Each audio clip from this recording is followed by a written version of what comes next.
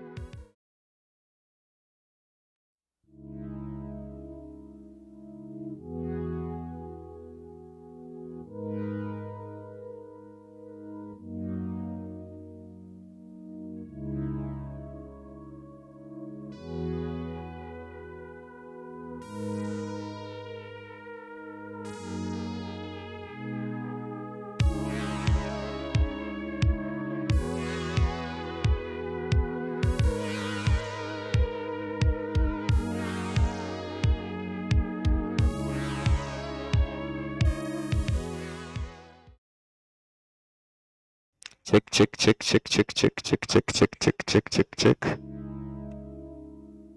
Checking, checking, checking, checking, checking, checking, checking, checking, checking, checking.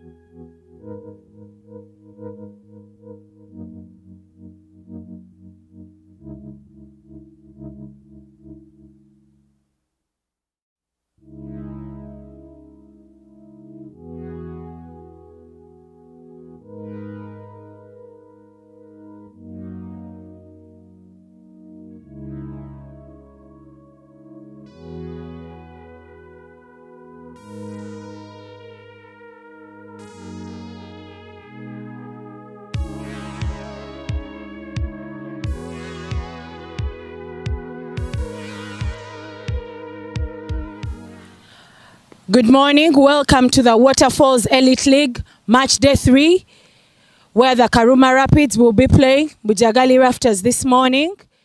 With me is the captain, Karuma Rapids, Kenneth Waiswa, and Fahad Mutagana for the Bujagali Rafters, and umpire Emmanuel Kamya. Karuma Rapids are at home and they will toss, and the Rafters will call. Tails wins the call. Captain Waiswa, what will you do this morning? Yeah, we ball first. I think we know they're good at batting, so we look to restrict them, with a low score so that we come back and chase later on. Okay. With your win yesterday, are there any changes to the side this morning? Yeah, we lost yesterday, but yeah, there's one change. Nero is out and Felix comes in. Okay. Good luck with that. Captain Fahad, what would you have liked to do? Well, for us, we wanted to bat first. Are there any changes to your side this morning? We have one change so far. We have only Baida Ali out and Fred Achelam in. Good luck with your game today. The Karuma Rapids won the toss and would like to bat first. Thank you.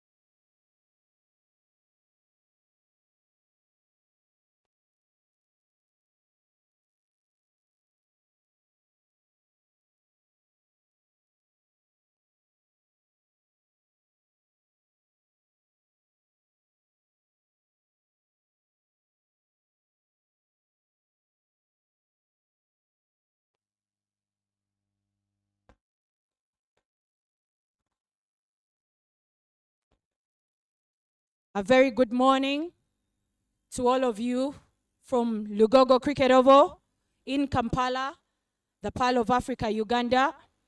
Welcome to the Waterfalls Elite League, match day number 3. The Karuma Rapids will be playing against the Bujagali Rafters. Today, the Karuma Rapids will have their double header, and they are the ones at home. With a loss yesterday to the Itanda Kayakers, the Karuma Rapids will be looking to get a win. But looking at the team lists there, Bujagali Rafters, Captain Fahad Mutagana, replacing Juma Miyaji, the injured Juma Miyaji, Robinson Obuya, Olipa Gerald, Calvin Watua, Robert Ajuna, Baguma Joseph, Fred Achelam. For the Bujagali Rafters and for the Karuma Rapids, Charles Musemeza, the wicket keeper, opening bat, Lutaya Ronald, Asaba Brian, Kenneth Weiser, captain of the side, Cyrus Kakulu, wicket keeper, Paul Mulongo, Cosmas Chewuta, Munir Ismail, Senyondo Henry, Okecho Jordan, and Ochan Felix, the under-19 stars. Right as we start the day, umpires there, Emmanuel Kamia and Okoth Michael, and the Karuma Rapids will be starting their bowling innings with Cosmas Chewuta opening the bowling. The Karuma Rapids will want to get the first win on their double-header day today. The Bujagali Rafters are looking to continue their winning streak and possibly set even a higher total score, considering that they have been the highest, they've posted the highest total scores. Match day 1, they posted 221. Match day 2, they posted 243. And this morning at the toss, the captain Fahad said they wanted to bat, and they definitely got the opportunity to bat first. So let's see how that goes. Are they able to post another bigger total, 250 and above? We're all here for that action and more.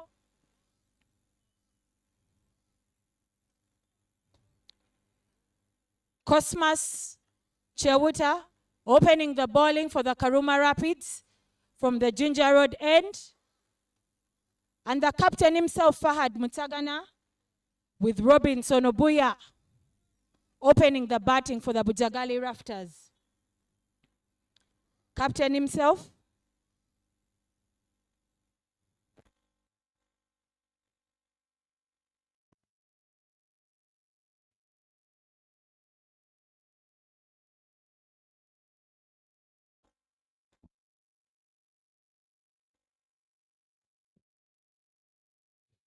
Cosmas Chewuta rapidly running in, hitting the deck very hard. Robinson Obuya wisely lets it go. All the action is here today.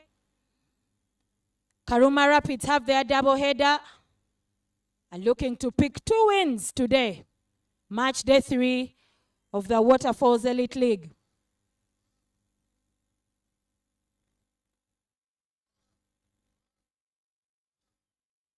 The Karuma Rapids start off with an interesting field setup with just the third man and a deep square leg. Interesting field setup there. Cosmas Chewuta still delivering, hitting the deck very hard, getting Robinson into a position where he's not able to effectively play a shot. Ball is steaming in very fast, but it's just the first 3 balls of the over. Just the first 3 balls of the first over of the first innings here at the Lugogo Cricket Oval.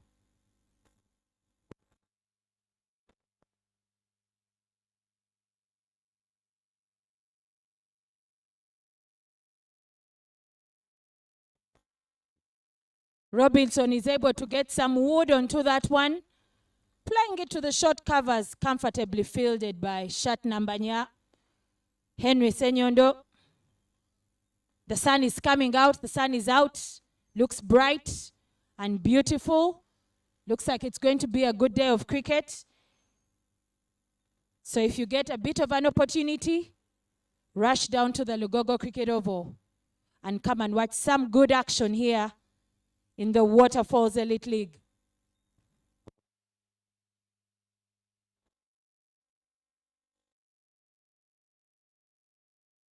Chance for a run out, but it is missed as Robinson plays that fly gully return, and they quickly take a single. Very good fielding effort there, always not shy to take a shy at the stumps. And every coach would like to see their athletic players making that effort.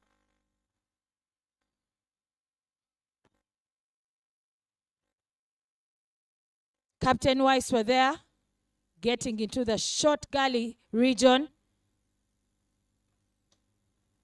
Looking like he had set up Fahad, but Fahad is only able to play it between gully and point region to comfortably get them the single. Closing off the first over with just 3 runs. Bujagali Rafters 3 for none after the first over.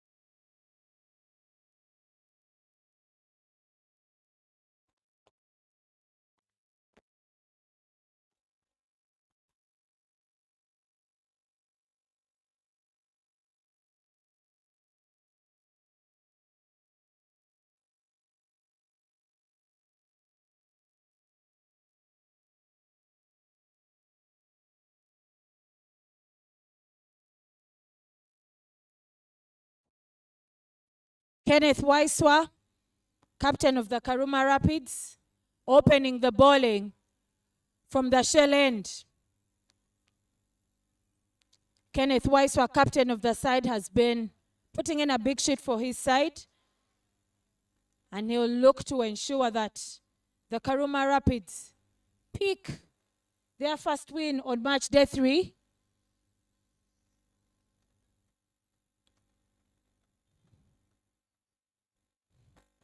With the mid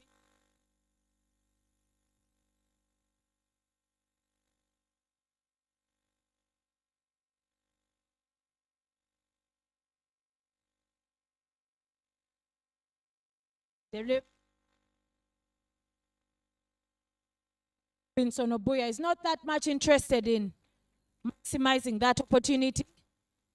Just plays it to the short cover. Dot there for the captain. Sun is coming out. Good day of cricket here.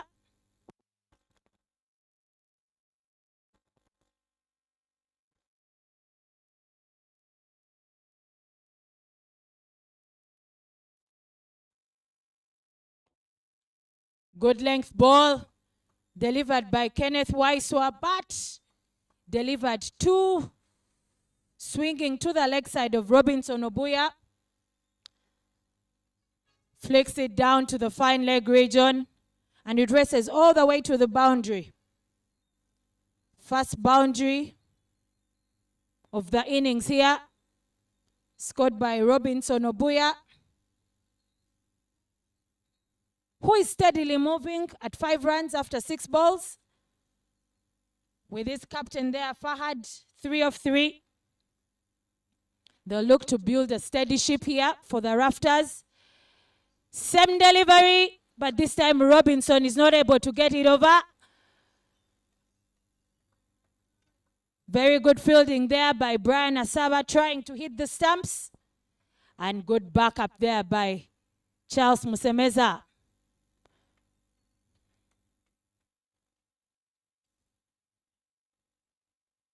Not in the gloves today, but doing a good job in the field out there, Charles Musemeza. The Karuma Rapids will look to keep the rafters quiet, but the rafters will look to go through and probably post the highest total score, considering that they have moved progressively upward trajectory.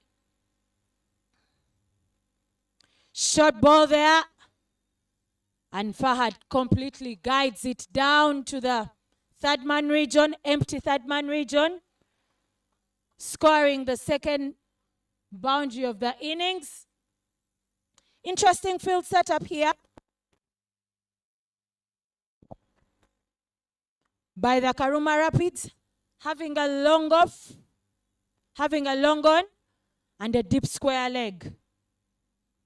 2 boundaries so far have been scored behind the square, and I think the captain, who is also bowling, has now made a change, dropped someone in the third man, and asked Charles Musemeza from long on to come back into the 30.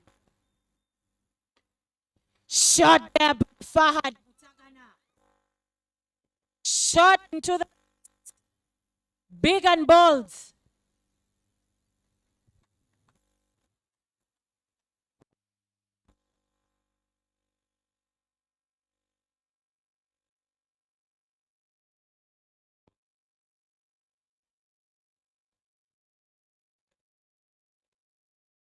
Closing off the innings, closing off the over. Closing off the over, Captain Fahad Mutagana sends Captain Kenneth Waiswa for a 6. Ending the second over at 19 for the loss, for no loss. The Rafters rafting at a rate of 8 runs, of 9 runs, 9.5 runs and over.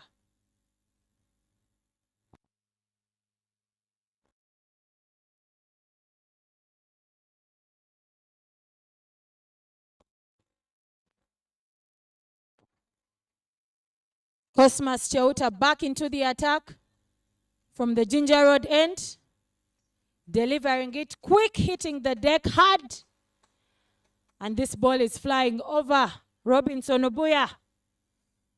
I had the opportunity to watch him bat against the West Indian bowlers. Very good talent here for the Cricket Cranes. It's interesting to watch the Cricket Cranes play against each other. Robinson trying to get that ball off somewhere, but it's quite heavy. Cosmas Cheuta delivering quite a heavy ball. Robinson is not able to get it past mid-wicket region.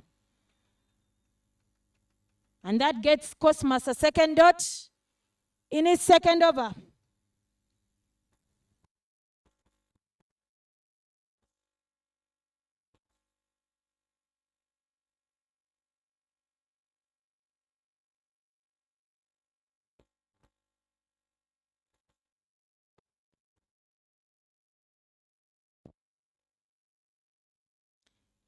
Cosmas Cheuta delivering a beamer of a ball there. Robinson thinking to himself, I could have scooped that one. But he wasn't able to get any bat to it. Here.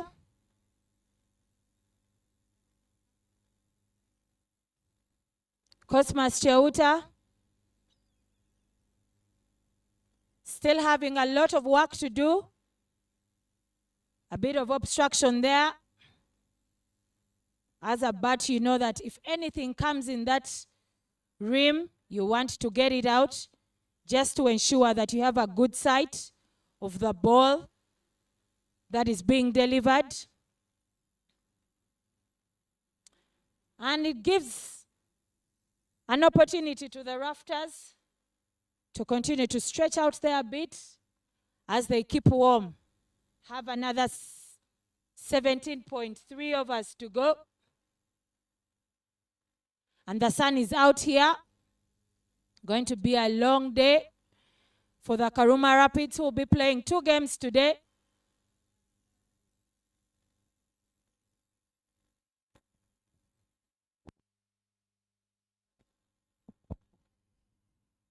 Would like to thank our sponsors, Dafabet, Scope Energy, Dafabet, Scope Energy. The Waterfalls Elite League, the men's edition, is organized by Cricket Uganda. And all the action is happening here at the Lugogo Cricket Oval. We have 3 teams, the Bujagali Rafters, the Itanda Kayakers, which will be playing in the afternoon, and the Karuma Rapids, chance for a run out. And Fahad Mutagona is sent back by his partner, Robinson Obuya. There was a bit of a miscommunication there, but the sharp Ronald Lutaya sent back Fahad, getting it all the way to the wicket keeper, trying to get an opportunity to run them out. Very good fielding there, agility.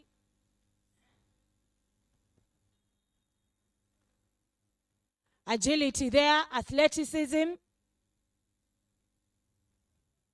All the cricket action happening here at the Lugogo Cricket Oval. Delivering another beamer there.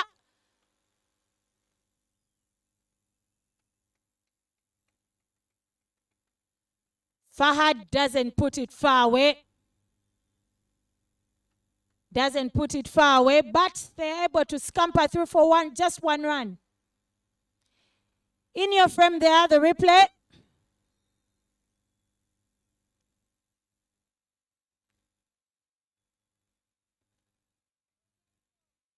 Okay.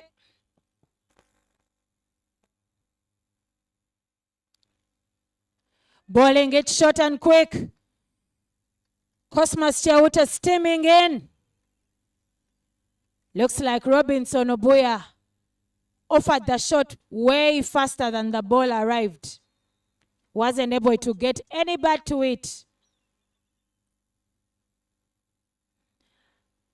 And Cosmas will have that little grin because his teammate at the Cricket Cranes was not able to take him out of the park as he had premeditated.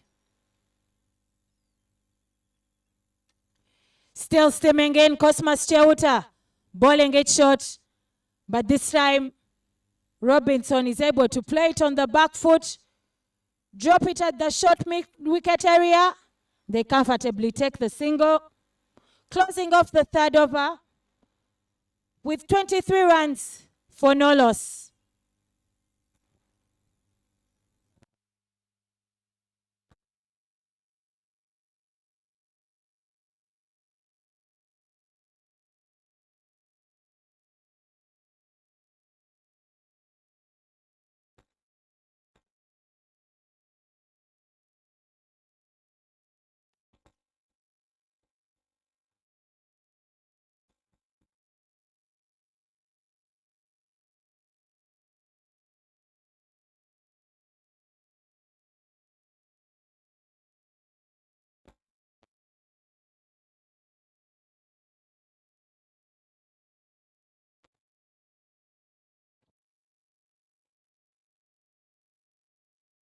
There's been a change in the bowling attack, and shot number 4.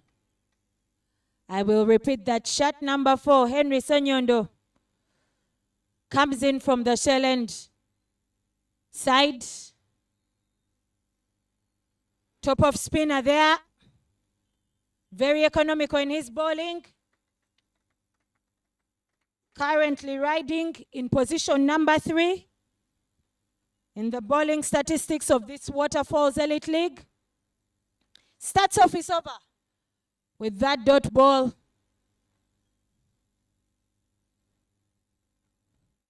Robinson Obuya guiding it to the gully region and comfortably taking that single. The Bujagali Rafters will know that the man in the bowling attack, Henry Sonyondo, is not a joke. Plays for the Cricket Cranes, has good bowling stats and an economy, has so far picked 5 wickets for just 46 runs in his 8 overs. The Rafters will know that Sonyondo, very experienced there, having to have their feet move will be something that the Rafters will have to do to stay afloat as the Rapids look to go through them this morning.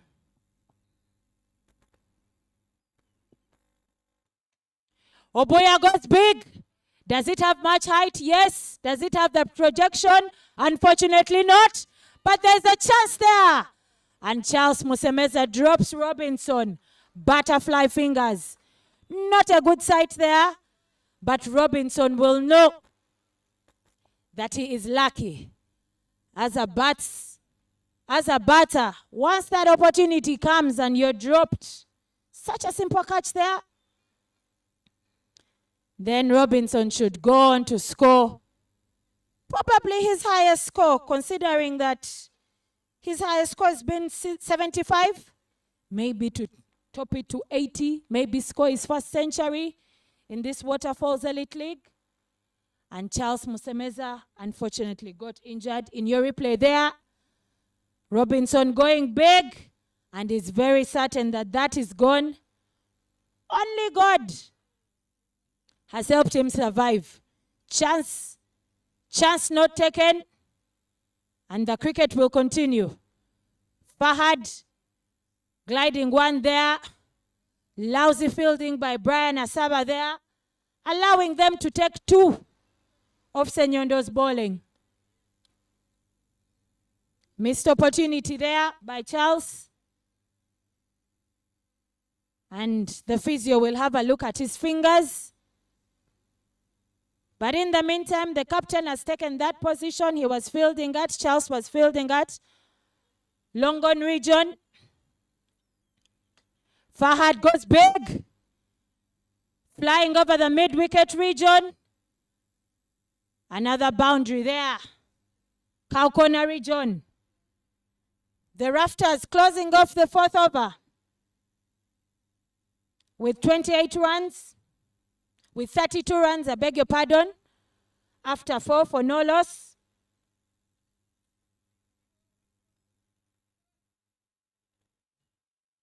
Operating at 5.5 runs. And over there, the Bujagali Rafters. In your replay there, Fahad playing comfortably, smacking it over the mid-wicket region and ensuring that 4 runs are added onto their total. In the power play, the Rafters are 32 for no loss after 4 overs. The Rapids will have to think harder about how to break through. And the captain thinking to himself, speaking to the other senior players on his side, the choice has been that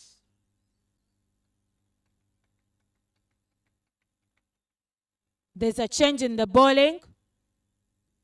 Cheuta takes a rest. And a change in the bowling attack from the Ginger Road end.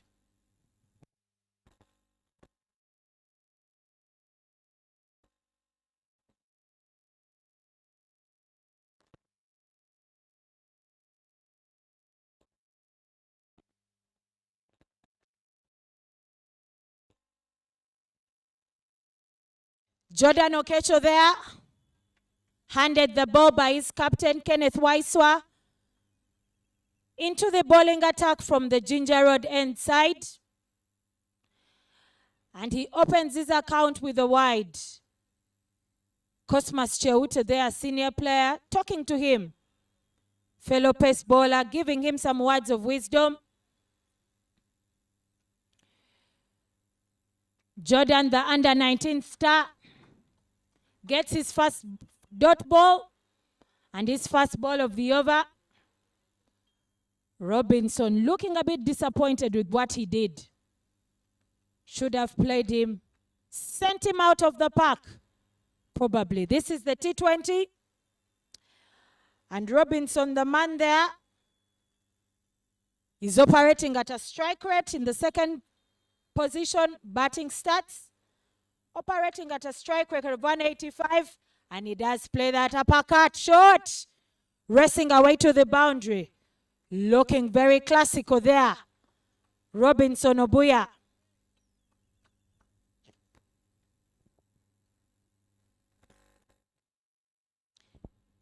In your frame there, Jordan pitches it short. Robinson uses the arms, plays that uppercut. No one move. 4 runs added onto the score.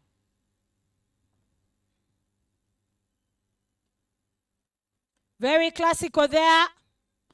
Gliding it to the fly gully region. Fahad and Robinson comfortably taking a single. Very good response there after hitting the 4. Robinson gets a single and changes strike. In your frame there are some of the Victoria Pals in their hard training session there. The women played last week, the women's edition of the Waterfalls Elite League, and the Itanda Kayakers emerged champions. Back to the men's action here.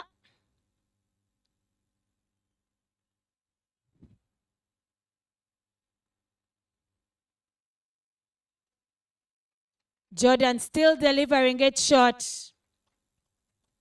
He will know that he has to bowl a fuller length to minimize the runs that are scored off his bowling. But Cosmas Cheuta does not give up on talking to him, telling him where to place the ball.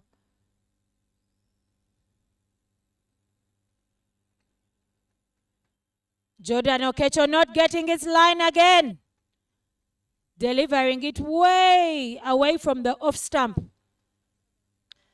Umpire Emmanuel Kamia there, stretching out his arms, saying that's going wide.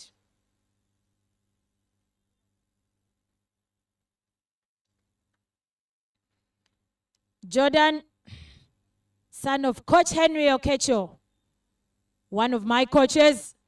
Fahad there, playing another uppercut, going all the way for a maximum. Jordan Okecho will know that these short balls are not productive when it comes to these experienced batters, Fahad and Robinson Obuya. Doesn't seem very comfortable in his run-up. Will have a lot of thinking to do about how to bowl a better over. Tough over here for Jordan. But the under-19 youngster knows that there's work to be done. Fahad playing it just to the mid-off region there. And closing off the 5th over with that single, brings an end to the 5th over. And the Bujagali Rafters are at 46 after 5.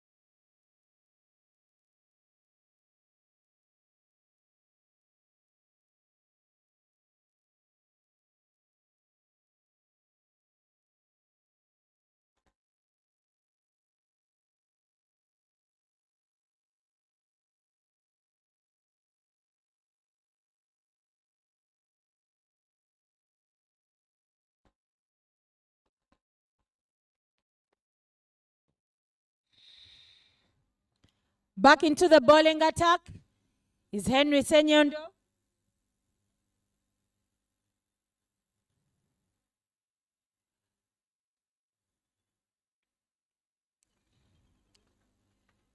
Fahad Mutagana there rocking back and playing it in between point and the cover region, comfortably getting them a single.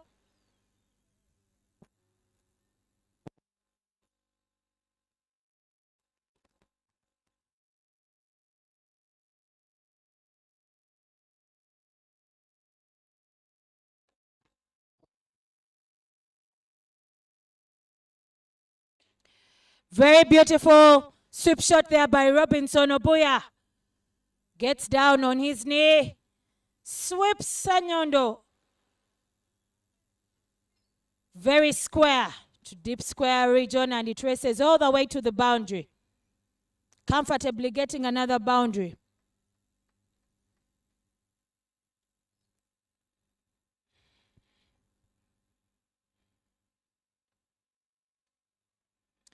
Very good cricket here. Touch and go. Field is starting to get spread out. And Robinson here must have had a signal with Fahad to tell him, can we drop it here and run? And indeed it happened. In your frame there, the replay. That sweep shot, beautifully played. Senyondo keeping Fahad quiet.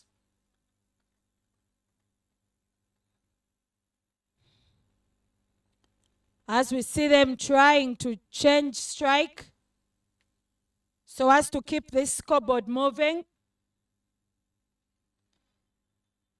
Henry Senyondo.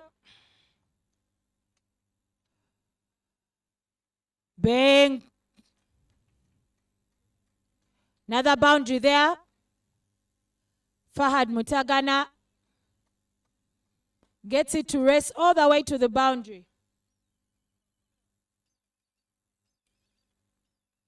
In your replay there,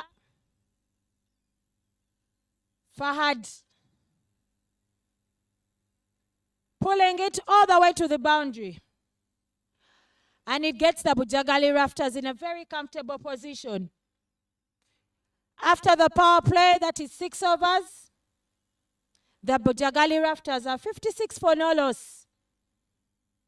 Henry Senyondo closing out his second over for no wicket, but conceding 19 runs. The Karuma Rapids bowlers will know that there's a lot of work to be done. Have not picked any wickets in the power play, but will look to continue the hard work.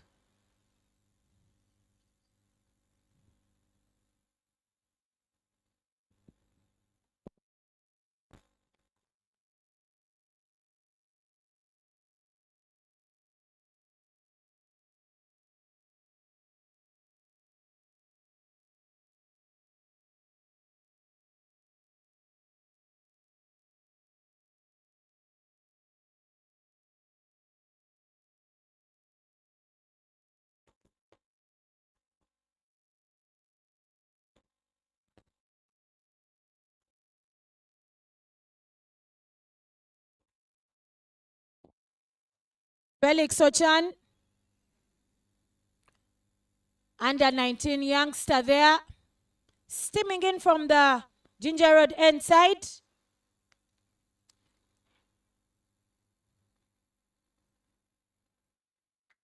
Robinson plays just between point and covers, and they comfortably take that single. Felix Ochan will know from just the earlier overs that have been bowled that anything short is not a good idea for these Rafters batters, because they look very comfortable with that. They look very comfortable with those kinds of deliveries. He'll know that balls delivered full length are a better idea. And that's what he seems to trying to do. but then he delivers it wide. Full length, but delivering it wide. And the umpire says, you'll have to deliver that one again.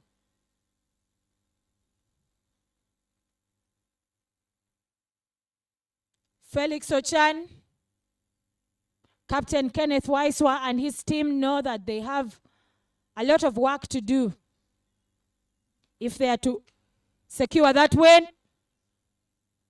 off the Bujagali rafters. Bima there. Fahad puts it away for just a single run. I would imagine with all that energy placed in the shot, something like two runs for a reward would be better. But in this men's edition, there's so much athleticism, top energies here, and they'll only let them run one. Robinson plays touch and go. Very good cricket there. Touch and run. The gentlemen on the wicket, Fahad and Robinson, using their feet very well. Rocking back, sprinting through, running between wickets, using their arms comfortably, playing the uppercut, playing the sweep shots. Haven't yet seen some good drives here, but that's because the Rapids have also not given them those balls that are good for driving. All this action and more happening at the Lugogo Cricket Oval here at match day 3 of the Waterfalls Elite League. Touch and run there. Felix, the youngster, knows that this is not an easy batting unit for him to bowl to, but it's about the lessons. As an under 19, it's about the lessons that he can pick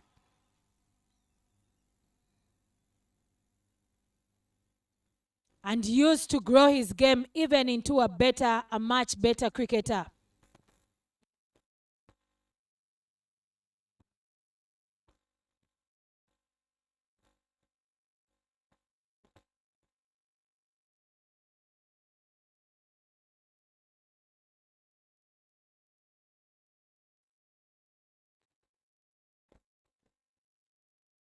Robinson comfortably guiding that one to the third man region. Closing off their 7th over with a total of 62 runs. The Bujagali Rafters, who are also leading the table standings, look very comfortable for no loss. Because the T20 game is a game of sessions, I would confidently say that they have taken the win in the first session. The first 6-7 overs, they've looked very comfortable, operating at a strike rate of over 5 runs per over. Over 9 runs per over, with no wicket lost. The batters applying themselves, running in between the wickets. I can comfortably say that they have won the first session of this first innings. Looking at the table standings of this Waterfalls Elite League, the men's edition, the Bujagali Rafters, who had their double-header on day 1, have played 3 games and won 2 and are leading. But while we are at that, Robinson goes big. Oh, and he's dropped for the second time. Not sure what kind of luck he has. Ball went very high, but is dropped around the 55-yard region. And that is not a good sight there. In your replay there, Robinson goes big. Playing Jordan, goes big, goes very high. And a catch that looked very comfortable to take was dropped just a few steps away from the boundary. Tough luck there for the Karuma Rapids. Seen them encouraging each other, picking up each other on the field. because this Robinson Obuya has been dropped twice. Jordan Okecho being played finer, and another boundary in there for Robinson Obuya. Fine leg region, it races away to the boundary. Jordan Okecho knows, this under-19 youngster, that these are expensive overs that he's bowling. In your replay there, Robinson Obuya expresses himself. And it goes fine all the way to the boundary.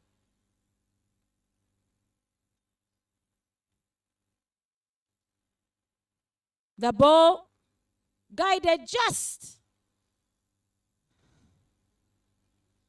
to the gully region there, fielded by Felix Ochan, but Fahad would have made his ground already to add a single onto their score.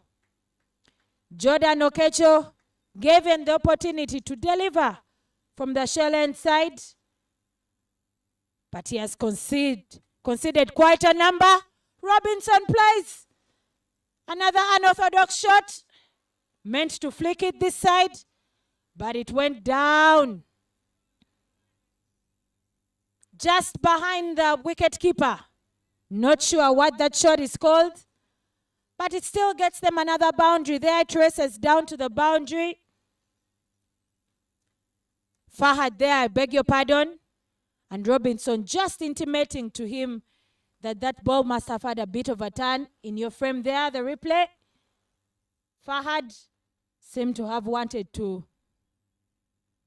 play it, but it went another side. Fahad still, the man on the pedal, going big again for a massive six, hitting Jordan Okecho in the park, but outside the boundary.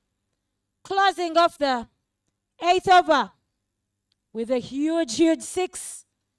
The Bujagali Rafters are expressing themselves. Very big sixes here, very quick fours here, quick singles here in your frame. Fahad going big. Stand tall, deliver. That's what we're seeing here.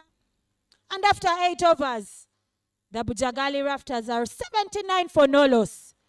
Very good partnership here.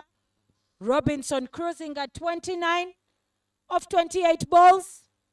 Fahad Mutagana, the captain, cruising at 46 for 20 of 21 balls.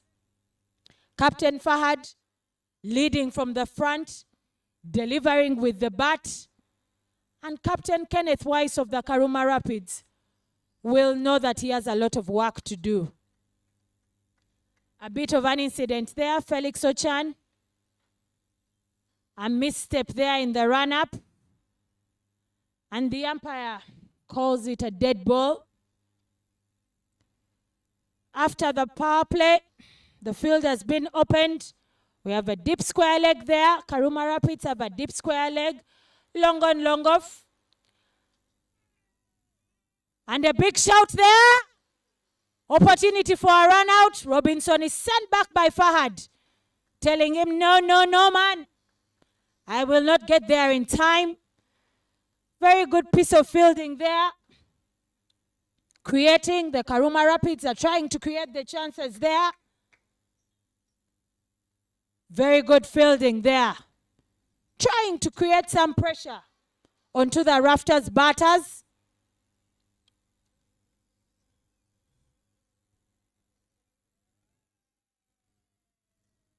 Felix Ochan comfortably played fine by Robinson.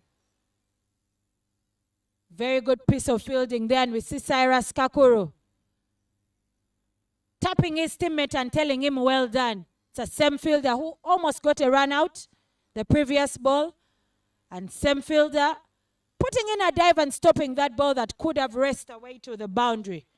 Very good teamwork there by Cyrus, acknowledging and recognizing the efforts made by his teammates. Felix there, Ball engaged short and Fahad says, wait up. Throws the kitchen sink at it. Gets a quick 4 runs there. Bringing up his boundary, Fahad, Captain Fahad Mutagana. A blistering 50 runs of 22 balls. This is great action here. The Rafters rafting through the rapid with confidence, with positivity.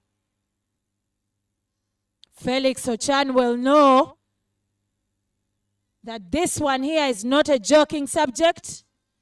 Touch and go. What a response. What a response there. Fahad taps it and they run the single. Has comfortably brought up his 50 runs. Fahad here is scoring.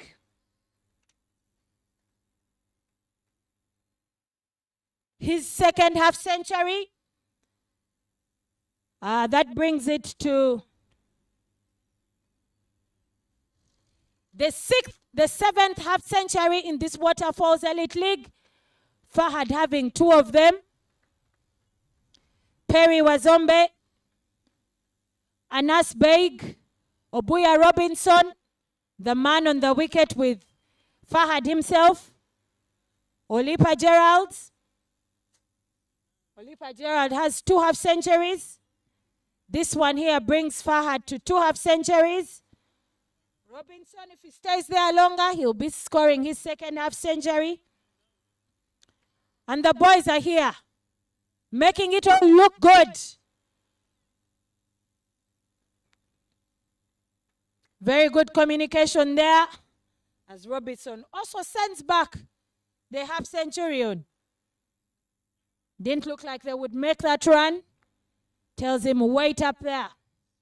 It's just the last ball of the over. The strike is definitely coming back to Fahad. But the Rafters look very comfortable. Ochan Felix will have a lot to think about, because after his 2 overs, he has conceded 14 runs for no wicket. But the Rafters are very comfortable, rafting through these Karuma Rapids, scoring 87 for no loss after 9. The Bujagali Rafters are on top of the table. Karuma Rapids are 2nd on the table. And the Itanda Kayakers, that have played 3 games and won only 1, are at the bottom of the table. They will be looking to get their 2nd win this afternoon. But before that, the Karuma Rapids will be looking to get their 3rd win this morning as they play the Bujagali Rafters.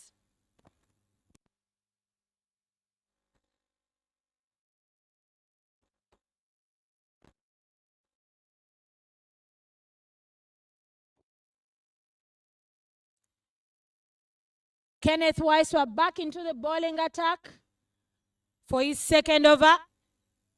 Conceded 16 in his 1st over. He'll look to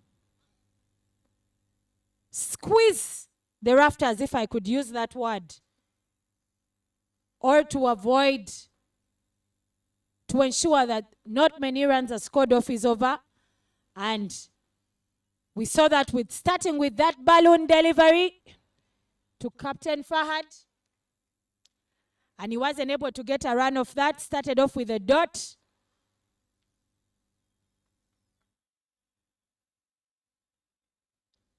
The Bujagali Rafters still having their vital players on that wicket. Obuya Robinson, who has scored a 75 of 31 before.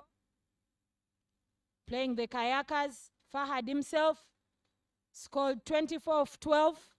Playing the Kayakers. But he will know that if they both score maybe a century each, or something above 2 half centuries, for both of them, they will have created a good direction, a good base for the other batters on their squad to try and post even a bigger score, bigger than 243 that they posted yesterday.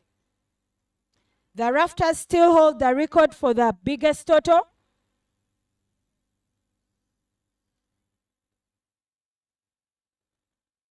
And they'll look to continue expressing themselves. Kenneth Weiss were there, still ensuring that he keeps them quiet.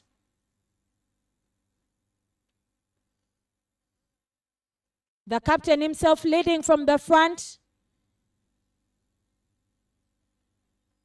bowling in a way that the youngsters, Felix Ochan, Jordan Okecho, should actually look at in terms of keeping the batters quiet.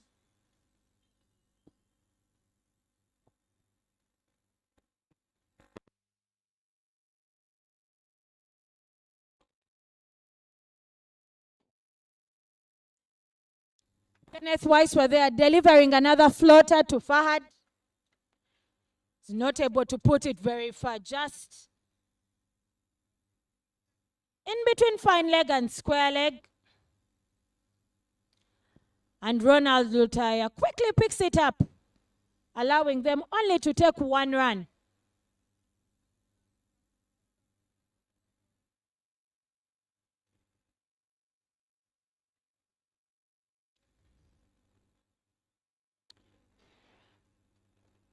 Closing off the over with a dot, the 10th over, with a dot ball. Kenneth Weiss, the captain of the Karuma Rapids, will be happy with himself. After 2 overs, it's conceded 19 for no wicket. But the Rafters, the Bujagali Rafters, are at 90 runs for no loss after 10. And they will take a quick drinks break. But looking at the scorecard for the Bujagali Rafters, Fahad Mutagana, 55 of 27, not out. Robinson Obuya, the openers, 31 of 34, not out. 4 extras there, operating at a run rate of 9 runs per over. And we will take a drinks break here. The Karuma Rapids playing the Bujagali Rafters. Match day 3 of the Waterfalls Elite League.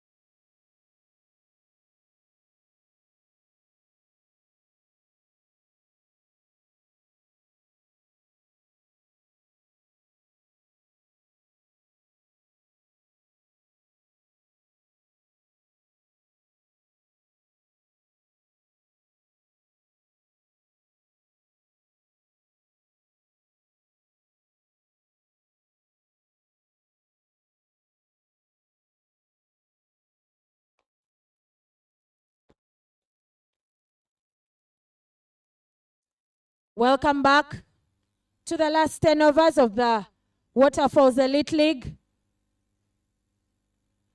Match number 5. Karuma Rapids playing the Bujagali Rafters. The Karuma Rapids won the toss and elected to bowl first.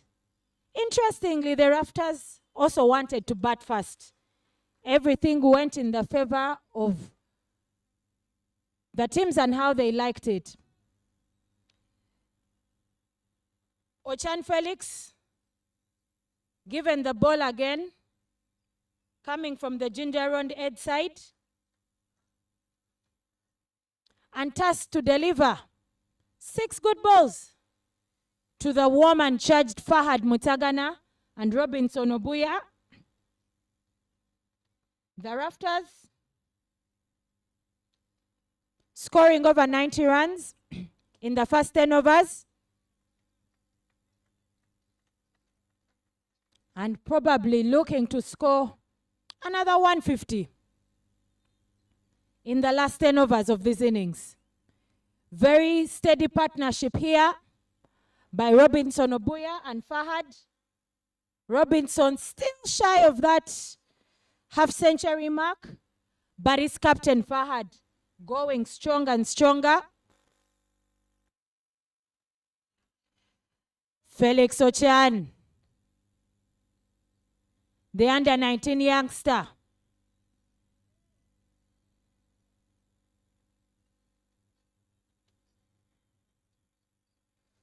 still tasked with delivering the 11th over.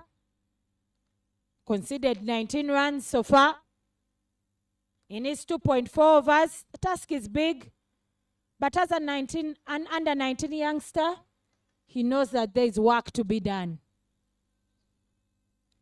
In your replay there, ball racing all the way to the boundary. Robinson adding. Felix Ochan finally gets some success there, getting into the pads of Robinson Obuya, trapping him with a big shout there. The umpire, Mr. Kamia, puts up his finger, and Robinson Obuya departs for 39 runs. It's been such a good partner to Fahad Mutagana in your replay there. Feet caught, nailed somewhere, not moving comfortably, and it's an easy decision for umpire Kamia. Robinson walking off for 39 and leaving his captain there, Fahad Mutagana, 56 off 28, but it gives an opportunity to Olipa Gerald to walk in and continue his bat scoring streak for the Bujagali Rafters. Olipa Gerald has been a big scorer for the Bujagali Rafters. Scored 52 of 28. Day 1 and day 2 scored 82 of 44. So the Rapids find him a familiar face, and he's been scoring big. Will he continue that? For these last 9 overs, Bujagali Rafters, after 11, are 99 for the loss of 1.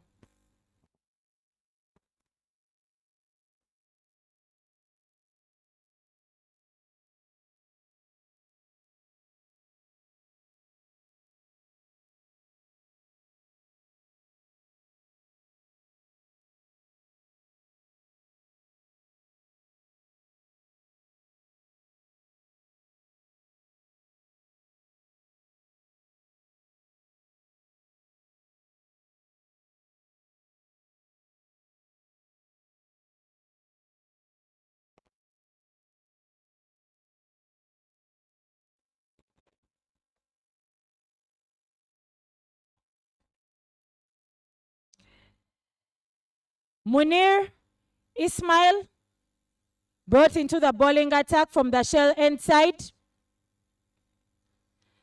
And Captain Fahad welcomes him into the field with a massive 6 there. Field is open, but Fahad is able to go over that protective field set there.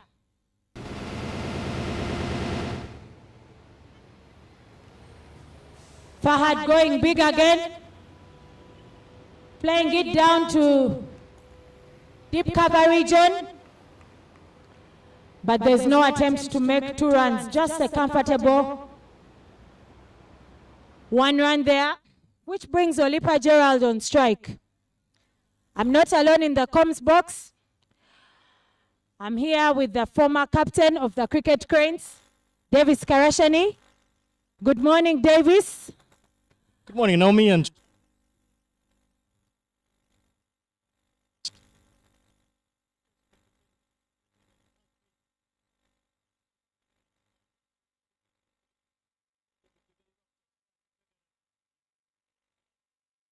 she put together 99 runs in just over 10 overs. Davis, it's nice to have you here. The Rafters continue to keep the scoreboard ticking here. Olipa will have to keep his head down if they are to get to post anything bigger than they did yesterday, 243. In that water break, their coach, I'm sure, has asked for them to go even bigger. But Brian Asaba there, clumsy fielding, ball goes through his legs.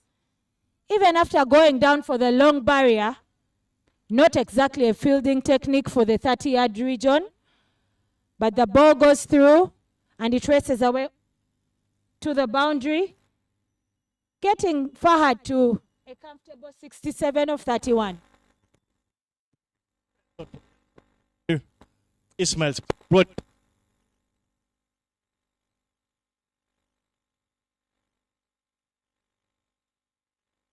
over. Could be too soon. Fahad Mutegana yet again goes big and this time clear. Second maximum in the over. Added insult to injury. There was a sloppy bit for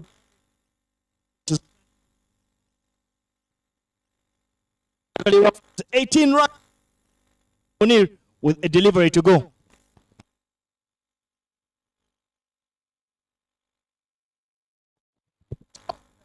The youngster unfortunately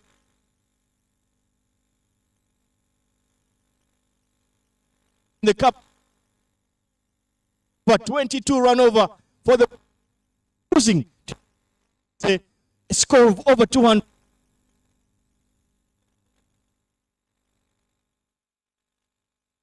One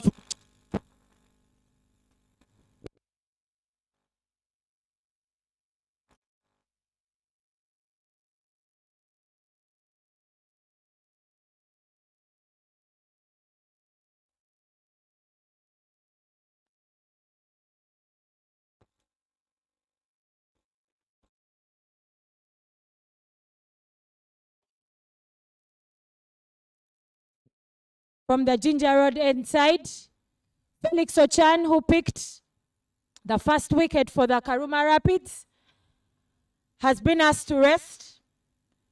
And Henry Senyondo has been asked to come back and try and do his magic. Maybe 1 brings 2, maybe 2 brings 3. The Karuma Rapids are hoping to do even better, pick a wicket or 2 in this over. The Olipa Gerald rocking back a bit and just scoring in between point and cover region, allowing Fahad to take that single and get on strike that charged Fahad Mutagana, captain of the Bujagali Rafters.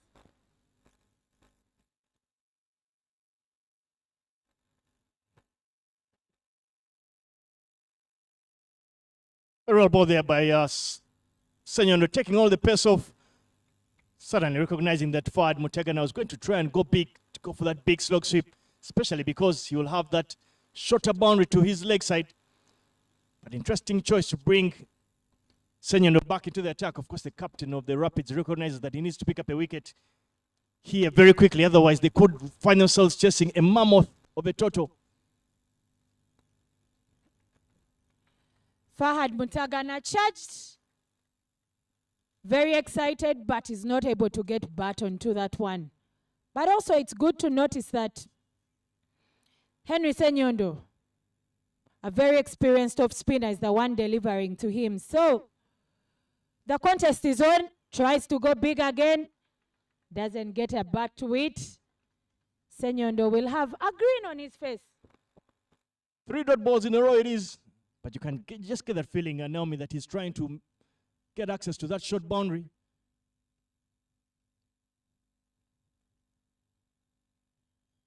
Make that nearly 4th dot ball, but this time around they're able to scamper there for a second. They're trying to turn that into 2. But the youngster, Olipa Gerard, sends his senior partner back. Turning out to be a good over, you would say, for the Rapids. They needed to find a way of stifling that momentum that the Rafters had picked up, Naomi. Yes, Davis, Brian Asaba here has been guilty of misfielding, not getting to it, while most of his teammates are very athletic and expressing themselves out here in the field. A bit of work has to be done by his coach with regards to his fielding. But it's the experience that matters, the lessons that they learn. Henry Senyondo closing off the 13th over. And the Bujagali Rafters are 123 for the loss of 1.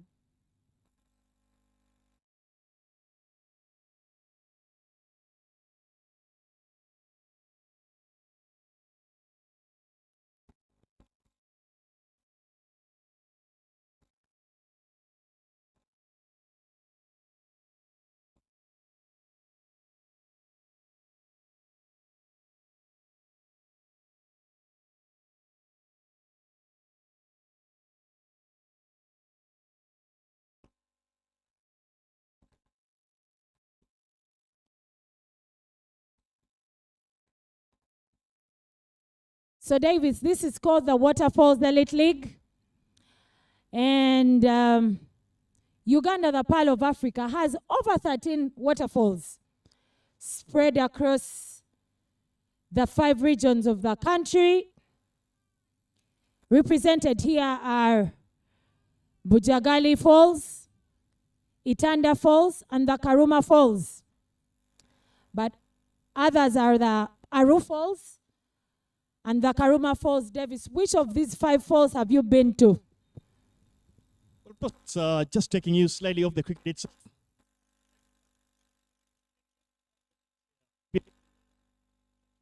Pitch will not deserve what you'd have called reviving them. So for me, your question, I've been fortunate to have gotten to the Bujagali Falls. I've also been to the Karuma Falls. My time as well in the northern part of Uganda, I had no option but to obviously look to keep crossing that Karuma Fall. Ooh, very well fielded there by Lutaya Ronald. Nearly looked a bit ugly. But this time, the ricochet off the stumps allows the batters to scamper there for a second. I've also been to the CP Falls. I'm one of those that has not been lucky to have gone to the Itanda Falls. Of course, the Itanda Falls were very famous for hosting the Nyege Nyege event, an event that became a global spectacle of sorts. Naomi, you'd probably tell us more and throw more light, especially that particular event, the Nyege Nyege itself. Davis, interestingly, I have passed by the Itanda Falls, but it wasn't for Nyege Nyege. I am too scared to go for Nyege Nyege, but I've also been to the Aru Falls in the northern part of the country. Very beautiful falls. Uganda has those 5 major falls that are beautiful, CP inclusive. Very good sites there, Makshon, Aru and Karuma. And the others that we'll talk about are the smaller falls. But Davis, just away from the falls in Uganda, I've also been fortunate to reach some extraordinary falls. Would I know you? you couldn't wait to throw that in. So please enjoy your moment of fame. So Davis, a brief trip to Zimbabwe.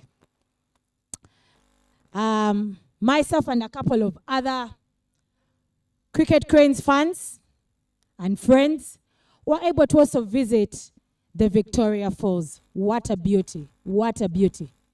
But back to the cricket there. Talking about it, only Gerard has just muscled a beautiful cover drive.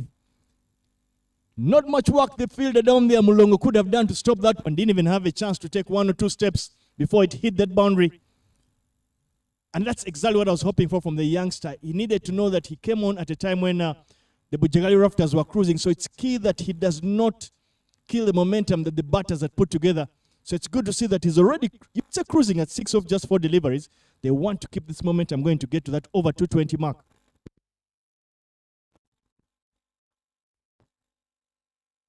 Short delivery there by Felix Ochan. Not punished as it should have been, but he gets away with it. Interestingly, he was delivering it to a very lanky Olipa Gerald, who didn't get the maximum of that. But Felix has a small shining star on him, considering that he's the one who has picked the first wicket of the Bujagali Rafters. I want to think that the captain believes in him and has handed him that ball. But the charged Fahad Mutagana says, I do not know who you picked, but I will keep playing you on merit. And he plays him down to the boundary there through the cover region. Now, we're just looking at how many boundaries have been scored between that region that is slightly in front of extra cover and the number of boundaries that have gone past Asaba. Do you get a feeling that perhaps the extra cover should be moved a bit extra point region so that you block out particular boundary option for the batters? Very good idea there, Davis, in terms of the fielding setup.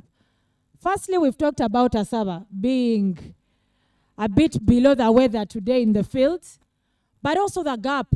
The captain, Weiss, was not noticed that very many boundaries have gone through that region.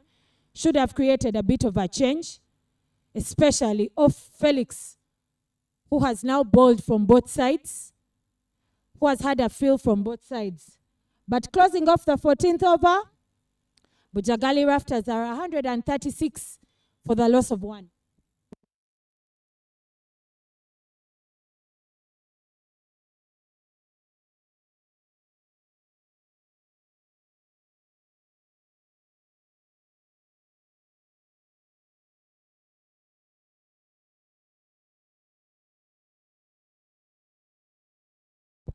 Well, back the cricket itself, Henry Senyondo will come back for his 4th and final over in this particular clash.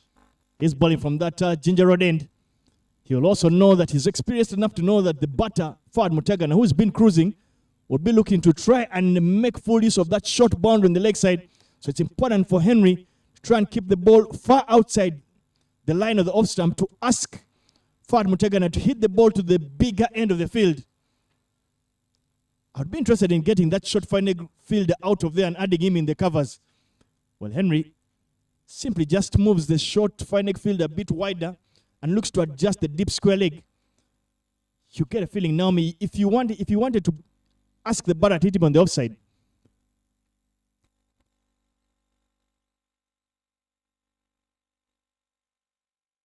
to cover for the challenges that Brian Asaba has had in the covers. Very well said there, Davis. I'm not sure what is creating that blind effect. Fahad Mutagana tries to go the reverse way. He's charged. He's already at 86. And he's thinking, okay, maybe front of the square. I've had enough of front of the square. Maybe I try back of the square. There it is, right in the air. Saras Kakuru completes an easy catch, you would say, but clearly the bowler has prevailed. Senyondo Henry had bowled the last 6 deliveries at Fahad Mutagana, and Fahad Mutagana had only picked up 1 run. That's testament to show that Henry Senyondo had brought his whole experience and was on top of the batter. Unfortunately for him and his team, the Karuma Rapids, they dismiss a hot blazing Fahad Mutagana for 86 runs, a wicket they would have loved to have seen coming.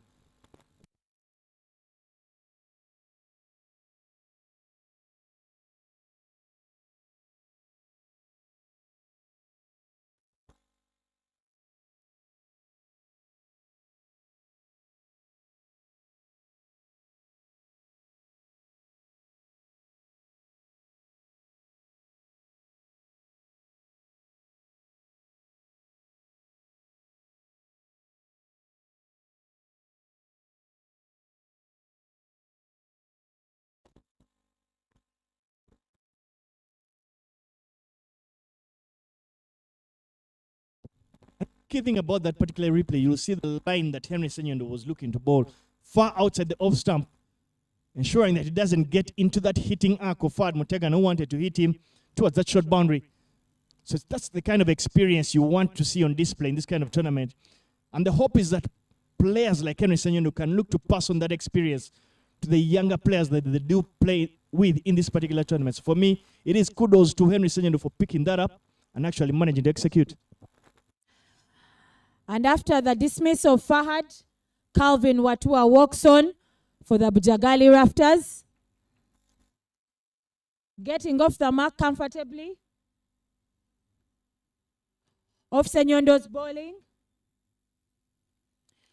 And Olipa, Gerald, and Calvin will know that the bigger chunk of the work has been left to them to get the Rafters probably to post even a bigger total than they did yesterday.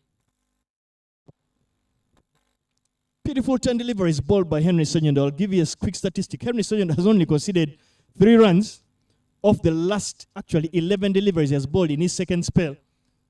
Fantastic control and good comeback from him. It's those 2 overs that have brought, you feel, the Karuma Rapids back into this particular fixture. And with that single brings an end to Henry's 4th. He's conceded 23 runs in his 4 overs, picking up that 1 wicket over Fahad Mutegana.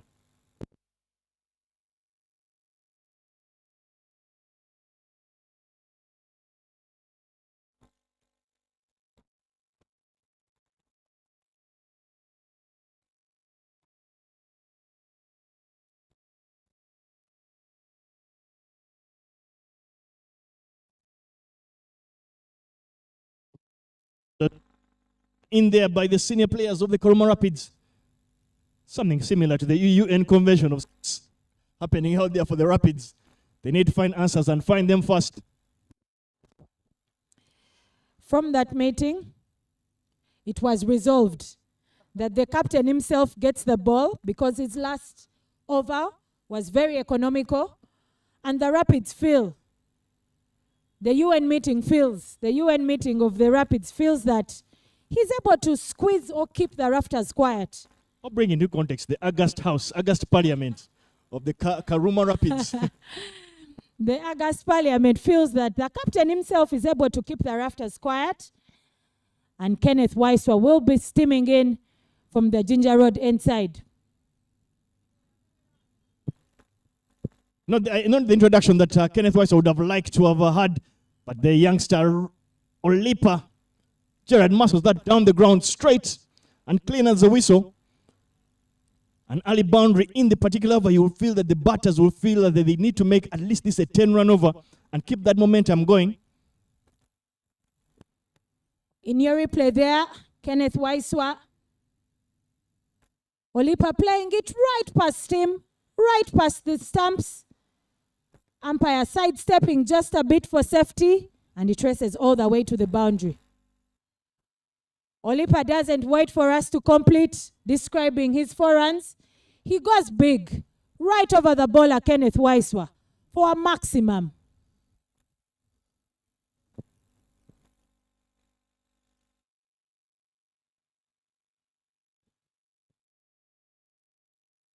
Well, that's 10 of the first 2 deliveries in the over. They've already gotten the 10 that we asked for at the start. Again, this over could quickly be one of those that is around the 18-run mark, keeping the Rafters, actually the Rapids, that momentum. Actually, it is the Rafters that are bat in hand as they move towards the back end of the inning.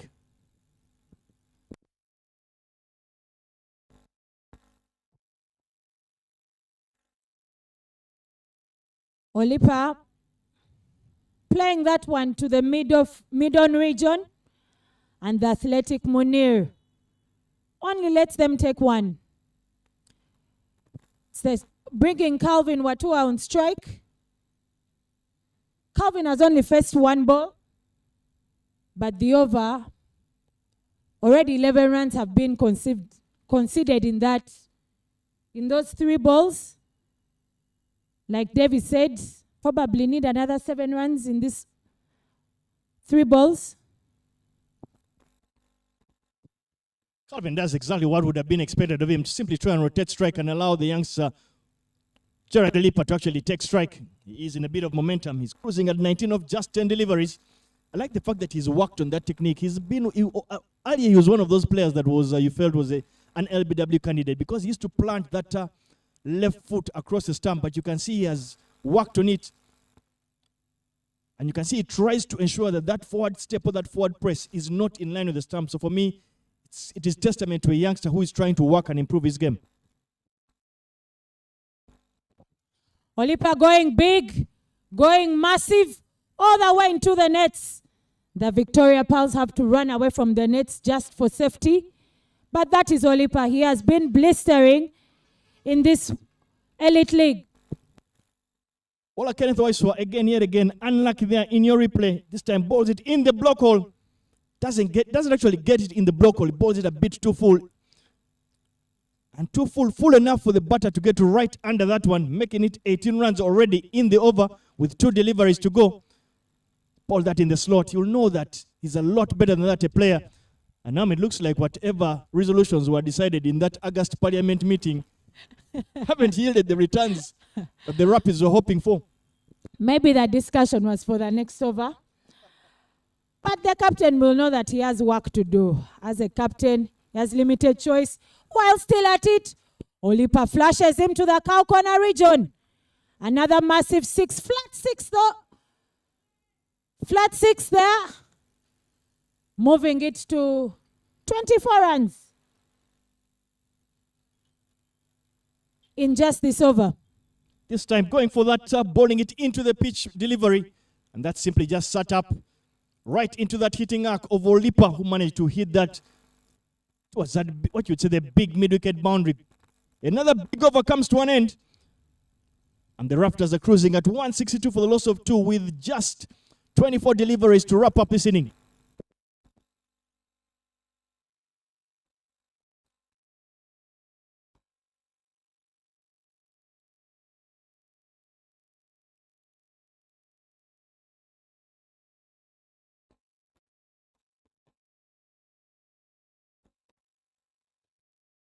Davis there.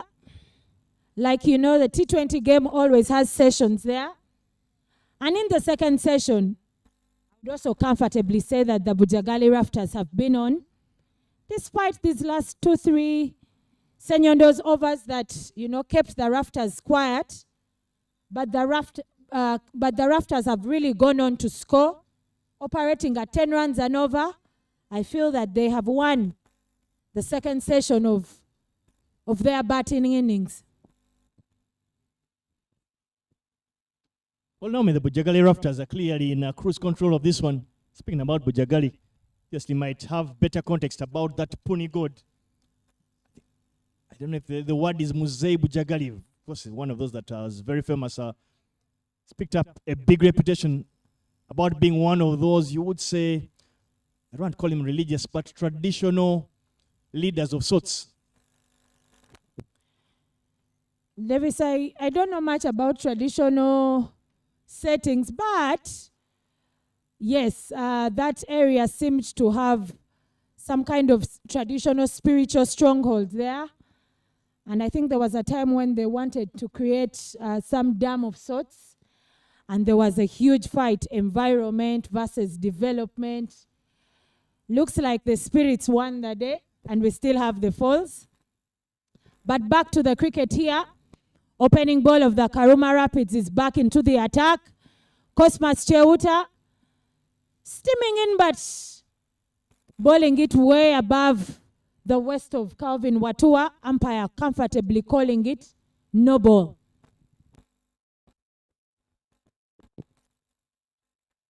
Well, the play not yielding any returns yet, as the more experienced opening bowler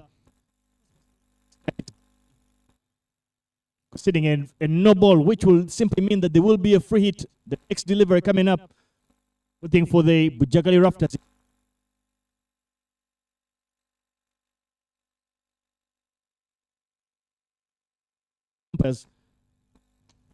Attempts to go for the Yorker. Work to do for the fielders down there, but they are able to. That looks simply bisects the two fielders at long on and wide cow corner. As Olipa Gerald picks up yet another boundary. The wheels are coming off here for the Karuma Rapids. Not finding any answers as yet.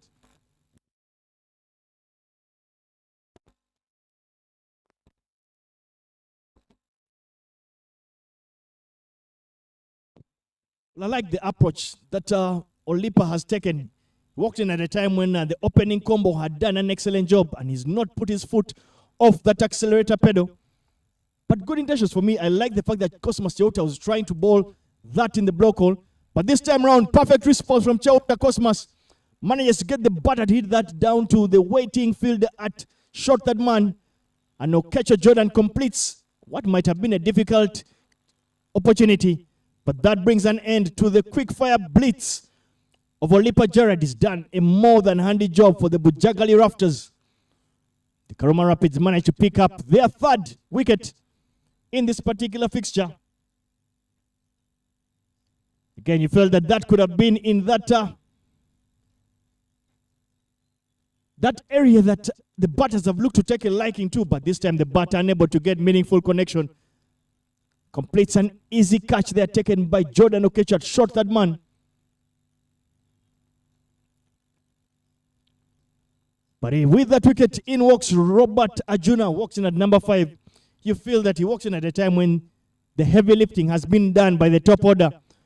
But now they need to put in the finishing touches.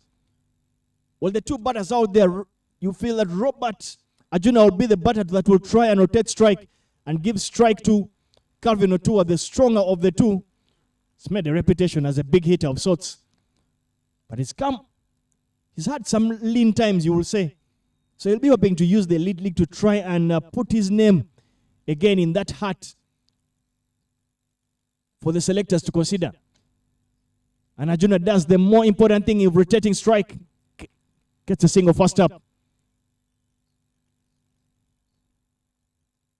Well, at the back end of the inning at this stage, you feel that Karuma will be looking to ensure that they can get some momentum back into this particular fixture. If they can ensure they do not allow the Rafters to get to that 200-run mark, you feel that they will be the happy of the side. They will know that they have literally recovered from what looked like an obvious or a certain 200-run score.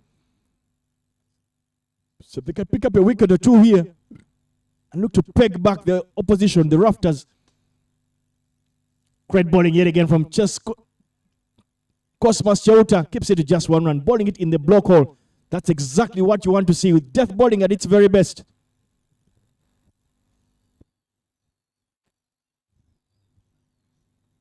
The Karuma Rapids there. Davis, one thing that stands out for me is how heavy Cosmos's ball sounds. Even for the Beamers, very heavy balls. But in your frame there are some of the fans watching the Waterfalls Elite League. The men's edition has seen very many fans come through to watch these games today, match day 3. But they've been here for match day 1, match day 2. Closing off the 17th over, the Bujagali Rafters 171 for the loss of 3. And would like to thank our sponsors for the Waterfalls Elite League, Raj Gas Pro, Scope Energy there, Leica Mobile, and the tournament is organized by Cricket Uganda. Nyakasura Alumni League also sponsors, shouts out to you. Leica Mobile, Scope Energy, would like to thank you for partnering with Cricket Uganda to ensure that an action-packed tournament of this nature is here in the names of the Waterfalls Elite League.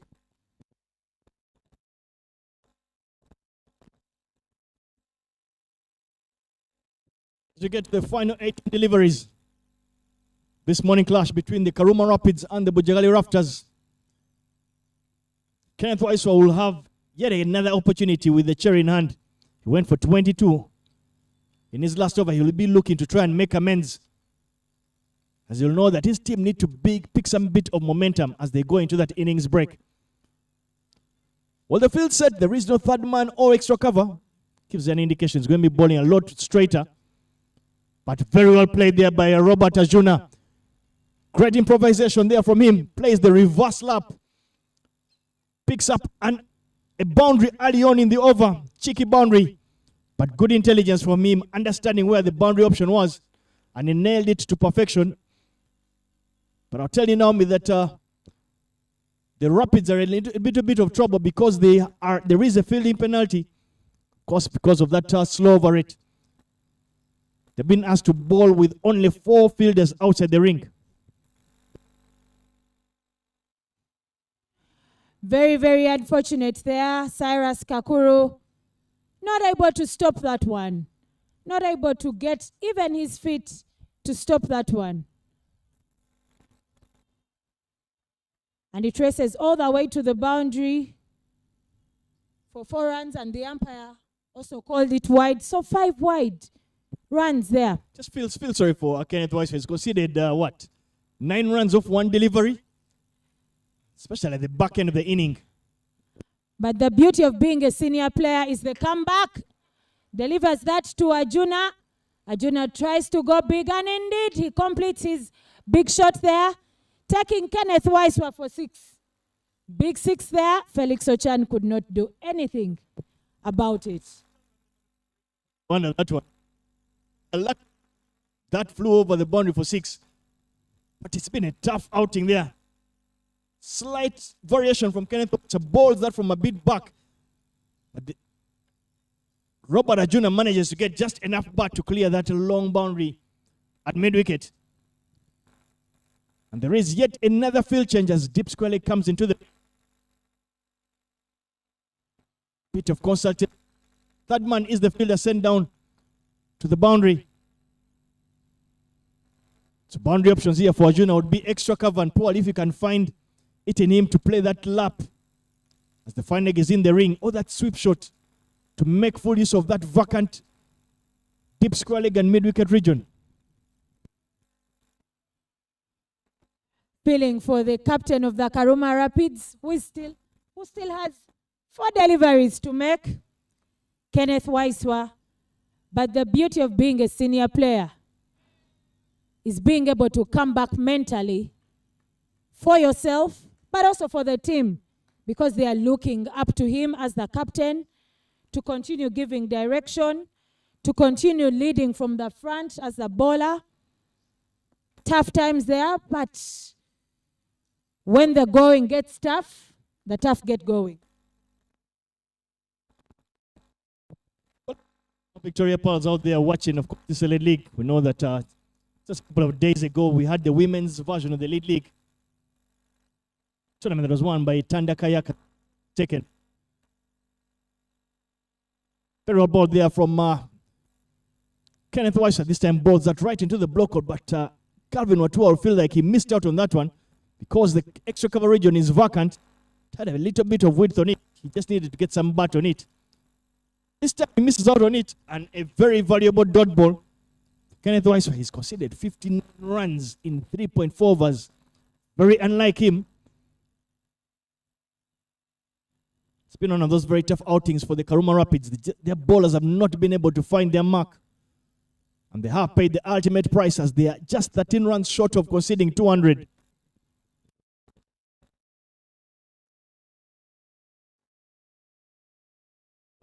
Muscle on the ground there too long off, but great work there by the fielder. Cosmas Chauta. Could say fast bowler, put his body on the line to keep it to just 1 run. That's what you want to see.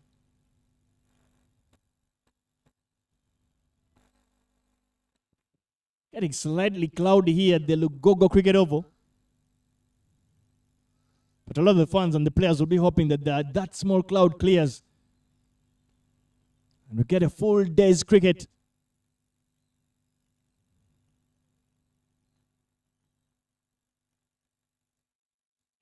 Robert Arjuna is on 13 of just 5 deliveries. You get a feeling he'll be looking to play to finally go deep square leg as a boundary option. This time attempts to try and go big, but doesn't get enough wood on it. Kenneth Weiss, because it's just a single over. Good second particular over. And with that single brings an end to the 18th. The Bujagali Rafters are 189 for the loss of 3 wickets with just 12 deliveries to end this inning.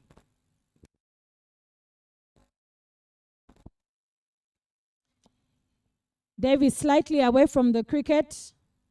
I earlier mentioned that Uganda has many more waterfalls, just more than those that we have mentioned. And probably a couple of our viewers have been to those. Sezibwa, Chisizi, Mpanga Falls in the west, Sisii Falls, Busowoko Falls. This one is quite interesting. It's on the River Nile. I've been to it. A bit of a relaxing place there. Wanale Falls near Mbale and the Griffin Falls in Mabira. I think that one even has some bit of zip lining over it. Quite an experience. So Uganda, the Pearl of Africa, is blessed with such beautiful physical features and the waterfalls to be particular. For the penultimate over, the opening bowler of not just the Karuma Rapids, but also the Cricket Cranes, Cosmas Chewuta, coming in from the Ginger Road end side, still looking to keep the rafters quiet.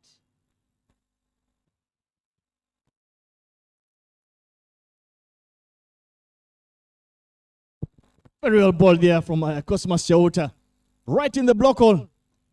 But unable to hit that anywhere besides the square itself. Good start to the penultimate over. Yet again, the boundary options for Robert Ajuna would be that if you can find a way of getting enough bat on it, play that little lap and open up that short fine region. He will also know that there is no field at extra cover. So any width on offer, he should be able to throw his bat at it.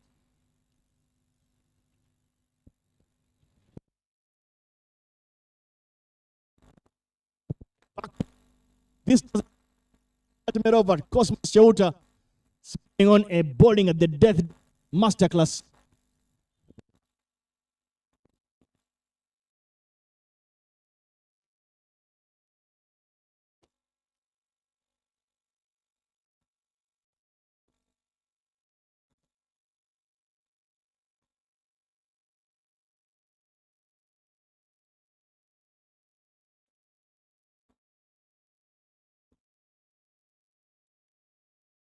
Cosmas Chewuta having the last laugh there. With a small battle there with Robert Ajuna, he's able to trap him, gets that one into his pads, and umpire Kamia comfortably gives him away. In your replay there, second, that was the ball that got Robert Ajuna sent back to the dugout. Ajuna will not be very happy with himself.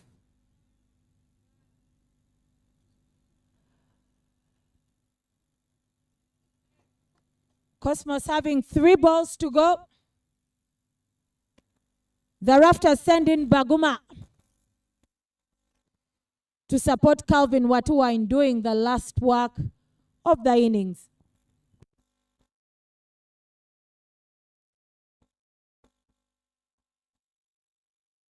Calvin going big there.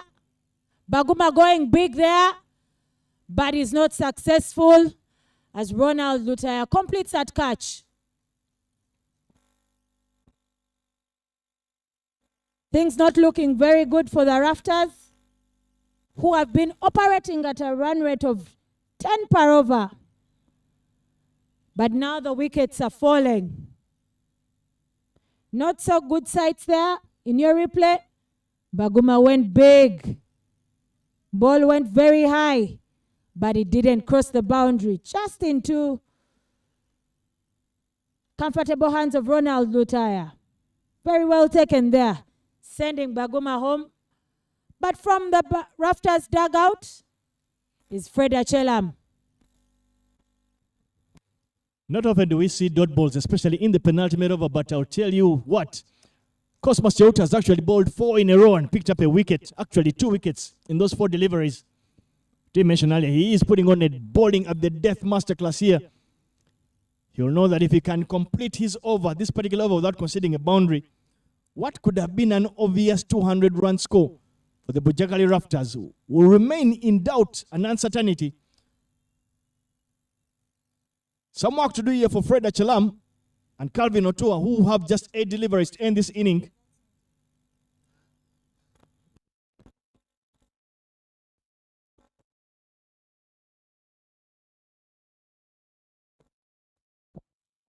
Very good effort there by Cyrus Kakuru, who was guilty of letting one go through, but this time he's able to save that wide, at least not going down to the boundary.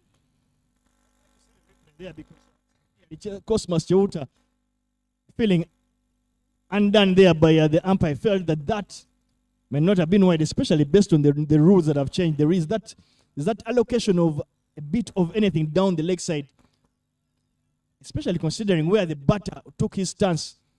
Might have felt a bit unlucky.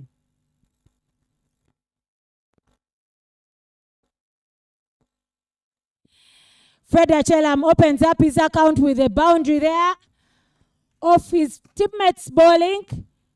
Cosmas Cheuta at the cricket cranes level.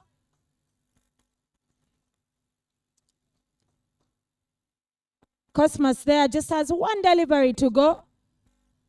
But like Davis mentioned, the clouds, these are Nimbus clouds. Takes a leadership down the wicket, but unfortunately for Fred Achelam, gets enough wood on it to hit it to that vacant extra cover region. Sometimes I wonder if that short ball, that delivery, the bouncer delivery for fast bowlers, especially to middle and lower order batters, is actually a delivery that fast bowlers need to start thinking about. Wisely bowls the slower one. Achelam was charged and ready to go. And ready to go, only to find that the ball was coming much slower than he expected, getting Cosmas his much needed dot ball. And at the end of his allotted 4 overs, Cosmas concedes 21 runs and picks up 3 big wickets. The cloud appears to be moving there, Nimbus clouds. We are hoping that, they will pass and that we'll have a good day of cricket. Nimbus clouds are the ones that carry the rainfall. So once they change their mind, Considering starts you raining. said the word But Nimbus 3 times in the last 90 seconds. I guess you were one of those students in primary school that enjoyed that topic a big shout out to my SST teacher. Yeah, considering you sound like it's a topic that you are fully versed with.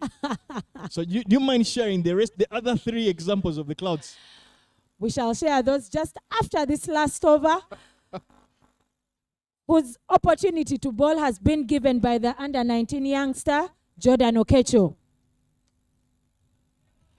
Starting out there with the wicket, Calvin attempts to go big, and the captain completes the catch. Kenneth Waiswa completes the catch. Jordan must be very happy with himself.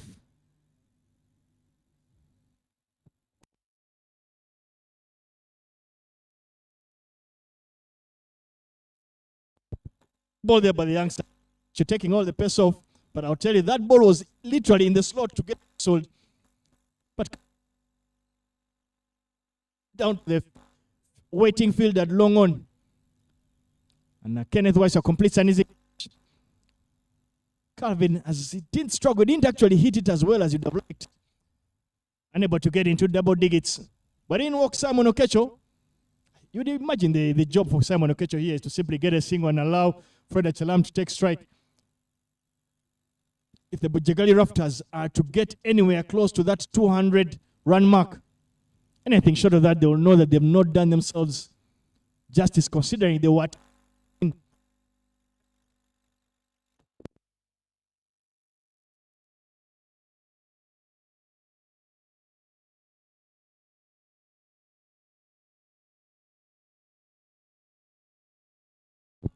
right in the slot, but there again, Calvin unable to get that over the infield, over the boundary itself.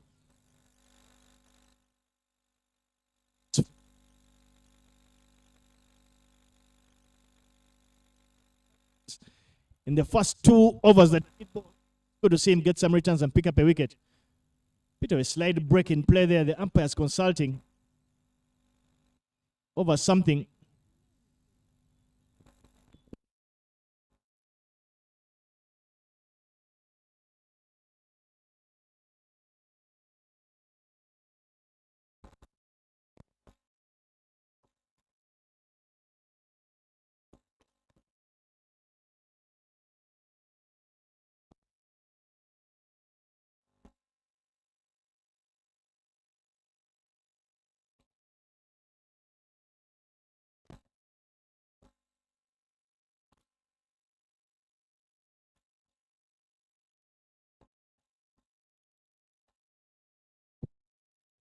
Simon Okecho gets heights to that one, fielder underneath that one, and unable to complete a catch. Felix Ochaya down there, the guilty party.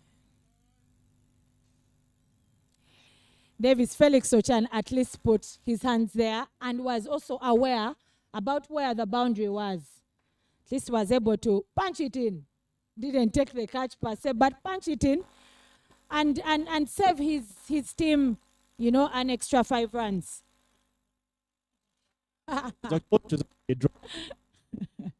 Look like a punch, Davis, to be fair to the under-19 youngster. But anyway, Chelam goes big. Goes for that boundary, playing it in between the Longon region and Felix Ochan, who is at the Cow Corner region. Getting him and the rafters. 4 runs there in your replay. Walks into it. And it races all the way to the boundary. The rafters are shy of 200 runs by just 1 run. And they have just 3 balls to go. Definitely, the total that they'll be posting will be the lowest that they've posted in this tournament, considering that they've posted 221 and 243 before.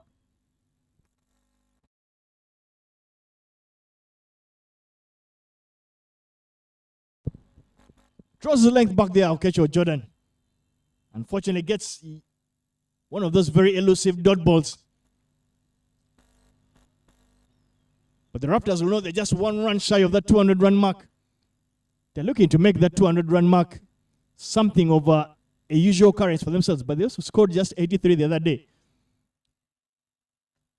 So they've been found guilty for both being hot and blowing hot and cold.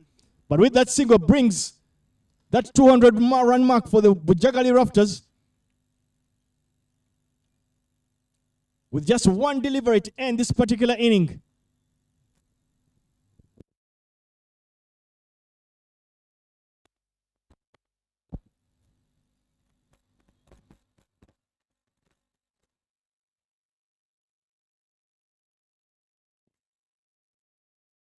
Simon Okecho trying to swing hard at it, but it only gets that slight edge of the bat and is caught behind by Cyrus Kakuru.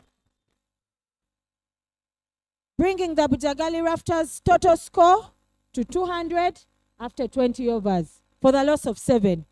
10 runs per over.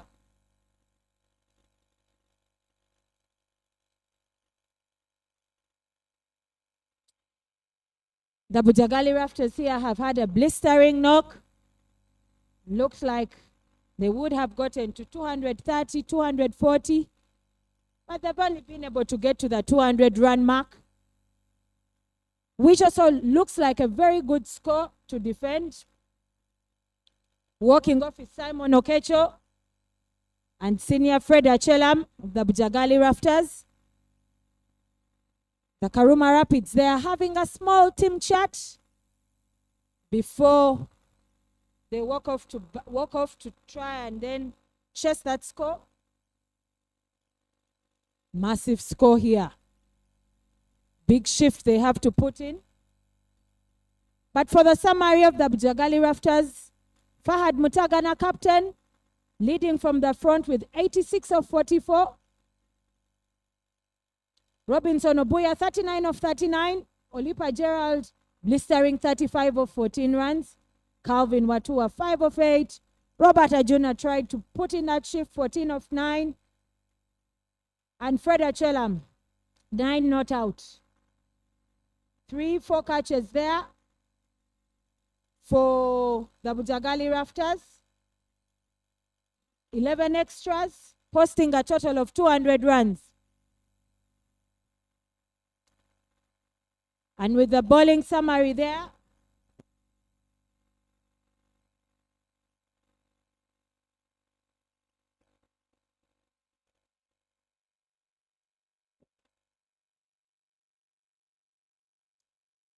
the bowling summary there for the Karuma Rapids. Cosmas bowled 4, picked 3. Kenneth Waiswa bowled 4, conceded 61 and didn't pick any. Henry Senyondo, Chinaman. Bowled 4, picked up 1 for 23. Jordan Okecho, the under-19 youngster. Bowled 3, picked up 2, conceded 37. Ochan Felix bowled 3 and picked up 1 for 36. We will go into the innings break. Here for match number 5, Karuma Rapids playing the Bujagali Rafters.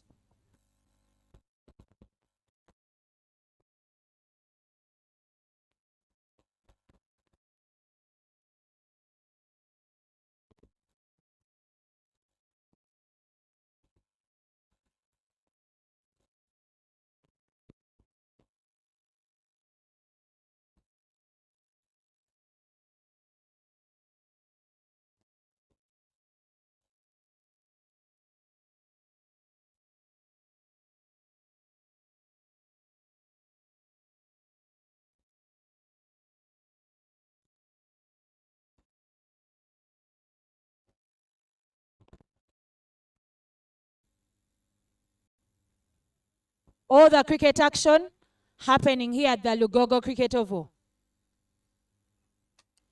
Delivering another beamer there this morning.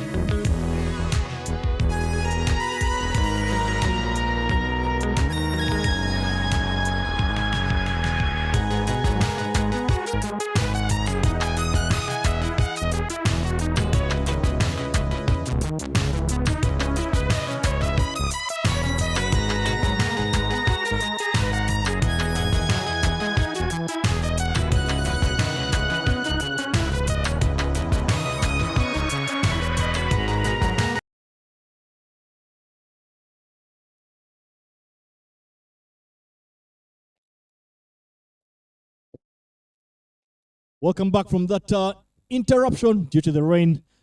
But we're back into the cricket itself. We'll let the viewers know out there that the overs have been reduced to just 7 overs. And the target has been revised to 87 runs. So Karuma Rapids, the question for them is pretty simple. They need to score at over 10 and over if they're to get anywhere close to that 87 mark. The power play will be just 2 overs, 2.1 overs, where 2 fielders will be allowed outside the ring. Charles Mushemeza takes a liking, and great work down there but at long on. Robinson Obuya keeps it to just 2 runs. The power plays we did mention to the viewers out there will be 2.1 overs, where 2 fielders will be allowed out of the ring. The 2 fielders patrolling the boundary are at long on, the man you've just seen in action, alongside the fielder at third man. Opening the batting for the Karuma Rapids are the 2 men out there, Charles Mushemeza, who is on strike, alongside Ronald Lutaya, who was the player of the tournament at the last edition of the Men's Waterfalls Elite League.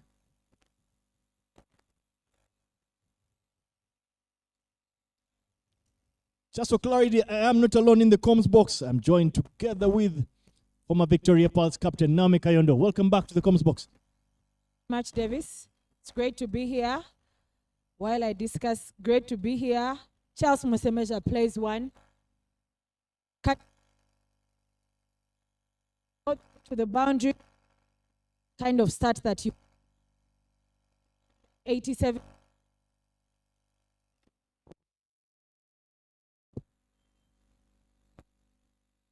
Just to pick a brain, Naomi, which of the 2 dressing rooms would you rather be in? The one that is looking to defend the 87 of just 7 overs, or that dressing room that will know that they have 10 wickets in hand to actually chase down 87 in 7 overs?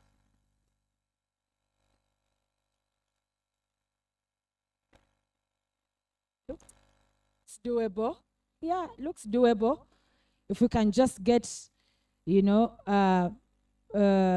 get them to score very few runs in that, and then express themselves while we trap them. I think I'll be in that dressing room defending. I think for me, on a small ground like Entebbe, like Lugogo is for me, I would think that the team that is batting, chasing down the total, should be the happy of the 2, because they'll know that they have 10 wickets intact to get 87 runs off just the allotted 42 deliveries. You feel that, in my opinion, that is actually more of a batter's game, especially in Lugogo, that is a small ground.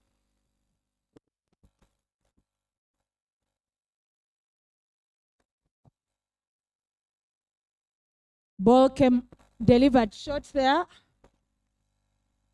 Really ended up somewhere next to his head region. And I think it will be important that it's looked at. But looks like, yeah, concussion test, something like that. Run by the physio.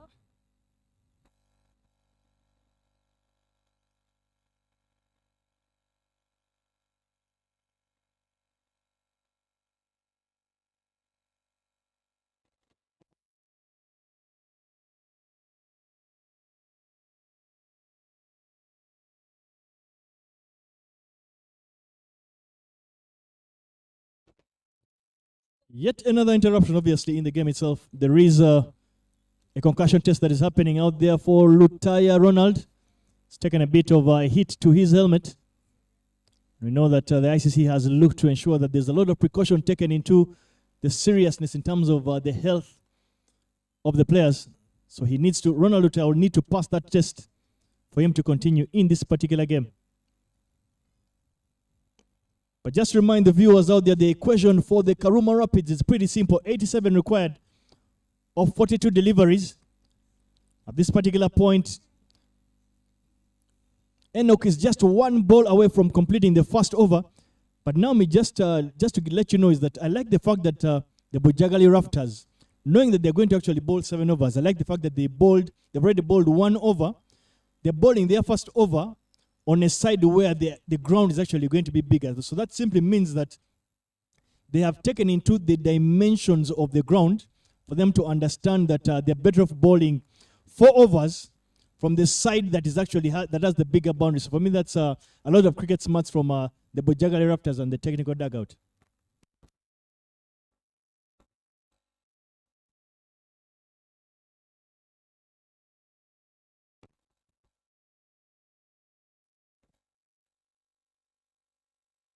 Stemming in for that last delivery of the over. Charles Musemeza doesn't get anything to it.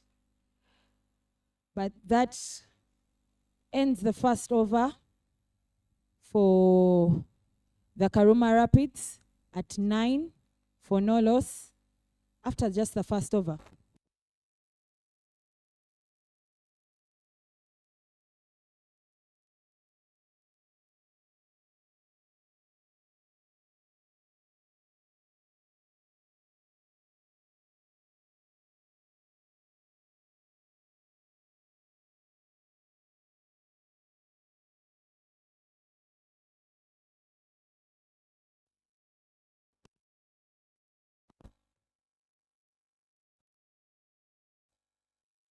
Well, opening the bowling from the Ginger Road end is a familiar face. Joseph Baguma will be operating from that end. You will know that the matchup is in his favor.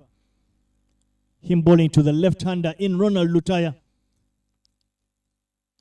Just get a feeling that this particular matchup, Baguma will be hoping that he can get Lutaya to hit him to the onside, which is the bigger side of the field. But the Bujagali Raptors will know that the power play is just 2.1 overs. They're literally 7 balls away from getting out of that particular restriction.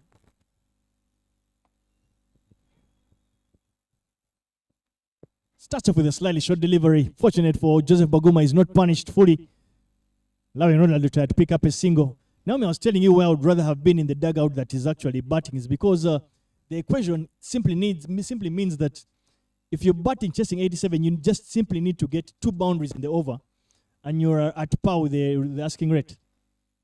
But that single brings Charles Musemeza on strike. Charles Musemeza will be hitting to the shorter end of the boundary against the right arm of spinner. So you think that he should take a liking to Joseph Baguma if things go as hoped or as cricket logic would dictate. Yes, Charles Musemeza there having a bit of a bag to carry for his team, because in the first innings he dropped Robinson Obuya, who went on to score about 35. So he will know that he has to replace those. And he throws the kitchen sink at it, almost taken there, but the opportunity goes begging.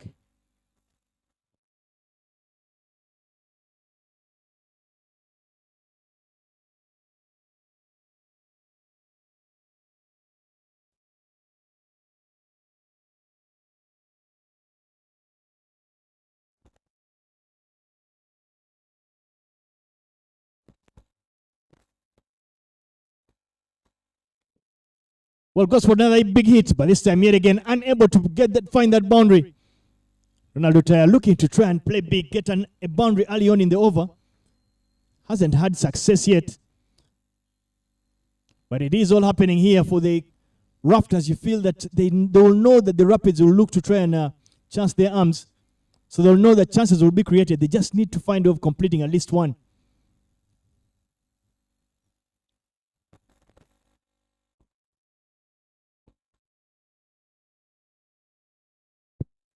Good stuff to see out there. If you're the fan and the natural watching, it's good to see that Ronald Lutaya going for that reverse sweep, you would say, of sorts, of switch hit to try and pierce that short boundary. Forces Joseph Baguma to draw his length back.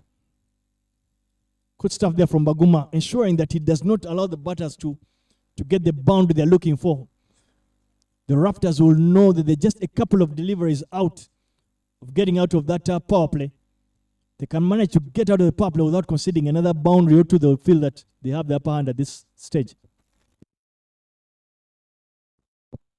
Commentators cast strikes, and this time round balls that are a bit too short.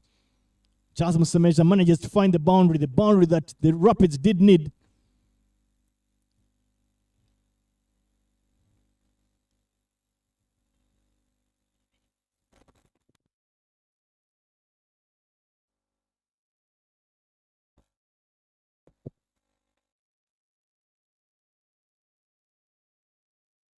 Just one delivery to end the second over. Again, hitting to the shorter boundary. Charles Musemeza will know that he needs to keep going. Keep his foot on that pedal. Pulls it a bit short yet again. Run out opportunity.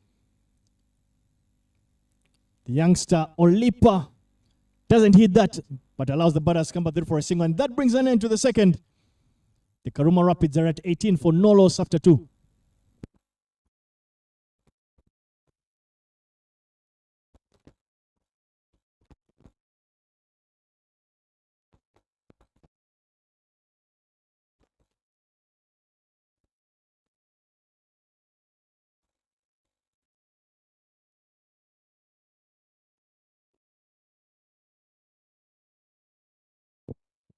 Well, for all those who are watching this particular broadcast, we'll just let you know that the first innings, the Bujagali Raptors were able to get to that 200-run mark in the allotted 20 overs for the loss of just 4 wickets. Pick of the batting inning there was the captain Fad Mutagan, who got 86, together with Robinson Obuya, who got a quick fire 60. But following the rain delay, number of overs have obviously been reduced, but that is the final delivery of the power play, considering it's been reduced to a 7-over game. And on that final delivery of the power play, Charles Mushemeza manages to hit that over covers for 4 runs. As I said, Naomi, the equation for the batters is they just need to get at least 2 boundaries every over.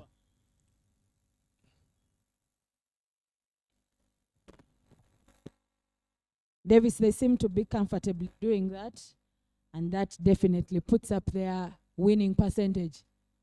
They're able to, if they are going to be able to chase that 87 in the remaining 5.5. In the remaining 4.5.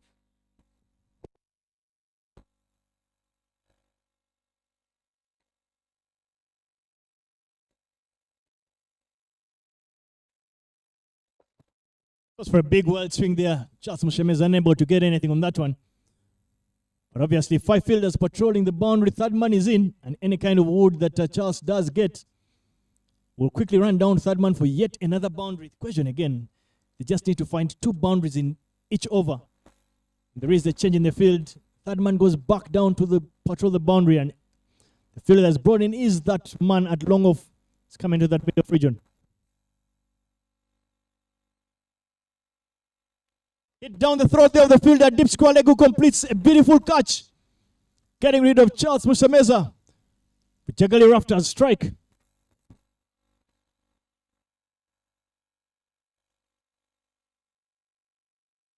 Who has been stepping on the pedal is sent back with a humble 18 runs, but that does not deter the captain himself. I beg your pardon, Cyrus Kakuru walking in to team up with Ronald Tutaya. The score still looks chaseable. 65 to go. Still looks chaseable, and I like the body language that Cyrus walks in with. Definitely does positively add on to Lutaya's energies, communicating that they want to chase that 87.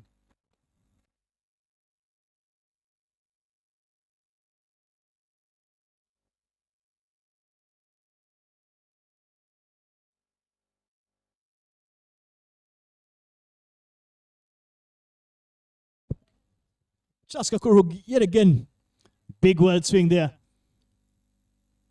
But you can clearly see the intent. But fortunately for Kakuru, that's been adjudged as a no ball free hit coming up. 4-4 no ball there conceded by Enoch. You can see it's all hands on legs there, hands on feet. You can see the fielders as well, and really not happy with that kind of performance from him. Not just the performance, but the fact that he's considered a needless no ball. Cyrus Kakuru would not have gotten a better Christmas gift really. He's going to get a free hit first up. Luck follows some people surely. What a way to start his batting account. And he does play him to the long on region. They scamper through for just 1 run. Cyrus Kakuru opening his account.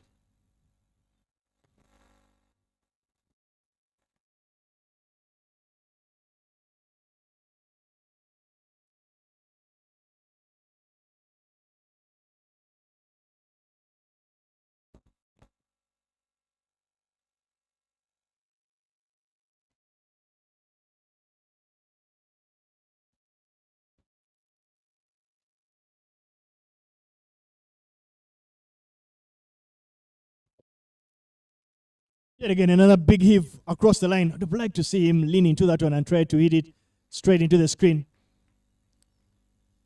We just get a sense, perhaps, getting a bit too greedy, trying to hit to the shorter boundary. And the Rapids are picking up dot balls. You feel that could be, they're needless in this particular kind of game. They do not have too many balls. The resources are not too many to work with. Just need to find at least 2 boundaries every game, every over. Smartness again from Buchagale Rafters. They are now sitting, the fielders that are in the ring are sitting on the 30-yard. They do not mind conceding that single, especially if they can keep the boundaries away.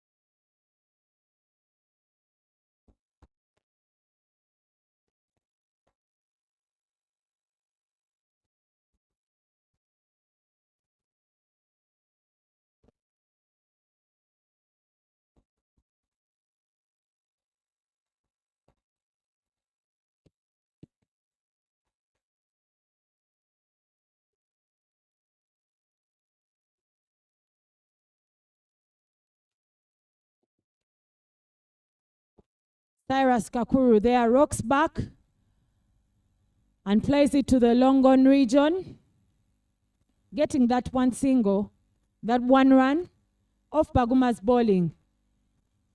And with Ronalds, the left-hander, into the batting zone now, a little bit of the field has had to change because the left-hander.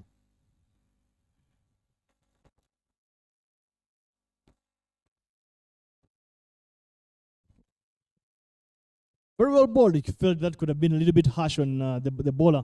But good to see him be brave enough to try and take some pace off that one. So you can keep it slightly outside off stump for Ronald Lutaya. Very well hit there. Smarts there from Ronald Lutaya. Goes for the switch hit, and this time he executes it with brilliance. Finds the much needed boundary early on in the over. The Karuma Rapids are on the charge. They know that they cannot afford to fall behind the rate early on. Smart improvisation there from Ronald Lutaya, playing the switch hits beautifully.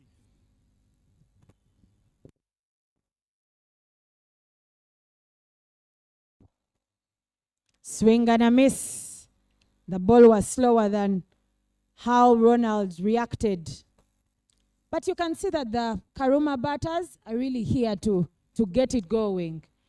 No one is out there to slow down the game. And he attempts that switch hit again, Ronald Lutaya. And it races all the way to the boundary. Unsuccessful chase there.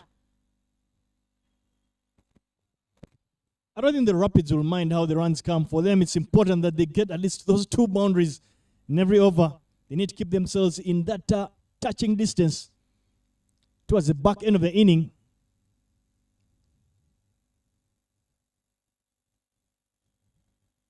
So turning out to be a good over here for the Rapids. Davis, they've already picked their 2 boundaries. And the over is not yet done. Baguma still has that work to do. Quickly niching in one. A quick one. Dot ball. Again, yet again, slows that down. When you look at the intention of Ronald Lutaya, maybe you might have been tempted to move that extra cover to deep point. Try and cover for that switch hit. Bit of mind games going on out there between the 2 youngsters. Those 2 youngsters, just a Baguma alongside Lutaya, and to worsen it up and move it to actually a bit of tripetitive sorts. Cyrus Kakuru, those 3 were in that Under-19 World Cup in the West Indies. Last time the Uganda Under-19 team was the World Cup. And this time round, dances down the wicket and gets just enough wood on it to clear that boundary. So we can say now it's been a 6 and 2 boundaries. Fantastic over here for the Rapids. Very good over here, getting 14. off Baguma's over, Baguma will know that there's more work to be done. But Ronald Lotaya, not holding back, expressing himself. Not sure why he's put off his helmet, but maybe with better sight, he's able to hit the ball with clarity. And that puts Karuma Rapids in a better position. Currently at 40 runs after 4 overs.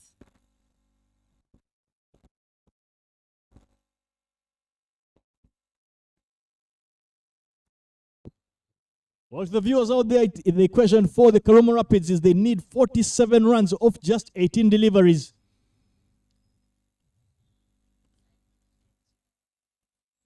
I don't think the plan for them is anything short of throwing the kitchen sink, or perhaps the entire kitchen, or even the house itself at everything. And there is a bowling change. Simon Okecho appears to be with ball in hand, however, seems to be a late change. Freda Chalam together with Mutagana appear to have changed their minds and thrown the cherry to Eunice Obi to bowl this very important over, a momentum shifting over.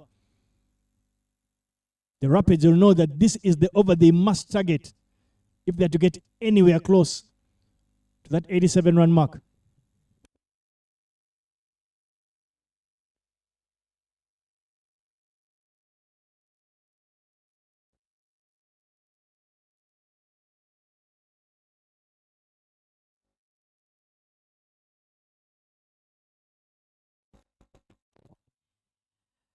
A big shout out to our sponsors for the Waterfalls Elite League, Leica Mobile, Scope Energy,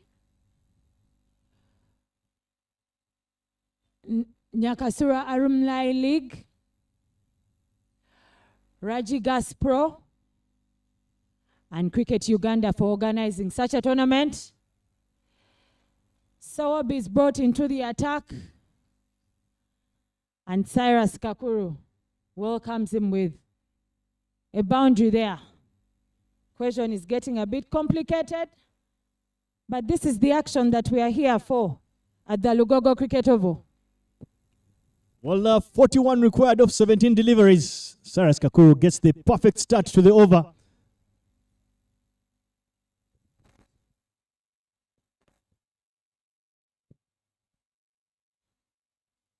We're getting that 6th first ball of the over would simply mean that this over could very likely be one of those either 12-run overs or even better for the Rapids if they can find off getting it to that 20-run mark.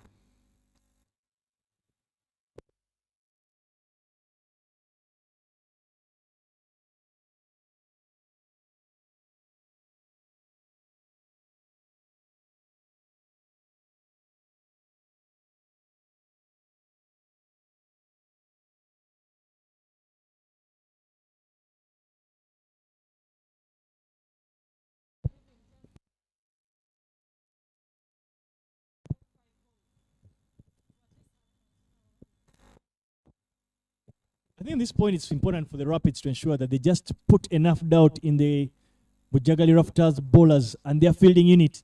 They can get a big over in this one. They'll basically throw the ball into the court of the Bujagali Raptors to actually make some big decisions. You could see a bit of confusion. They were not too sure whether to give Eunice Owobi or the leg spinner in Simon Okecho. So that doubt is what you want to create, and the more doubt that keeps creeping into the bowling attack, the better for the batting unit.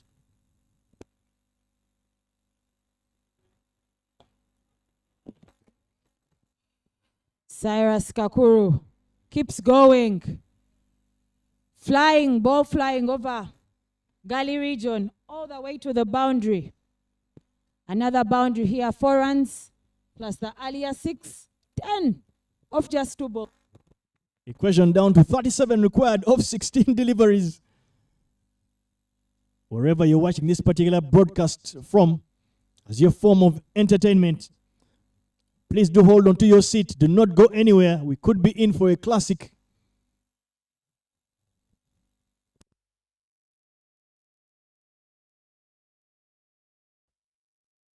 Cyrus Kakuru trying to go big, but it's not successful. as Joseph Baguma completes that catch in the deep square leg region. The Bujagali Rafters will know that this is an important wicket to take, as Cyrus has been expressing himself as much as he possibly could.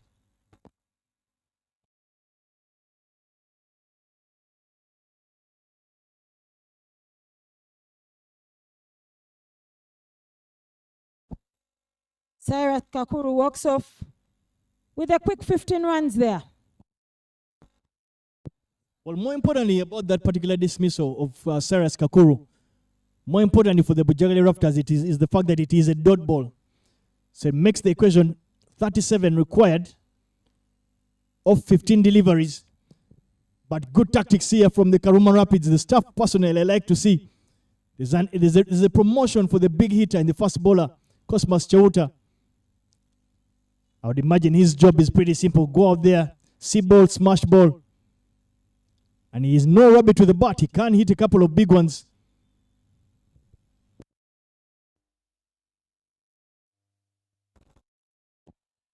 Cosmas Chauta goes up, goes big. Oh, and he's dropped. 2 runs taken there. An opportunity for a run out. Fahad not successful. Cosmas not very sure he would like the way he started off. But once you've been dropped, luck is on your side. I don't think the Rapids will mind Cosmas Chauta getting out. For them, they just simply ask him to go out there and get them. If Chauta can get them even just a quick fire 15 or a quick fire 12, of not more than 4 to 5 balls, I feel like he will have done his job. It went so high, I felt like perhaps even a player like a Robinson Obuya might have had a better chance of completing that catch. If you look at how far Fahad had to run from.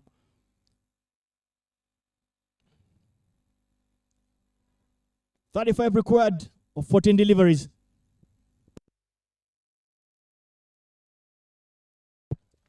Valuable dot ball. Ball by Eunice Obi. Couple of words being thrown at the big fast bowler, this time with bat in hand. 35 required of 13 deliveries. The equation getting harder for the Rapids. They cannot afford those dot balls.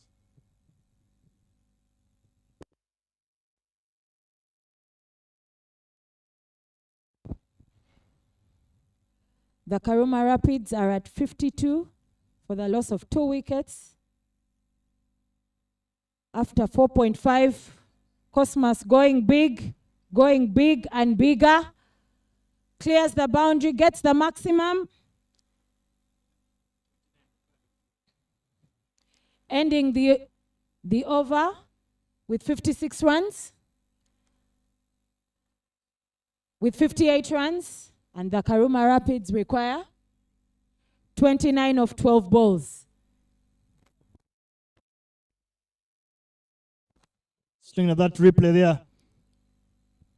Try to bowl that one into the wicket, a slow delivery, but following the number of words he had at the big fast bowler.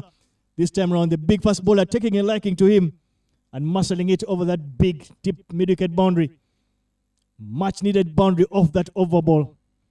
Bring the equation down to a more possible 29 required of 12 deliveries. Just get a feeling. You got to feel sorry for Simon Okecho. He has to be bowling this particular over with the shorter boundary to the leg side for the big right-hander. But also he'll know that the plan for the batters will be pretty simple. They're going to throw everything. This is the big over. If they can get anything close to that 18-run mark, they'll know that they have one hand onto picking up a victory. The Karuma Rapids are at 58 for the loss of 2 wickets after 5 overs. Just 2 precious overs to go. The charge, Ronald Lutaya at 19 runs so far. And continues that with just a single down to the long off region. That's a very well ball there from Simon Okecho. More importantly, balled it right in the block hole, not allowing the batter to get right under that one. But I get a feeling this is the more important delivery. Right-hander will be bowling to a right-hander with a shorter boundary on the leg side. Cosmas Chauta, as you said, he does have a hack of hitting a couple of big ones. There he goes yet again. He needs those sighters. And he's hit that right into the next district. 6 it is. Cosmas Cheuta doing it for his team, Karuma Rapids. Very good sights here. That's a kind of challenge that you want. Now, we did speak about that's the whole point of why teams countries should always play the elite leagues. There is no space to hide. There's nowhere to run. Simon Okecho is the man right now in the heat of the moment itself. He's got 4 important deliveries to go, and Cheuta Cosmas yet again will need no sight as anything in his arc. He will go big. Cosmas Cheuta doing it again. Goes big again. Takes Okecho out of the park. Another 6 runs on board. 16 runs required of 9 deliveries. Again, you got to feel for Simon Okecho. I felt they bowled him from the wrong end of the field. Bowling a spinner with the shorter end on the onside is simply a recipe for disaster, and the disaster is actually happening. He seemed to have had a better chance bowling from the longer end, but that did not happen. And he is right in the middle of the frying pan. Will be good to see whether Simon Okecho can recover. Oh, and he just bowls it wide. Going for 4 runs. Wicketkeeper doesn't help him even stop anything there. Another 5 runs there, making it simpler for the Karuma Rapids.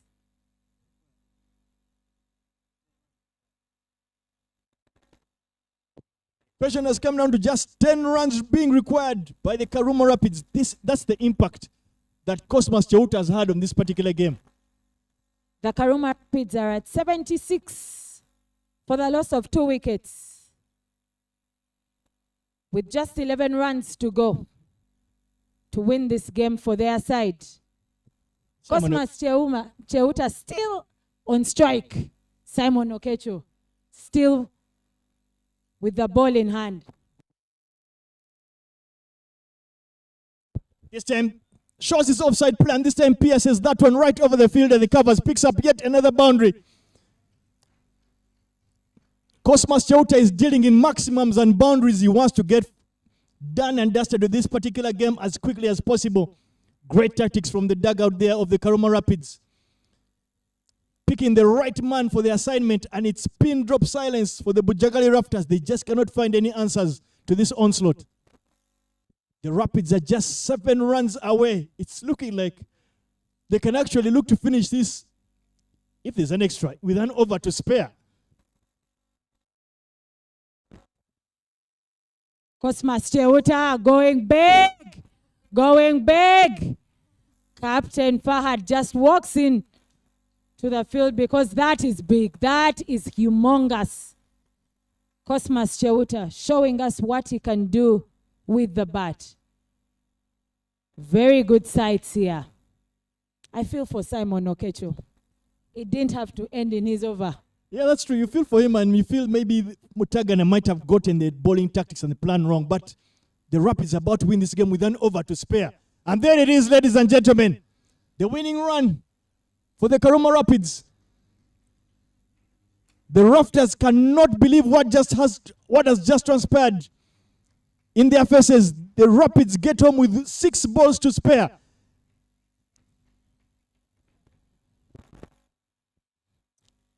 After posting a total of 200 runs and then a bit of a rain delay, and the Karuma Rapids just had 87 runs to chase in 7 overs. They have gotten there in just 6 overs.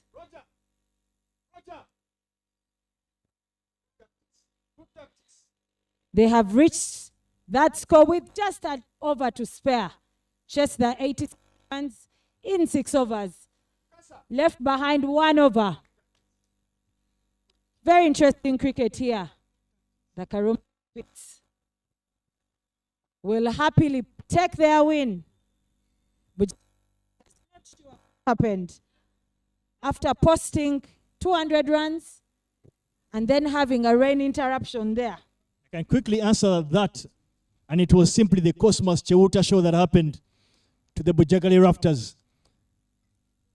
It's been a sublime victory for the Rapids. For them to pick up a victory in the nature in which they have. they'll pick momentum out of this one as they go deeper into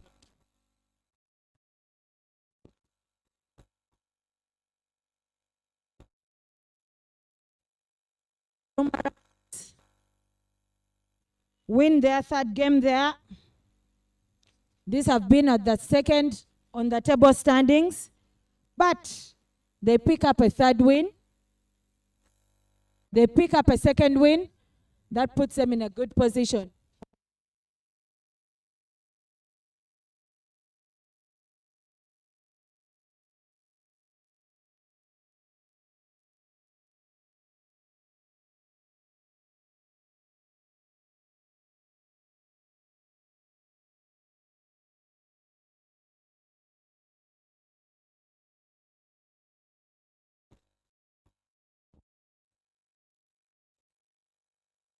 Very good tactics there. Something around here being talked about, the actual coaching tactic there. Sending in the big muscled Cosmas Cheuta to do the job for his team.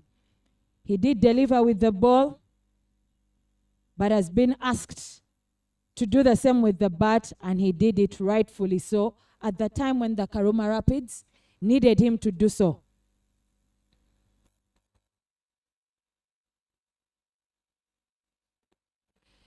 Please kindly stay with us as we move for the post-match summary of the games. Match 5, Bujagali Rafters versus Karuma Rapids.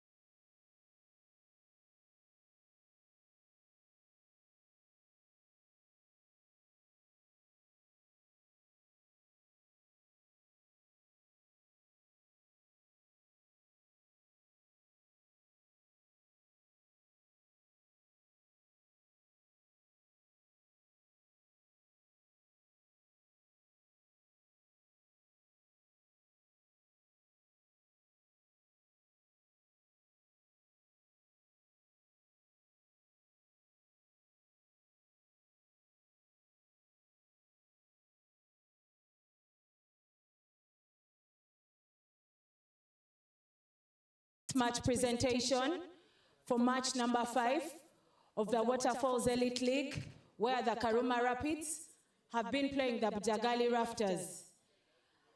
I would like to have a small conversation with the captain of the Bujagali Rafters, Fahad Mutagana. Captain Fahad, hard luck. What would you like to say about the game this morning? It happened because, the DLS didn't favor us, so nonetheless, we kept moving, taking on the positives.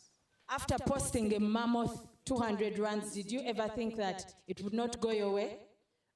Absolutely, because after the DLS, we need to opt for the better. Hard luck with that, but very well played. Captain Kenneth Waiswa of the Karuma Rapids. Kenneth, you chose to bowl first, and it looks like bowling first went to your favor. What would you like to say about the game this morning? I think we didn't bowl that well, and with the fielding, we dropped a few chances, but we were confident enough to chase 200 on this wicket. We know it's a small ground and it's a flat wicket, so we're going for that. Okay, when the DLS result came out 87 in just 7 overs, what went through your mind as the captain of the side? Yeah, for me, thought the ball is just to go at an over. But if we get 1 over or 15 or 20, then we are ahead of it, and that's what happened. Congratulations and very well played upon your win. I would now like to ask Mr. Balama Eddie from Rwanda Cricket Association to hand over our player of the match, and the player of the match award goes to Cosmas Cheuta for a blistering 31 runs off 8 balls.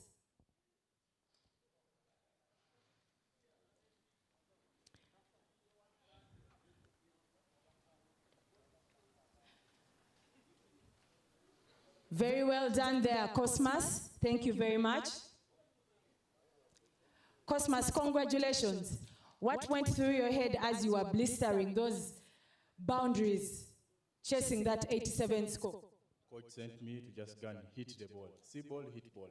See ball, hit ball is what he was sent to do, and he did it very well. Congratulations. That marks the end of the post-match presentation. Have a good afternoon.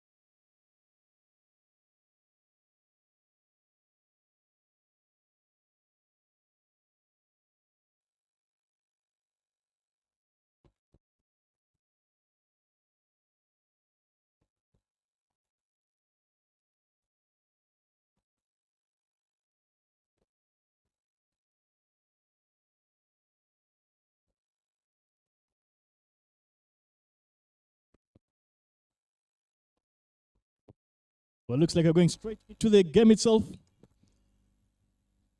The Karuma Rapids winning the toss in this particular afternoon clash and opting to bat first up against Itanda Kayakers. Continue to thank the sponsors of the event itself, Dufferbet Sportsbox, Fireflies Entertainment, Scope Energy, and obviously Cricket Uganda, those that have put this tournament. I cannot thank you enough for partnering with Cricket Uganda to put this magnificent event together. First ball up, and Baidu Ivan is already asking some tough questions of the batters. Very easily judged as not out. I'm not alone in the Cubs box. I am together with the former Victoria Pearls captain, Naomi Kayondo. Welcome, Naomi. Thank you very much, Davis. At the toss where the Rapids won and elected to bat first, the change that they have is for Ronald Lutaya, who isn't feeling well and has asked to rest in this afternoon game. It explains Brian Asaba opening the batting with Charles Musemeza this afternoon.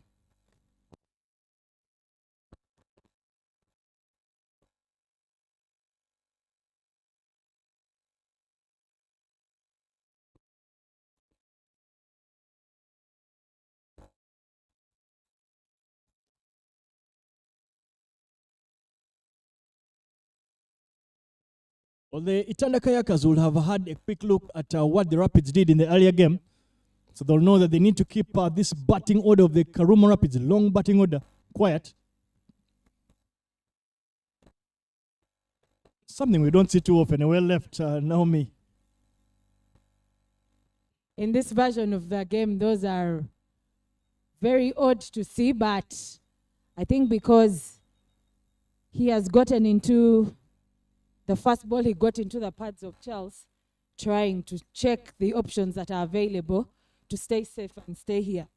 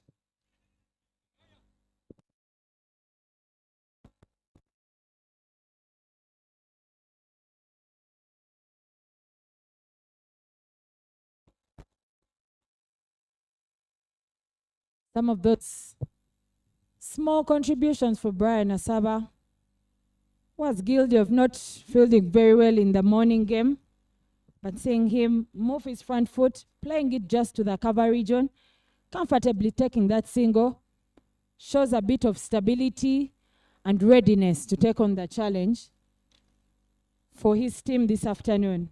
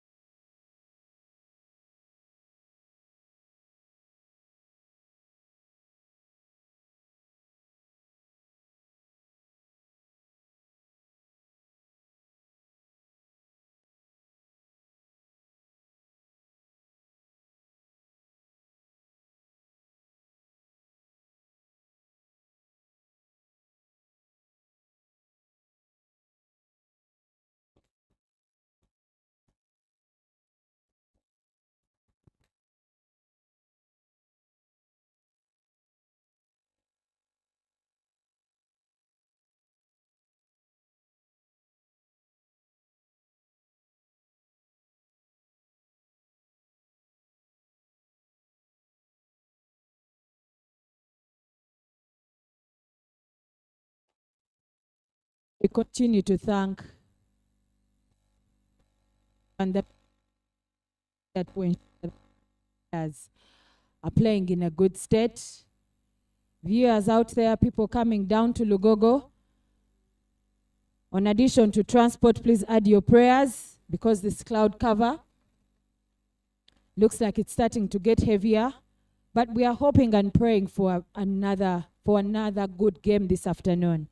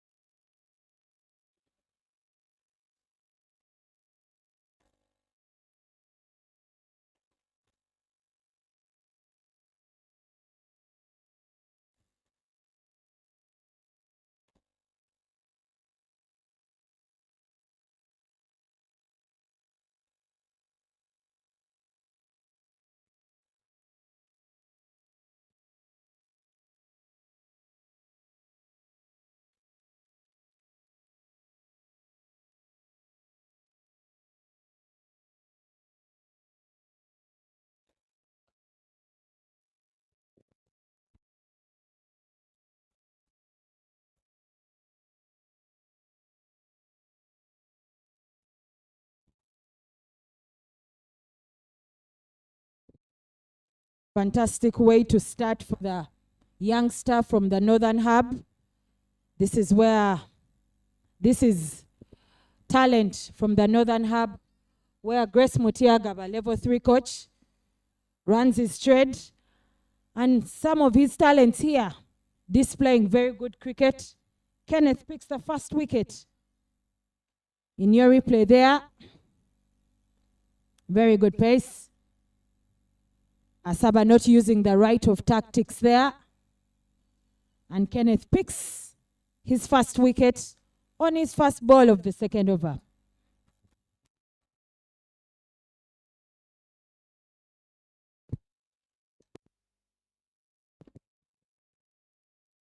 Someone feel a bit hard done there. Felt that hit the bottom part of the bat. The slowness in the surface, slightly short delivery, but that two-pace nature in the wicket meant that Asaba was into the shot pretty quick. That's why he could only get the bottom part of the bat. But early delight for that youngster Kenneth coming all the way from that Gulu hub, that Northern hub. Another success story about that hub model. Unfortunately, Naomi, the drizzle starting to get a little bit heavier.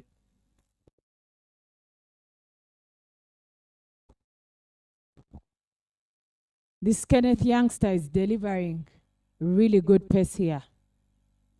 For an under 19 player, very good to see. We'll need to ask all our fans and viewers to say a few more prayers because it's starting to drizzle and we do not want another game delayed by the rain.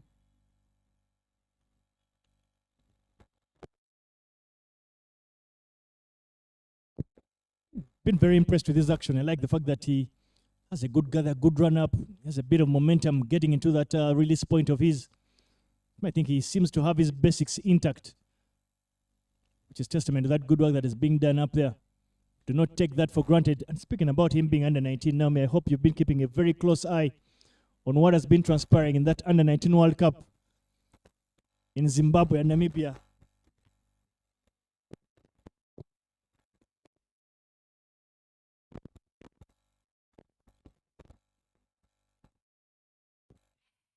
Yes, in Zimbabwe, been following a couple of those games there. And as an English fan, Davis, I'm delighted to mention that the England under-19 team is in that final. The semi-final was a highly contested game against Australia. But the British got over the line, meeting India in that final.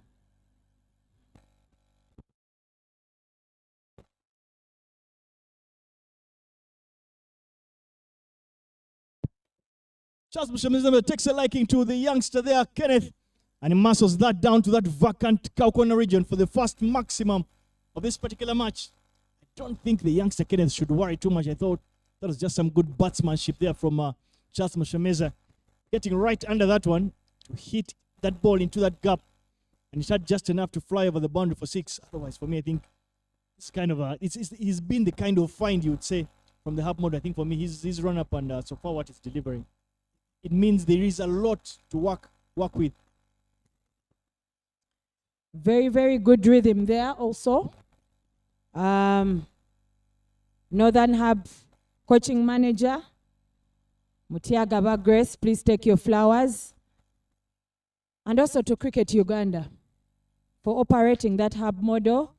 We are continuously seeing talent from all over Uganda, the Pearl of Africa, coming to play down here in Lugogo and displaying very good cricket technique.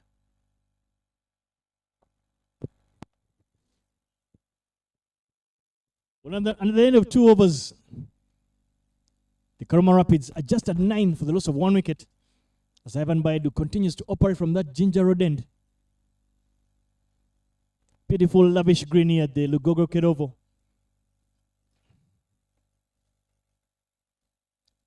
It's very early days in the season, the 2026 season here in Uganda. You should expect the grounds and the wickets to be in very good, pristine condition. But Kenneth Waiswa is the man that will be on strike against his childhood friend, Ivan Baidu. Ivan Baidu is in clear discomfort there and is unable to get through that particular delivery. Early troubles here for the Itanda Kayakers. Not too sure if Ivan Baidu will have it in him to proceed any further than that. He's already picked his cup from the umpire.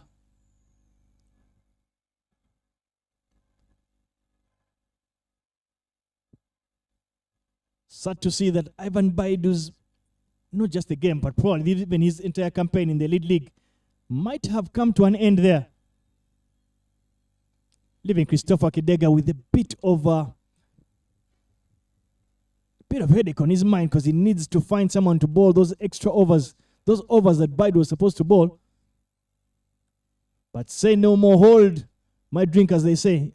The captain himself decides to take up that responsibility. Christopher Kidega measuring his run up.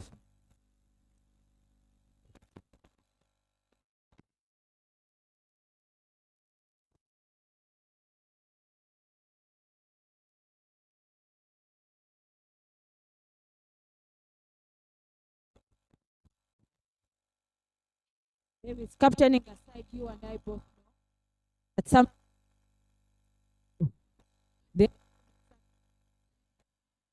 when one of your teammates is not able to complete a certain job, sometimes as the captain, you have to get into the thick of things and do it for yourself.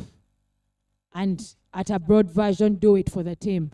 I guess that's what we are seeing Kidega do. Not sure he was warm and ready to bowl the third. But as the captain, someone has to, take one for the team.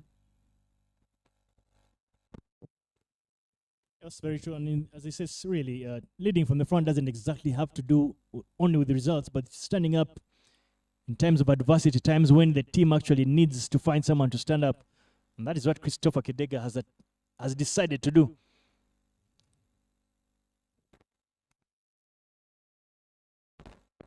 Short delivery, sits right into the wicket, and Kenneth Waiswa takes a liking to that one, to his opposite number, and walks his opposite number into the screen for a maximum.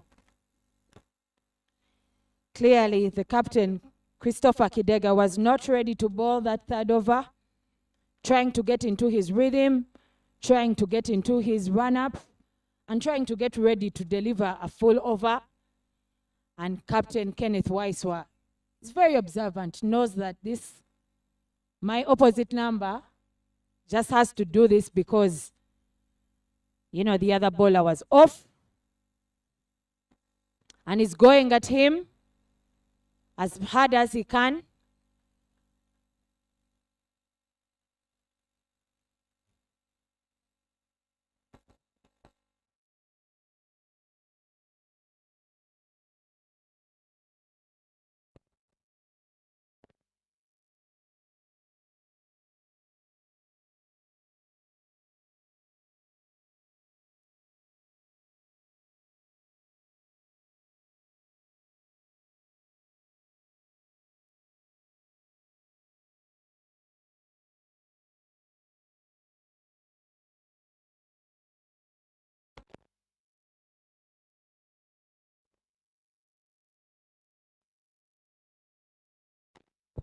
Well, there is a change in the field. The deep square comes into the ring and Long On is sent down to patrol that boundary.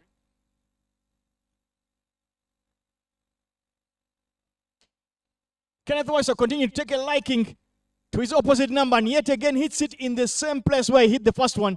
Another maximum straight into the screen. Early challenges here for Christopher Kidega. It's considered 12.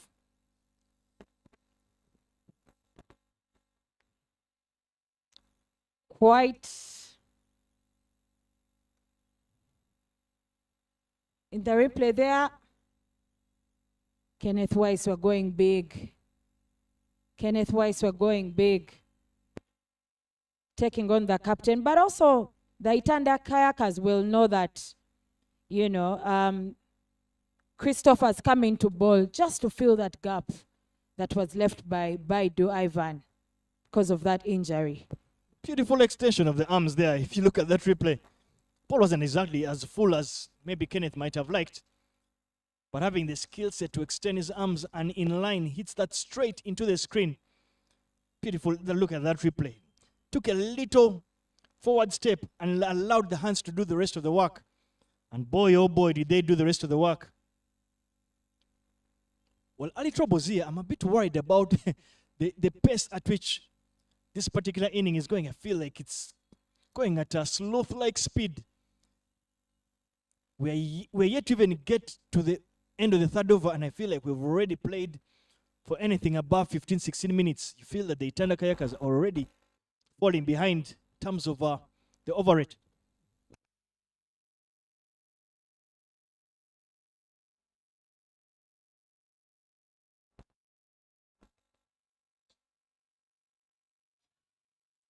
And Kidega Christopher has the last laugh there. Kenneth Weiswa plays one over, trying to play one over, covers, but is not successful. As he's caught just at the cover region there, comfortably taken by that youngster, Ochaya. Not too sure for Chase, but anyway, we'll continue to thank the sponsors that have put this tournament together. Dafabet Sportsbox, Fireflies Entertainment, Scope Energy, that are giving the Man of Match awards, but more importantly, Cricket Uganda. These entities that have managed to put this successful tournament together, we can't thank you enough for putting together such a high quality and high octane event. Walking in at number 4 for the Karuma Rapids is Cyrus Kakuru with a score rating 21-2.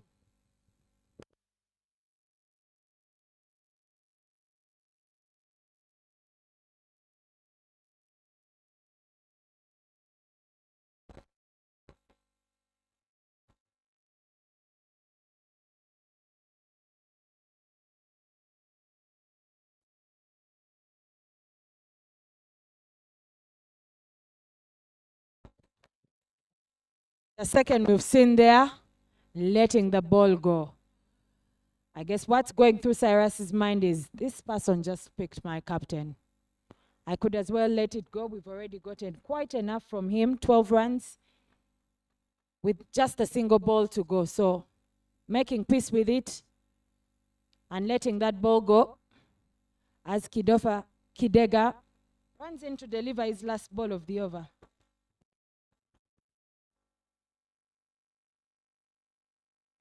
Another shot delivery this time around, yet again pulled right into the screen. It's going to give you a bit of a contrast in terms of approach. Difference a couple of minutes can make. If you saw how Cyrus Kakuru played his first ball in the morning match vis-a-vis the fact that he left his first delivery in the afternoon one, speaks about the difference a couple of minutes can make. But anyway, bring an end into the third. The Karuma Rapids are 25 for the loss of 2 wickets.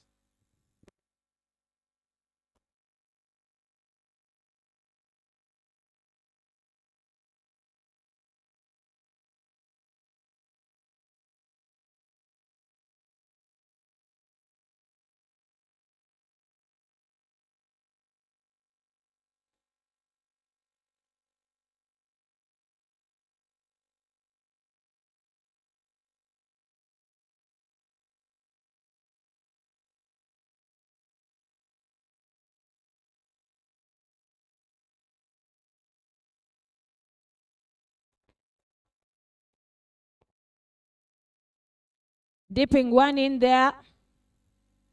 Kenneth. But Charles doesn't get any bat to it. Very wise bowling there.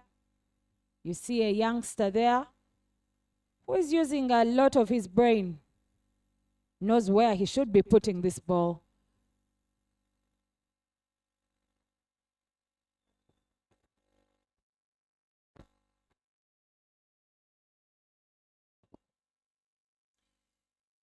Misfielding there. Kenneth delivers one good one. Charles plays it to the long off region, long on.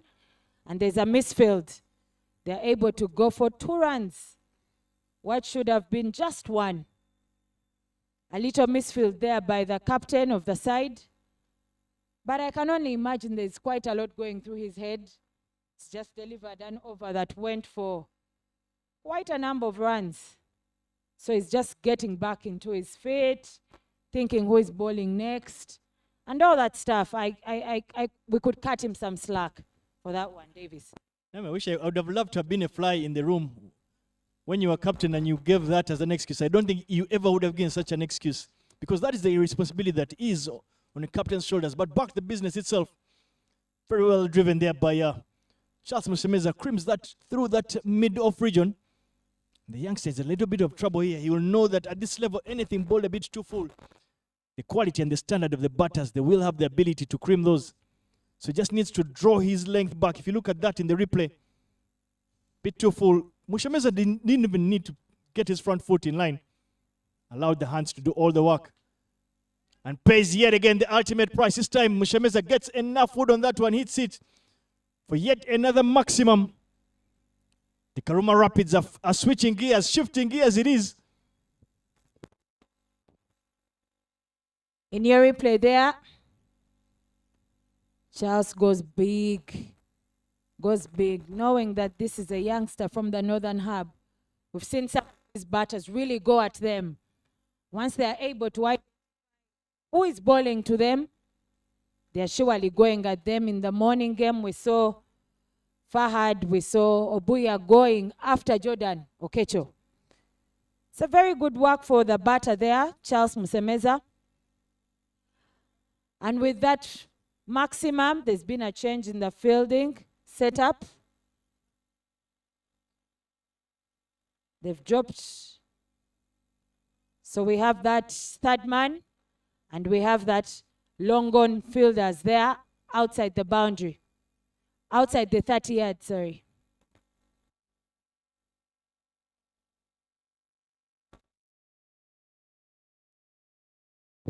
But when you look at the field set that has been deployed by the Itanda Kayakers, it will simply tell you that the ball will be bowling will be trying to bowl as full as possible and straight, because you'll know that he has no protection square of the wicket at either deep extra cover or even square leg, so he cannot afford to drop it short on either side of the wicket.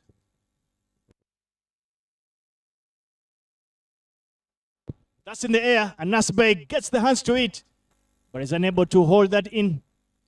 Just goes begging. That should have been completed. Missed opportunity there. Probably will think if I was just an extra foot taller or something like that.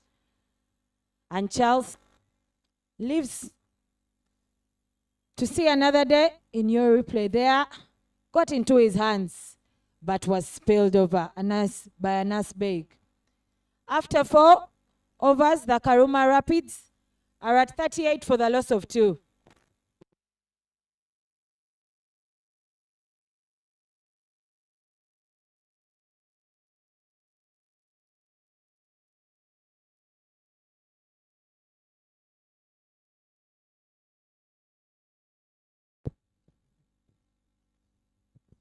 Well, and there is a bowling change from that Ginger Road end as Christopher Kidega takes a break.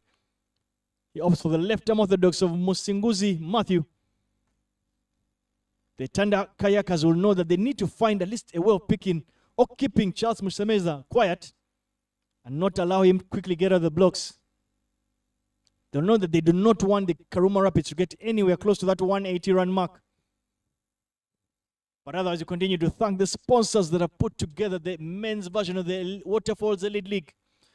Daffabet Sports Box, Fireflies Entertainment, Scope Energy, and more importantly, Cricket Uganda. Putting together a fantastic tournament, both men and women, having the semblance of gender equality to ensure that the opportunities that do go to men equally go to the women in equal measure. Kudos to the organizers and more importantly, the federation itself.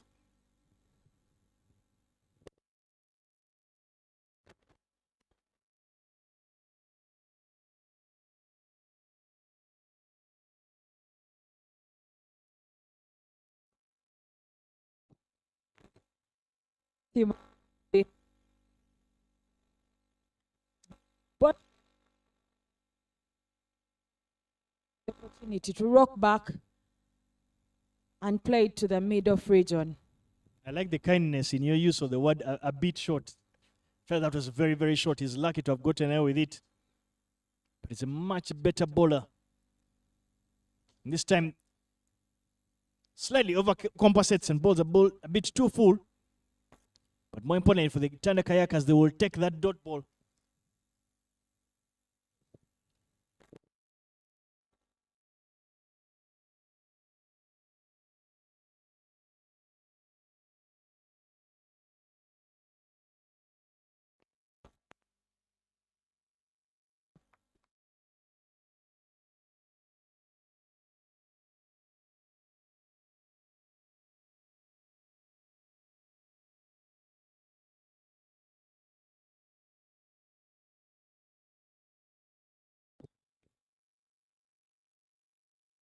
Great stuff there from Matthew Musinguzi, starting to put together some dot balls.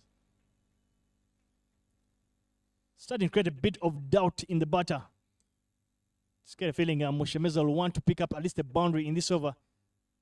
Statistic he has been consistent with throughout the particular inning so far. Slightly short delivery yet again. The batter scamper through for a single. Now we're starting to see a lot of spinners ball in the power plays. It's a tactic that has continued to trend in international T20s. What would be your 2 cents especially? Do you think maybe Matthew could have bowled from the other end, the longer end of the field? Davis rightfully so. The longer end of the field would be the best option. As we saw in the morning game, in those last 6 overs of the second innings where Okecho, fell prey to Cosmas, who was using that advantage, yeah. But it also is lessons that the captains and the coaches should actually pick from this kind of elite league. What is it that can be done better? How could we think faster? Yeah, probably what the Bujagali Rafters did in the morning is a lesson that they have picked. And when they go back into their analysis, something that they will do better next time. Well, fair point there, Naomi. Well, there is a bowling change from that challenge, you would say. As Kenneth takes a break, Paya Soloka. It's the bowler tasked to bowl that final over of the power play. Now, again, I want to put you on the spot. What target do you think the team, the Karuma Rapids, would have been comfortable with the power play? Especially now, 1 over to go. What target do you think they'll be looking at? I think 50 would be a good target. That would push it to about 8 runs and over in this power play. But we are yet to see whether they are able to pick another 9 runs in this over. Starts off with a slightly short delivery. Error stop down there, long on, wide long on by the captain himself, Kideka Christopher.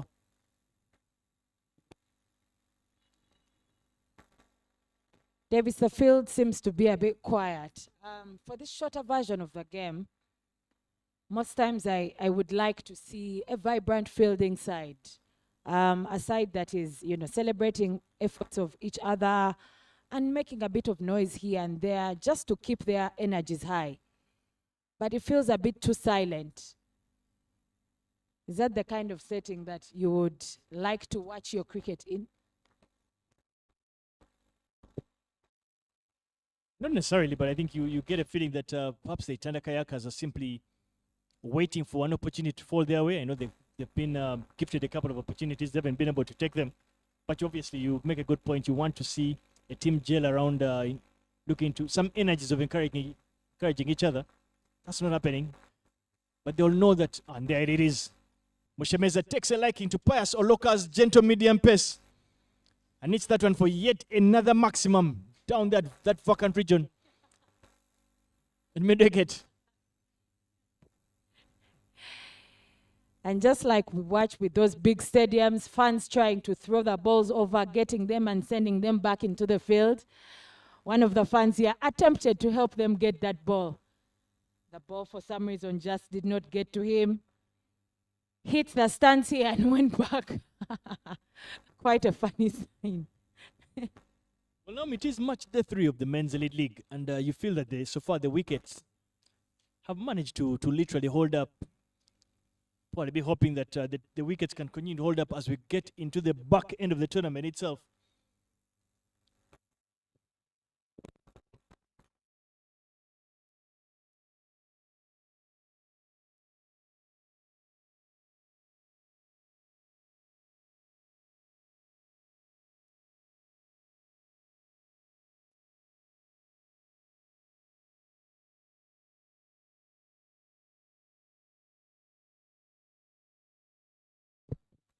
Shemeza is clearly cruising in this particular one. He's picked up a number of boundaries and hit some maximums already in his inning. He's one of those players that doesn't use his feet much, but he has great hand-eye coordination. Another example of it yet again. He doesn't get his feet anywhere close to the ball, but he trusts his hands to do a lot of the hard work, and he gets yet another boundary behind square on the offside. Charles Msemeza hitting the ball hard. Everywhere hitting it hard. In your replay there, without moving much of his feet, swings his arms at that ball, allowing it to fly over gully, running all the way to the boundary. Davis, Msemeza there did partly contribute to a few of my runs that I scored in the last season before I retired. And one of the things that he keeps talking about is hitting the ball as hard as you can. Even when you feel that you have put all your energies, that looks like 30% to him. So I can understand why some of those balls are reaching the boundary at such a fierce speed, because he believes in hitting the ball the hardest can possibly be done. Well, with that dot ball brings an end to the power play. Nami asked for a score of 50 after 6, but the Karuma Rapids have added 7 to that. They are at 57 after 6 with also 2 wickets. They'll know that they've gotten a more than decent start, a start they can build on and try and get anywhere close to that 200-run mark.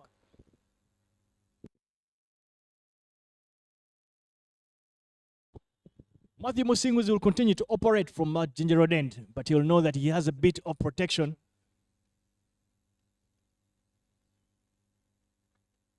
No surprises, the fielders that are out of the ring, obviously, extra cover, long off, long on, deep in wicket and deep square leg. Number of opportunities there for picking up singles in the field, especially in the 30-yard. Field is a bit open. The plan for Karuma Rapids is probably to pick up one boundary and at least rotate strike.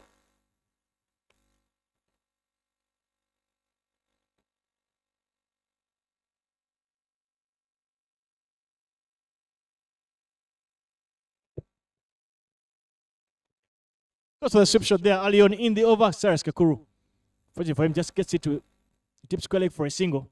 Won't mind it. Now, again, when you see the two batters out there, Cyrus Kakuru and Mushemeza, you feel like appears like Cyrus has had the sense to understand that maybe he just needs to play the anchor role and allow Mushemeza Charles to keep going after the ball. Charles Musemeza there, playing it on the back foot, not putting it far off the wicket. There's really no attempt to take a single, but yes, Charles has been fundamental for the Karuma Rapids. Very key batter there. And Cyrus Kakuru looks like he's laid back a bit because Charles is doing the harder work. But I think that it's important that Cyrus as a top order bat, also gets into the party. I think being laid back at this early stage of the innings is not a good idea. I'd like to see him express himself a bit more because they only have about 13 overs to go. So I'd like to see him going at it, and then balancing it out with Charles, who is blistering on at 37 of 22 balls.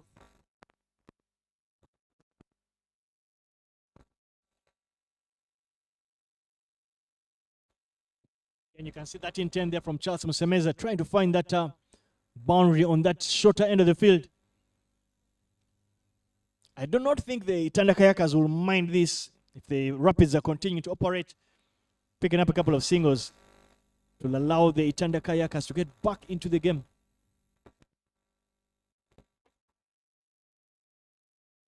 It's that straight into the waiting hands there of the fielder at deep square leg.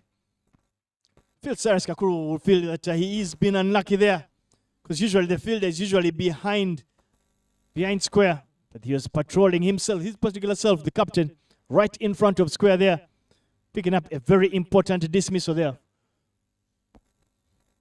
Davis, I don't think unlucky would be the description. I feel like Cyrus was not fully aware about the field because the earlier ball he faced that got him off strike was played to the same region and the fielder was there. So I think for me, maybe trying to play it on the ground could have been a safer option if that is the direction that he was still hitting it. Very, very unlucky there. Cyrus Kakuru sent back to the dugout. Well, and with the demise of Cyrus Kakuru, in walks Mulongo Paul. Hasn't had much opportunity so far to show what he can do with bat in hand in the tournament. But you know that he's walking at a time right now whereby you would say the stage has been set for him. He just needs to knock the ball around. Especially the fact that he has a hot blazing Charles Musemeza on the other end. Just knock it around, pick a couple of singles and doubles here and there, rotate strike, allow for Musemeza to be able to take as much as the strike. And look to build himself an inning here. He has a lot of potential. He's a very powerful young man. So I want to see him make full use of this particular opportunity. There is a bowling change. As Nsubuga Siraj comes into the attack for his first time this particular match. They've left that mid-wicket area vacant. Strange for the off spinner.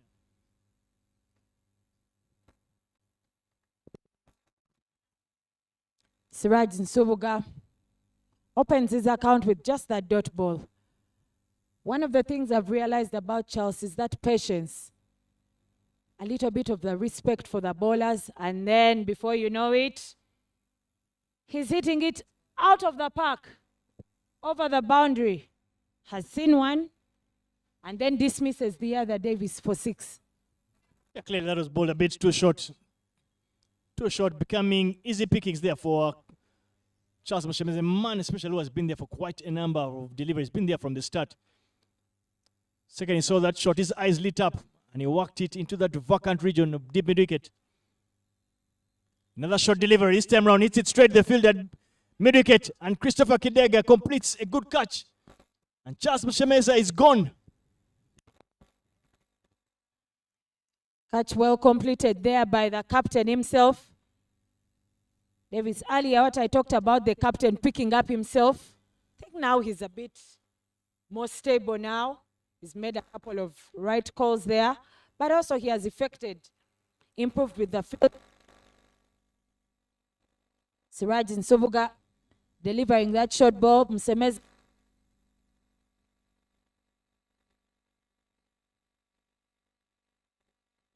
himself, Kidega Christopher completes that catch, giving the Itanda Kayakers their 4th wicket.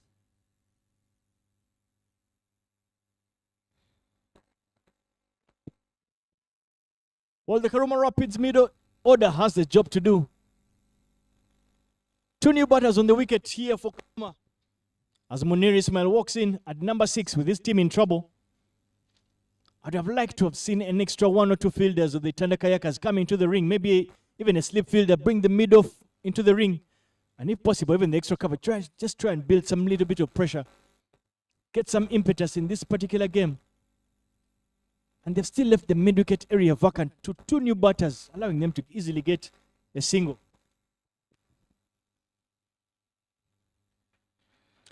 The single is something that I guess the Itanda Kayakers will be okay with. But they've patrolled the boundary very, very well. Munir not able to get anything onto that ball. And he places it in the air, just in the 30-yard region. Kenneth attempts to dive, but that is not any success for him, not a successful move for him. But at least he made an effort, Davis. Effort it is, yes. I don't know if I can give him a BOC for effort. But more important is that the batter survives. Munir, a bit strange shot for him to play, having just walked in with his team in trouble.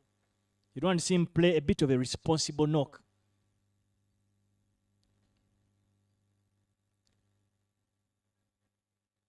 Fantastic over for the one end. 7-run over from Subuga Siraj in his first time of asking. The score is 66 for the loss of 4 wickets after 7.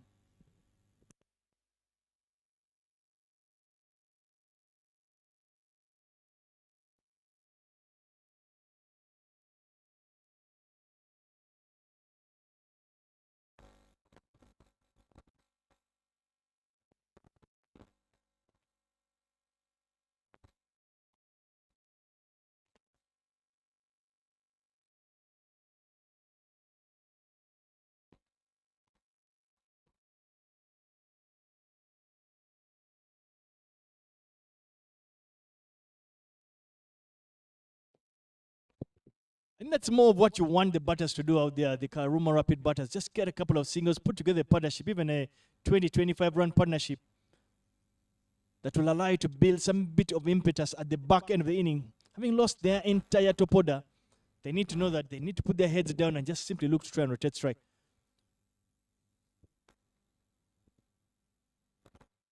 I mean, would you have been tempted to get a slip in there? Deficit. Just for the sake of applying a bit of pressure to these new batters, yes. But I think I would, okay. Looking at what just happened there, yeah, I would probably bring a slip, yeah. Initially I was going to say no, but looking at what just happened there, probably yes, bring in the slip. It's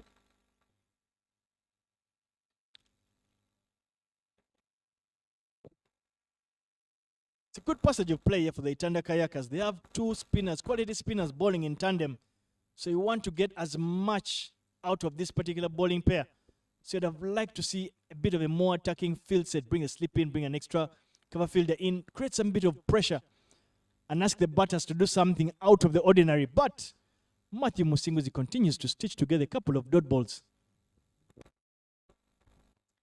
For the first session of this innings, the first 6-7 overs, the Rapids looked very comfortable, but having lost about 4 wickets, I think the Kayakers have done a better job there. But it's also good to see Stephen Wabose in those gloves doing what he does best. Keeping up close, applying a bit of pressure to the batters, and giving more confidence to the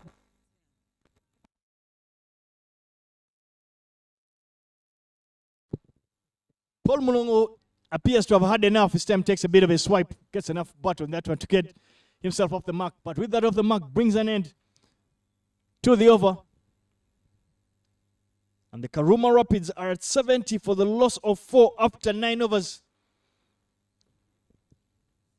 The more important thing right now is that the weather has gotten better. The Nimbus cloud cover has finally disappeared. So we will probably have a whole cricket game here.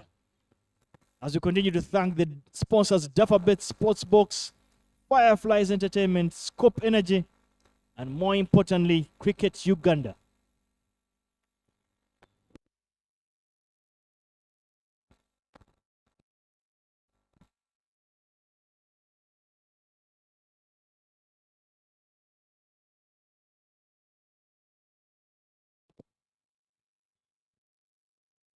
Good passage of play. The two spinners need to ensure that they can keep things a bit quiet. An extra wicket that they can pick up would be a bonus, but if they can keep these two batters quiet, what might have been a 180 target at the start, run out opportunity. Fielder found flat-footed, you would say. Caught napping there. Allows the batters scamper through for a single. The youngster there, Kenneth, think through just the wrong side. These are the effects, Davis, of having a quiet field. Someone is napping somewhere. And once he got the opportunity to throw the ball, not very sure where he should have thrown it. But of course, keeper side was the best option because that batter hadn't even reached. But those are lessons. I'm hoping that the coach there could easily identify that and let this youngster know. Ooh! Missed opportunity there by Ochaya. Ball played into his arms, but on the left-hand side, not able to keep it in. And Muniro lives to see the third life.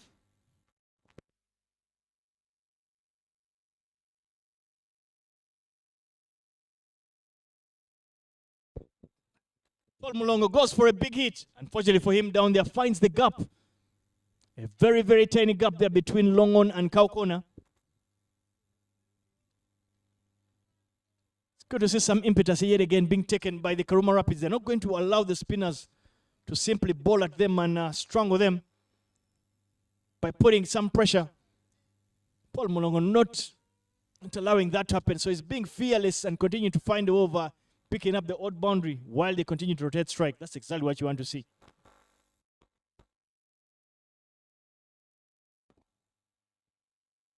Here to remind you that this Karuma Rapids, the team that is batting, today is their day for the double header. They played Bujagali Rafters this morning, and they won by 8 wickets under DLS. And they would be in such a great mood if they won the second game. But that will require them to score, post a score that they're able to defend.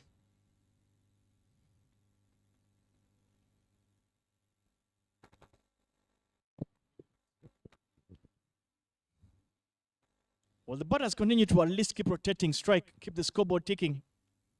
That's what you want to see. They're not allowing themselves to get pegged back.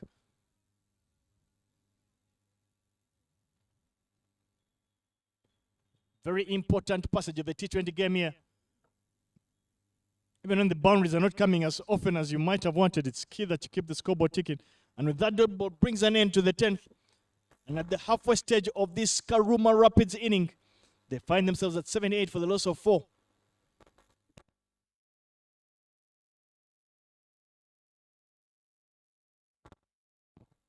The Karuma Rapids, who have played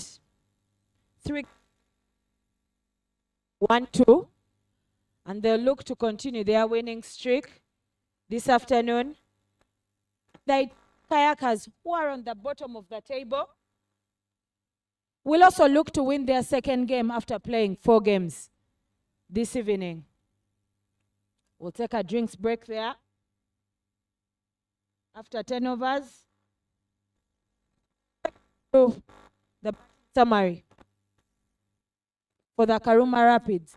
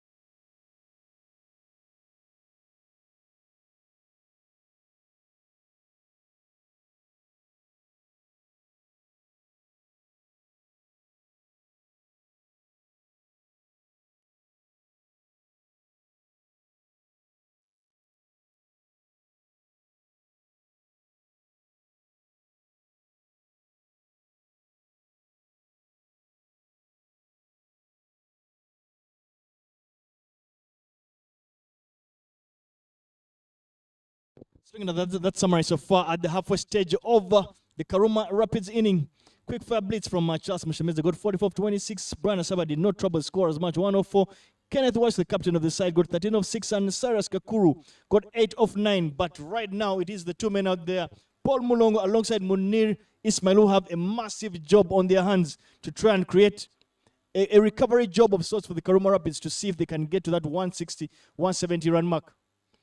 The pick of the bowlers has literally been Matthew Musingu. He conceded just 9 runs in his 3 overs. Couple of bowlers picking up solitary wickets, Siraj and Subuga, Kenneth Ogwerot and Kidega picking up those single wickets. But at this particular point, you feel that the Itanda Kayakers will be the happier of the two sides, having known that they managed to peg back the Karuma Rapids, who picked up a massive victory in the morning game.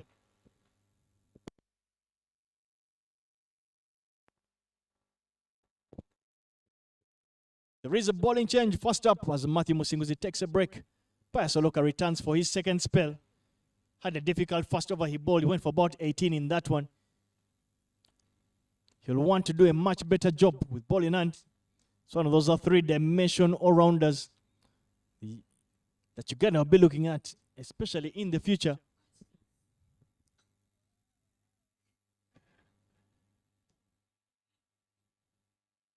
Paul Mulongo and Munir Ismail have a job to do to get this inning back on track for the Karuma Rapids. I know they have that launch pad, or what you'd have called their ace, Cosmas Chauta, still in the dugout. He played the blind of an inning this morning. Yeah. And Pat starts off with a dot ball. I mean, what would you think, perhaps, what target do you think the Karuma Rapids will be looking at to sensibly be reasonably comfortable? Davis, 180 looks like what would be comfortable. Still is in gun there in Cosmas Cheuta. He had done yet for an opportunity that probably he didn't get his coach that the attempt is for hitting the base of the stumps, but it does apply a bit of pressure to the batters. Them know that the field. Looking at the angle that we are in here, that throw could have easily taken out maybe a 4th set of stumps. But it's good to see that the batters are sensible enough to ensure that they keep rotating strike.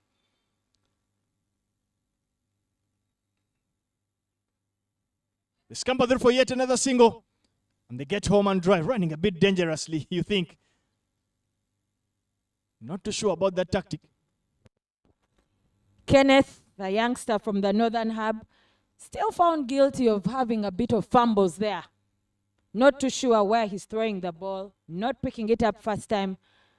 But I'm sure his coach is watching areas for improvement. Beautifully struck down there to extra cover. Work to do for Nasbeg.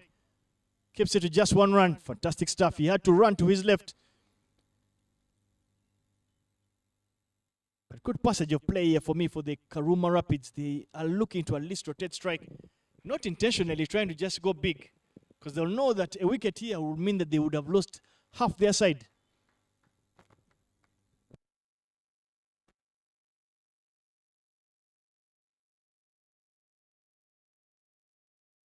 Bit of pace on that particular delivery. So now we were talking about that 180 mark. I don't know if I heard you right. That would mean they would need to get another close to 100 runs in just under 10 overs. Not an easy task, but certainly possible. Not an easy task there, Davis, but they have the guns. They have the guns. When I do my quick math there, they still have the blazing Cosmas Cheuta. Not sure whether he's able to pull it off twice in a day. Usually cricket has days. You have one game, just like in the World Cup when that Australian batter, New Zealand batter scored 200 runs. But let's see how that goes. 98 runs will get them to that target of 180 runs. Closing off the 11th over, the Karuma Rapids are at 82 for the loss of 4 wickets.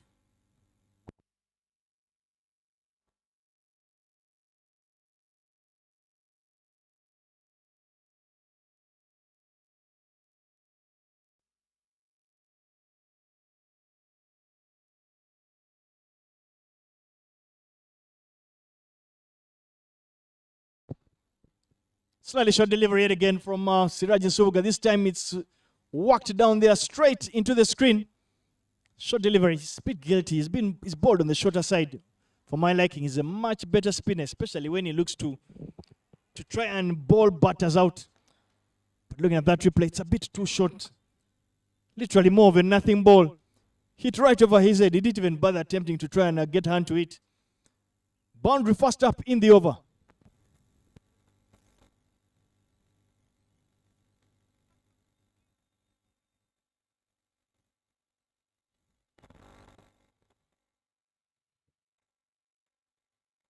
Monero plays one down there to the John for a single. But Davis back to the earlier ball. I think sometimes you have to make the decision. Ball. Why put your fingers there and get them broken? But while we're still at it, Mulongo decides will not have fingers in this arrangement. Plays it over the rope for a maximum. Siraj Nsubuga will have to think through his bowling, how to make things better, because go here blistering through and holding fort for the Karuma Rapids. In your replay there, Siraj Nsubuga still delivering it short, and Mulongo answers it the right way. Overcompensates here again and another short ball, but fortunately for him, the fielder down there, Pasaloka keeps it to just 1 run.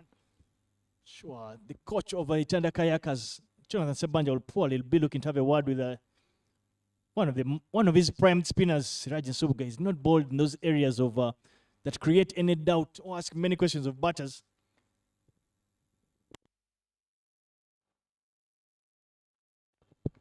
Siraj there, at least managing to get a dot ball there. On the flip side, Munir felt that he's missed out on that one. But a good passage here. A little partnership has been put together so they can get back together till about the 14th over. That's hit hard. Chajaf has been kept busy at point there, but that single brings an end to the 12th over. The Karuma Rapids are at 95 for the loss of 4.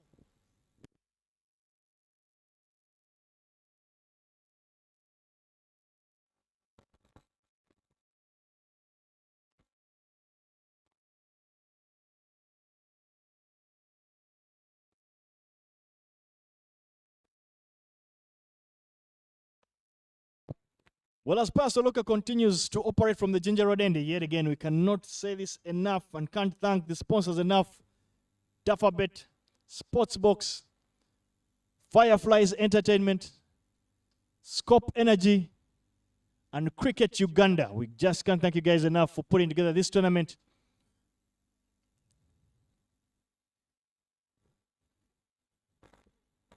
Takes all the pace off that particular delivery, allowing Munir to pick up a single.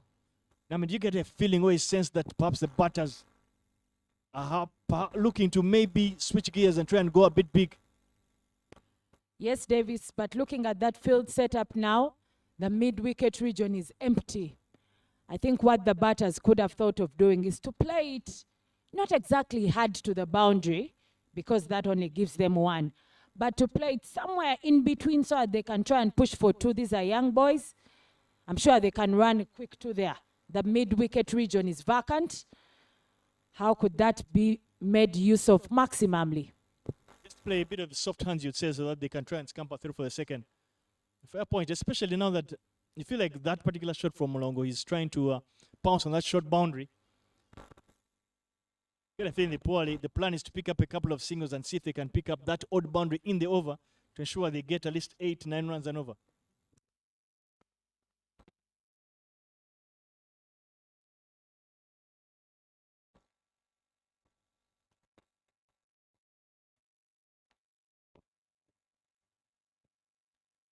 Siraj Nsubuga there, doing a bit of play work with the ball, but the batters themselves are wise enough to know that this is not any ordinary fielder. Siraj could easily run us out.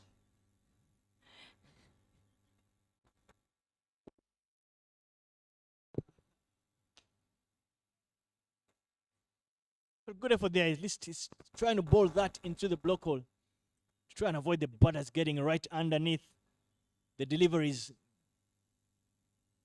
decent over so far. It's turning out, I guess. I hope I've not spoken too soon. Davis, just that earlier ball, I feel that it's a bit of misuse once that is played all the way to the boundary and there's only one opportunity for a catch. But the catch goes, the ball goes past the boundary for 4 runs.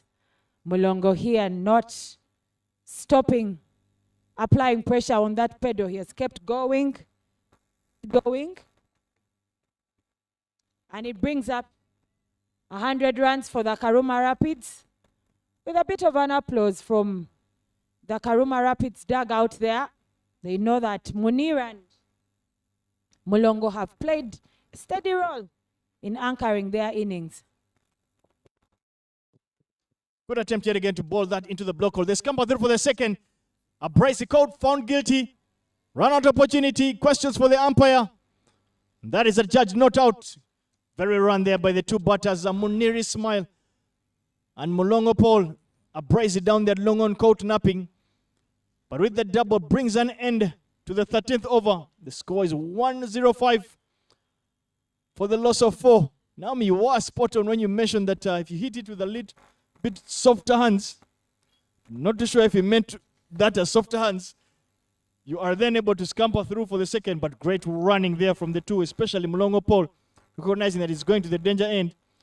Strange that Munir's bat was high up in the sky. Would like to see the end of that particular replay. See how far out, or how comfortably Munir did make it back home. But here we go for the 14th over of the match. Very good work there by the boys. Young, athletic. Identifying that that can be done is a very good move. There are a couple of 2 runs somewhere in this field that they can easily take, but they just have to run quicker between the wickets.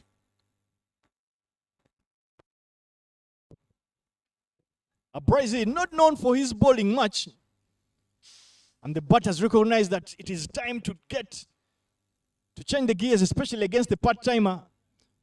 And fast delivery, send down the boundary for 4 runs.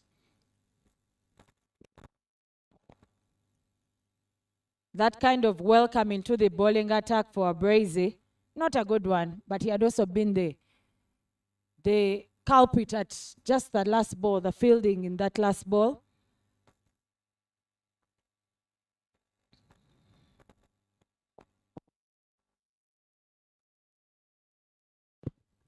Hands on head stuff there from Abraze.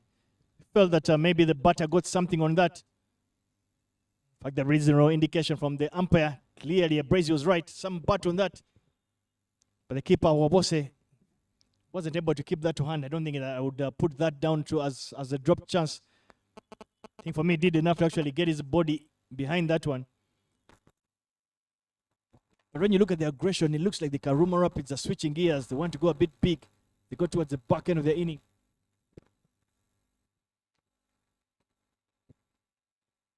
Struck down there, very easily picked up there by Anas Beg, keeping it just 1 run. And very good backing up tactic there by Siraj Nsubuga and Ochaya. Very good sights there once someone shies at the stumps and there's a whole line of backup. The kind of basics that you'd like to see with an aggressive fielding side.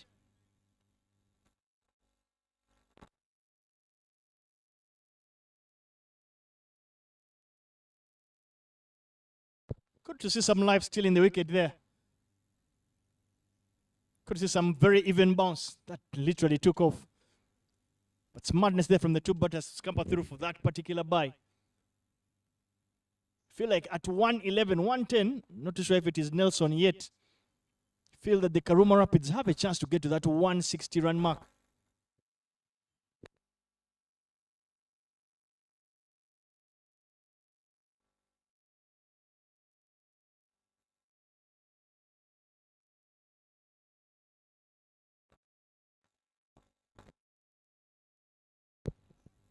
Guess only height on that one. Fielder coming underneath that one. Fielder did not even attempt to actually get that to his bucket hands. Bit strange. Not too sure what happened there. We'll see the details in the replay there. But Davis, for me, what is important is that Munir and Mulongo are starting to recognize that they can take the doubles and that whatever happens out there in the field is none of their business, but being able to run. They're still athletic and they're running for the Karuma Rapids, running for their team. Well, with that single brings an end to the 15th. The 14th, I beg your pardon, and the score is 113 for the loss of 4. It's been a handy partnership between these two, Moneri Ismail and Mulongo Paul. They'll be looking to get that 16th over and allow themselves to go big to make the full use of the remaining 24 balls, especially knowing that they have Cosmas Chewuta still seated in the hut.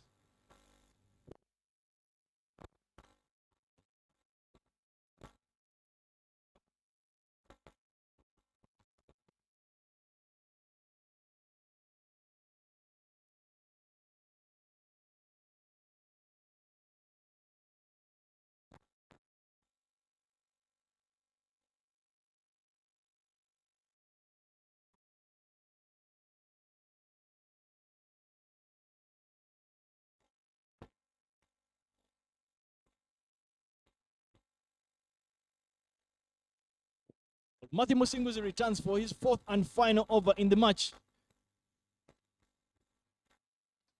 Munir Ismail needs no second invitations.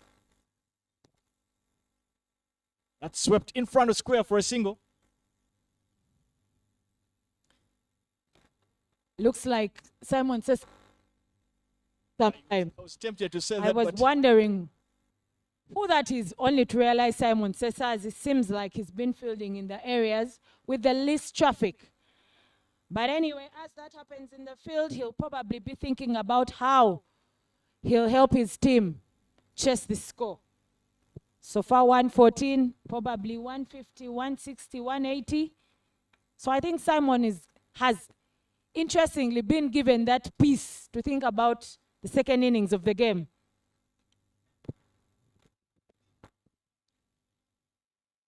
Butters running hard. Not sure they'll make it through. Untidy throw there from Anas Beg from extra cover. A better throw would have had Paul Mulongo in trouble. Little bit sloppy there from the Itanda Kayakers. Dave is still on my point of running the doubles, apply the pressure, go, and things like, sloppy throws will come through. But it was a risky one. The second one was a risky one. Considering that they have beat their Paul Mulongo there, moving of 23, now make it 24 of 24 balls, supported by Munir, cruising at 23 of 19 balls.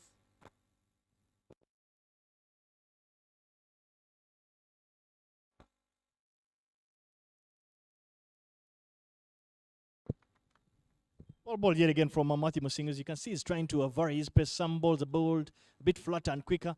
And the Sam is actually being brave enough to put some air on. Those are the ones that have gotten patches, turn and bounce in the wicket. Like that one. This time, does it have enough? Fortunately, it only has enough wings off Paul Mulongo's bat for the maximum. That maximum brings an end to the 15th.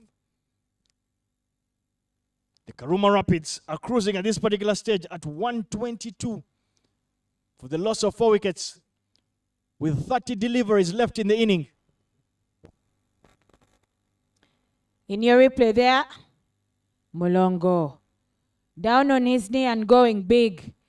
Matthew Musinguzi knows that for this last delivery, he definitely deserved that one. But those are the challenges of the spinners.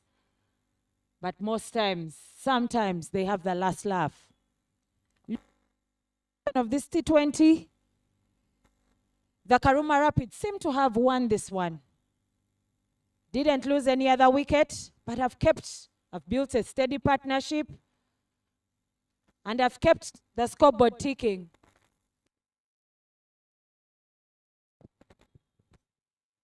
Well, first delivery of this particular over goes for 4 runs. Been a number of overs whereby the Itanda Kayakers conceded a boundary first up. And that has continued yet again to hurt them. Usually those boundaries in the first ball will usually go down to an over that is at least 10 runs. I would have liked to see that fielder at a long one to go a bit straighter. Bit of pace in that one. Mabrazy, again, as we mentioned earlier, he's really not known for his bowling. He's a very good mid-order batter. So you can clearly tell that he's looking to just simply bowl a bit of part-time, get a couple of throwdowns, you would say, run his arm over, to try and get a few overs in. Because Baidu got injured, it meant that either him or Kidega had to actually chip in those overs. But yet again, Munir has played a beautiful shot there through wide of you would say long off, and nobody even bothered to move. Second boundary in the over.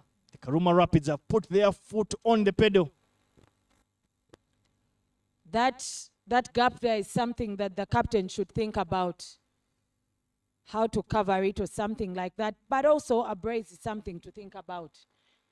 Giving him a little bit of width there. And Munir comfortably extends his arms, pushing that ball all the way to the boundary.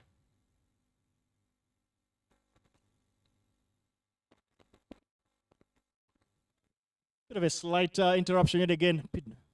Again, the medical team being called in. Mlongo Paul seems to be in some discomfort. And we did mention and will continue to mention that the safety of the players out there is paramount and is of extreme importance. That at any one time there is a bit of a fear of discomfort of the players or injury, the medical team will be called into attention.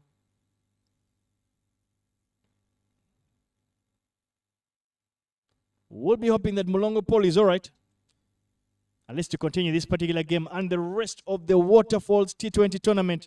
Tournament sponsored by Dapperbet Sportsbox, Fireflies Entertainment, Scope Energy, and Cricket Uganda.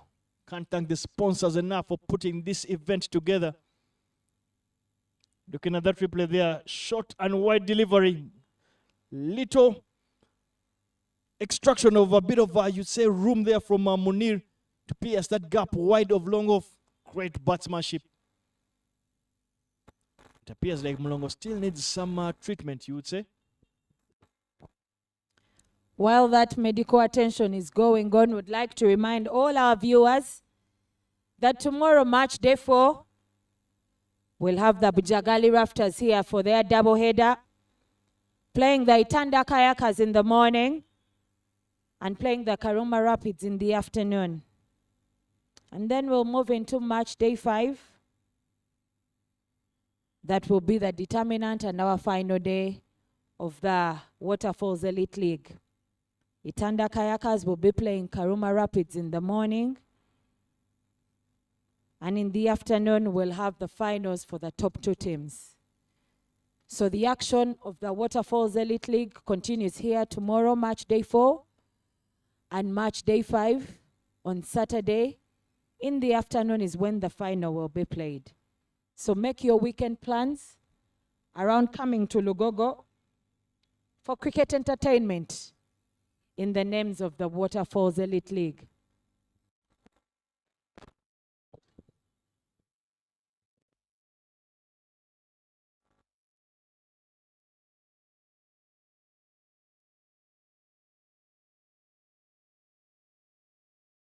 Well, it appears Mulongo Paul is actually all right. He will be able to continue, so we continue to thank the medical team for the service that they extend to the players out here. I don't think we talk enough to the 2 men out there in black and red and giving them their flowers, deserved flowers. The 2 men standing out there, main umpire Simon Chintu,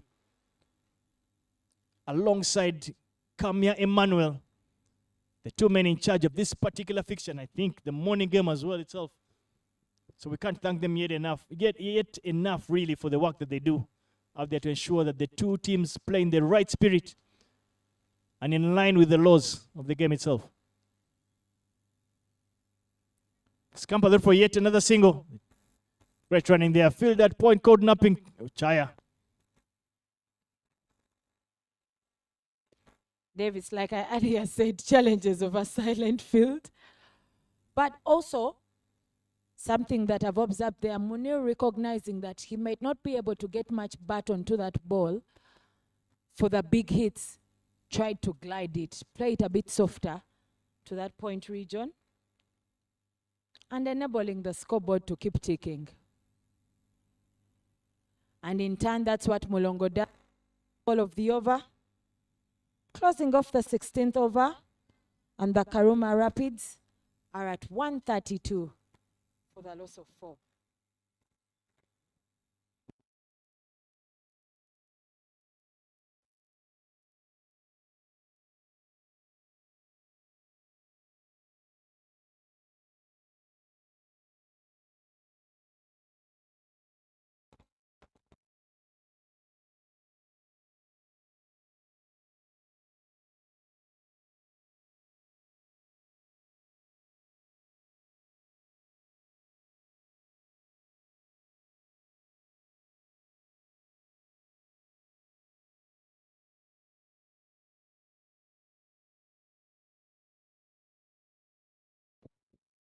Well, with the completion of Matthew Musingu's quarter, it's been a forced change, obviously, and Kenneth, the youngster from Gulu, the ball has been asked to bowl the 17th over, a very important over.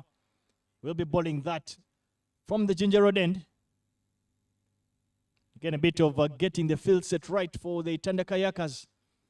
I hope they do not find themselves in trouble in terms of over it.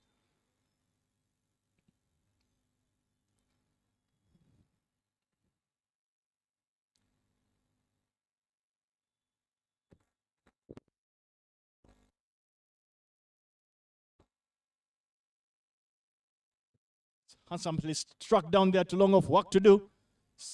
Misfield, run out opportunity. But the throw was a bit wayward, allowing Mulongo Paul to get back. Still nailing that point of running. But now the disclaimer, the second one has to, should be risk-free. Should be risk-free because these Munir and Mulongo are really steadying the ship for the Karuma Rapids. Something that you'd like to see. Plays one down. John. Very short delivery there from the youngster Kenneth, but this time round, Munir pounces on that one. Hits it for yet another boundary. Munir has played a blind of an inning. The two batters have put together, if I'm not mistaken, about a 70-run partnership. At a time when their team needed them, put their hands up. You can see him dipping the crease there. Hits it very much in front of square.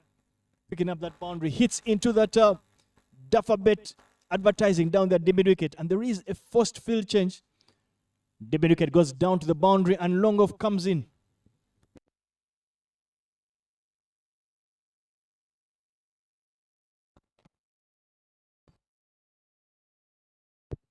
Another short delivery. This time round, Simon Sesasi gets underneath that one and completes an easy chance to get rid of Munir Ismail, who has played a blinder of a knock. And the youngster Kenneth Other from the Gulu Northern Hub picks up his second wicket. In your replay there, delivers it short. Munir gets ideas of hitting it over, doesn't execute it well and leaves it hanging here. In the Kaukona region, Simon Sesasi comfortably completes that catch. Munir sent back to the dugout with a good contribution of 32 runs.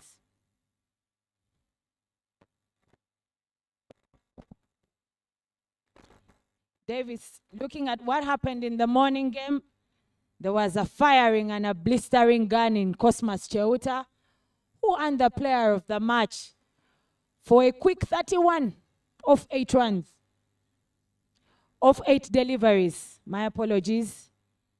And you had earlier asked me about a target that Karuma Rapids would get to, and I thought 180 would be a good score because I knew that the gun in Cosmas Cheuta is there.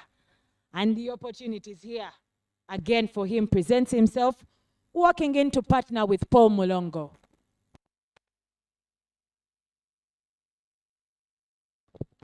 Really hope Cosmas Cheuta has a little bit of what you'd have called maybe a fly in this commentary box to hear just how excited you are to see him walk out there to bat with the hope that he will look to replicate what he did in the morning. But as you mentioned earlier again, he's far from being a rabbit with a bat in hand. So he's one of those that you feel he has a number of balls to go. He can actually play himself in and get perhaps a 20 off 12, 13 deliveries in this particular game. Well, back-to-back dot balls it is. That's the difference a couple of hours can make. Quite interesting start for Cosmas Cheuta. I don't think that in the earlier game he had time to look at any ball. When I asked him what was going through his mind in the morning, he said his coach told him, see the ball and hit the ball. I don't think that the instructions have changed, but the execution seems to be a bit different. Very well balled there yet again from Kenneth. The youngster from Gulu have liked the areas he has balled, not just to Cosmas Cheuta, but generally I think he's had a very good outing. But with that single, brings an end to the 17th, and the Karuma Rapids are 138 for the loss of 5.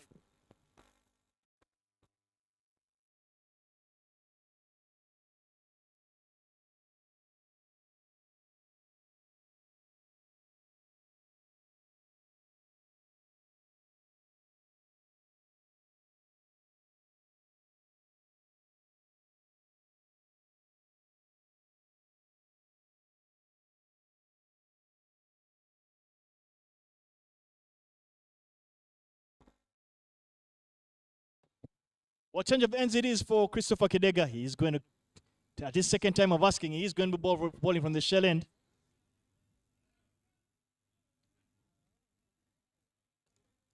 We are at the back end of this inning, this Karuma Rapids inning. You get a feeling that the Karuma Rapids would want to get anywhere around that 30-35 run mark. On the flip side, the Itanda Kayakers will not want them to get anywhere close to that 160 mark. So they can give themselves a chance to try and come back later in the second inning to chase down a decent total.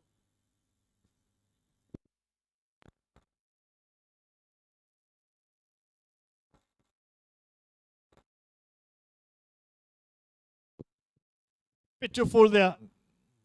Full toss, but fortunately for Kidega, that's adjudged as a legitimate delivery. Interesting to see Cosmas running while appealing to the umpire. What happened? What kind of delivery was that? But I think Cosmas in his good day would not have let that pass just for that one gliding down to the boundary. Would have put a bit of muscle to it, probably hit it out of the park. Cosmas, whatever, have a good day. I don't think it would be anything far from today. Just how well he did today, especially in the morning. But you can see what Kidega is trying to do. He's trying to ball it in the block hole. He hasn't been able to really get it to nail that yorker. But you can see what he's trying to do. And for me, that is important. And it's a good thing that he knows that that is the basic around bowling at the tail, not just the back end, but particularly the death overs. Not to allow batters to get underneath the deliveries and work them for sixes. Exactly what we're talking about. It's good to see him look to want to bowl the ball in a particular area. That, for me, is testament to perhaps a cricketer that is coachable, who understands the dynamics that are required at this particular stage of the game. Considering that Kidega had conceded 16 in his first over, I think this is a good comeback. Where in just 3 balls, the first 3 balls, he has conceded 2 runs. And I feel that as the captain, he's helping his team quieten the Karuma Rapids. I can imagine Cosmas wants to run back to get Shoes on strike, and he gets exactly what he wanted, to be on strike for that free hit delivery. But great work from Mulongo Paul, not being selfish and understanding that perhaps Cosmas Cheuta is a better and cleaner striker of the cricket ball. Sacrificed his attempt to actually come back for the second and actually got home and dry with so much ease. That for me is what you want to see about team sport.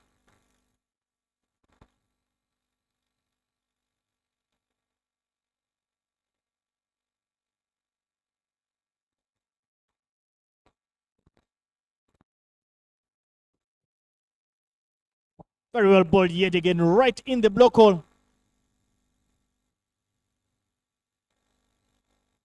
Get a feeling the Bujagali Raptors will be paying keen attention to this game to understand where exactly they need to bowl the next time they come up against Cosmas Cheuta.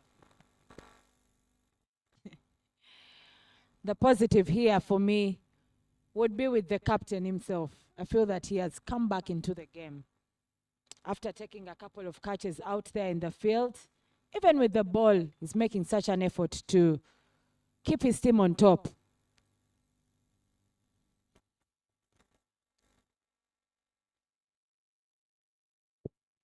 Speaking about the captain, I think he's bowled some very difficult overs, especially the one when Ivan Baidu got injured. The third over of the particular match, that was a very difficult over, especially for someone who did not expect to be bowling in the power play.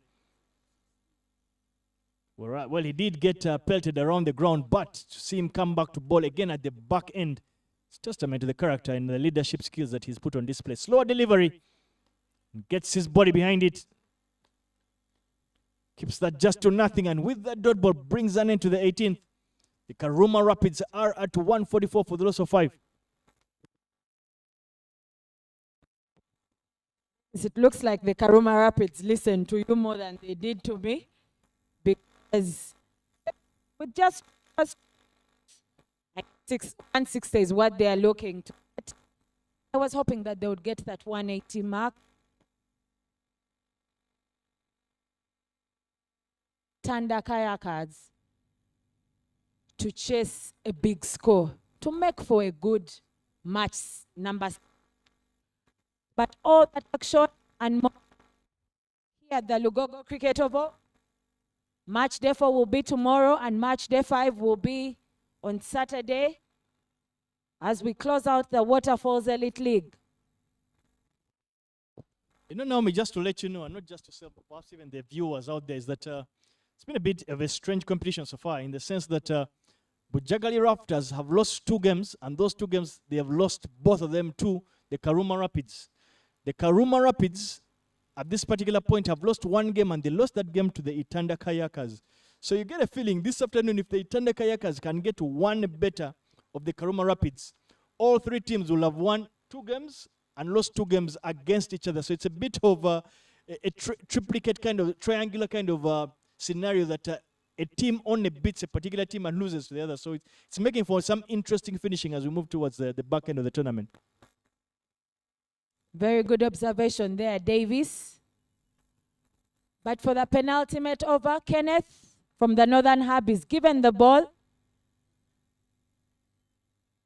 He's given the task to deliver that second last over that is crucial to keep the Karuma Rapids below 160. But interestingly, he's bowling to Cosmas Cheuta, fellow height mate, and Cosmas Cheuta has not gotten going, considering what he did in the morning. Swing and a miss there, but that's because Kenneth delivered it wide, too wide for any of the furniture for Cosmas to get to it. Good contest there by height mates, but of course one is a more experienced bat and bowler than the other.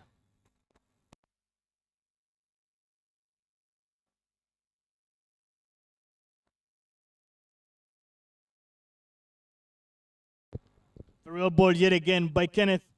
Kenneth is clearly getting the better of the more experienced fast bowler, this time with bat in hand, Cosmas Cheuta. I've been extremely impressed by Kenneth. The areas he's bowled, the lines as well, but more importantly, the pace. But you can see the compactness in his bowling action. That for me looks like a player that is coachable. And he's one of those players that looks like he's far, far, far from reaching his potential. But good. On the flip side, Cosmas Cheuta goes deep in the crease this time round. And yet again, changing strategy, no change in any execution. The result stays the same. Back-to-back dot balls it is here. As Kenneth is bowling an exceptional penultimate over. Bowling it into the wicket. Cosmas Cheuta unable to pick that up.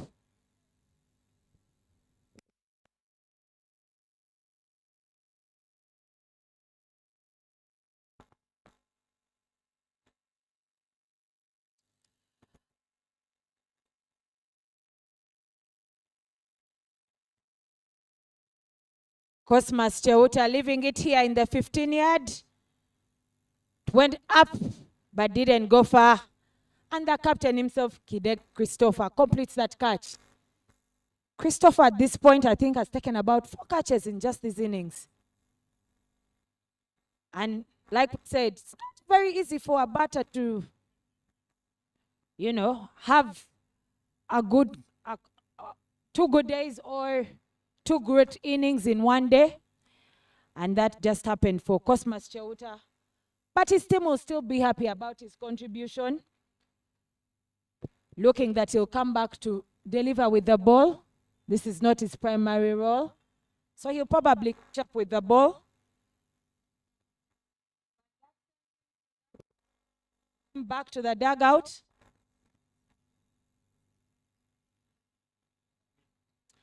And Hamidu walks in to partner with Mulongo, who is cruising at 32 runs off 31 balls.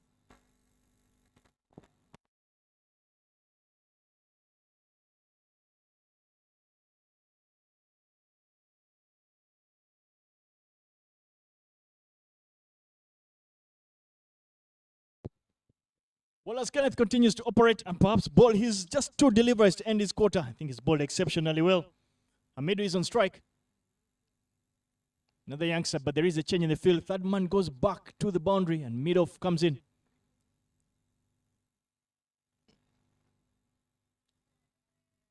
Hamidu, there is a loud appeal there. Judge does not out. Hamidu is a decent left-arm spinner. Youngster of sorts, you would say. He's not known so much as a batter, but he's more than handy with ball in hand. So I feel like that 160 mark we're even talking about earlier is starting to look elusive for the Karuma Rapids. With just 7 deliveries to end their inning, Mulongo Paul finds himself stuck on one end.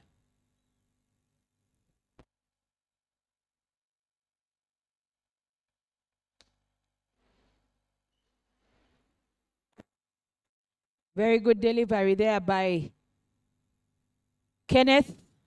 And he's able to still field that ball off his delivery. Getting him a dot ball for his last over. Bowling 4 overs, picking 3 wickets, and conceding just 27 runs. The youngster from the Northern Hub has contributed to his side with the ball.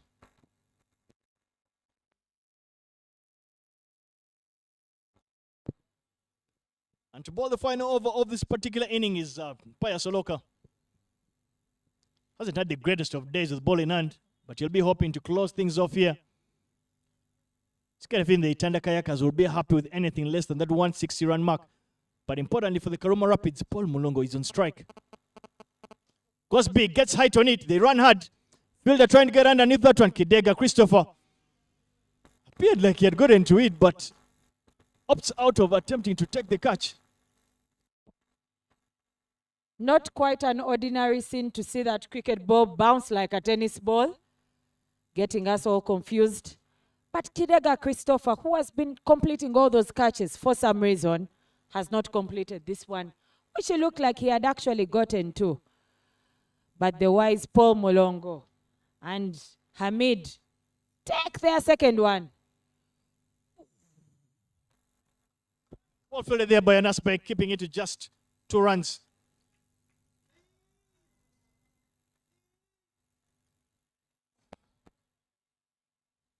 Very surprising there. That's caught the entire crowd off guard, but Hamidu is judged as a run out. The bowler's end, he doesn't look satisfied at all. Would have loved to see the replay, but more importantly, the fantastic fielding there by Anas Beg at deep mid-wicket, keeping that to just a couple of runs. What looked like a half chance of sorts. He was smart enough not to get himself committed to take that, but had enough to get his body behind that particular ball to ensure that he's able to complete a very good save and throw it back for the run-out opportunity. But looking at that replay there, men will be interested in seeing where Hamidu was at the time the bails came off the stumps.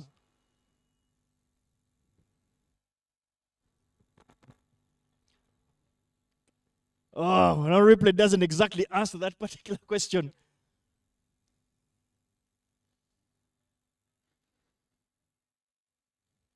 Oh, not too sure the umpire will enjoy the sight of that one. But I guess, Naomi, that's why we're in the commentary box and not out there amping. Munig will have, but with his dismiss in shot number 4. The second shot number of Uganda, Nyondo, to partner with Paul here, must have had a mid-wicket conversation about running hard in between wickets. But also Senyondo has just the 5 balls to play. Probably rotate the strike, give the strike to Paul Mulongo, who will keep blasting for the Karuma rafters. I think so. I think the plan really right now for Senyondo would simply try and get Paul Mulongo on strike. So because of that, you'd have thought maybe the fielders in the 30th would have moved in a couple of steps to try and avoid Senyondo from getting that single to allow Mulongo back on strike. But then Senyondo instead goes for the big sweep, goes for a slog. But unfortunately, with that slog, that goes straight into the bucket hands of a waiting Anas Beg at deep mid-wicket.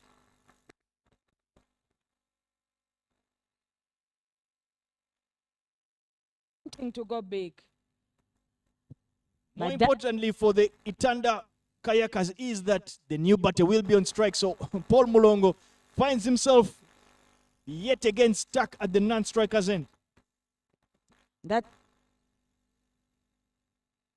is taken, your batter will take the position where the old batter was. So there's nothing about crossing. Very interesting. That's how a couple of how a cricket game can change very quickly. The Karuma Rapids are literally in danger of being bowled. 4 deliveries to go. And it is number 10, Okecho Jordan on strike.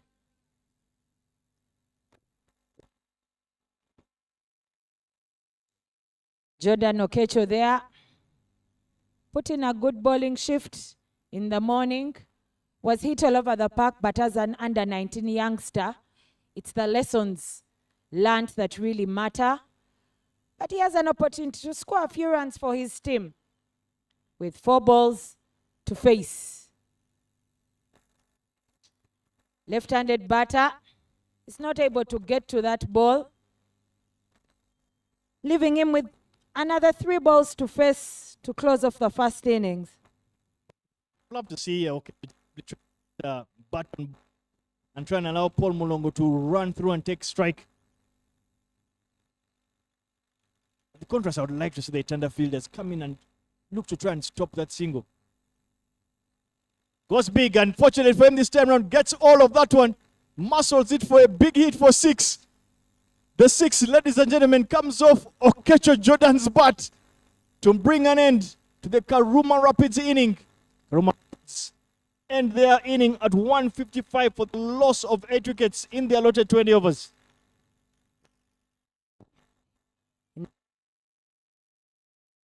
Was big. I think that is the standard left-hand cross shot, yeah? Seen it with the likes of Chobe, Arthur, Simon, Sesazi. Yeah, but a good finish to the inning, really. Finishing with that 6 gives momentum to the Karuma Rapids. We'll be hoping they can look to find a way of defending this 155 in the second inning. Summary there, Karuma Rapids. Charles Musemeza, 44 of 26, caught by the captain. Kenneth Waiswa, 13 of 6. Caught by Ochaya. Cyrus Kakuru, Humble 8 there. Paul Mulongo, to mention, 37 of 35 balls not out. Munir Ismail put in a big shift for the Rapids, 36 of 26. And for the bowling summary, Kenneth, the youngster from the Gulu Hub, picks 3 for 27 runs. Matthew Musinguzi picks 1 wicket for 18 runs.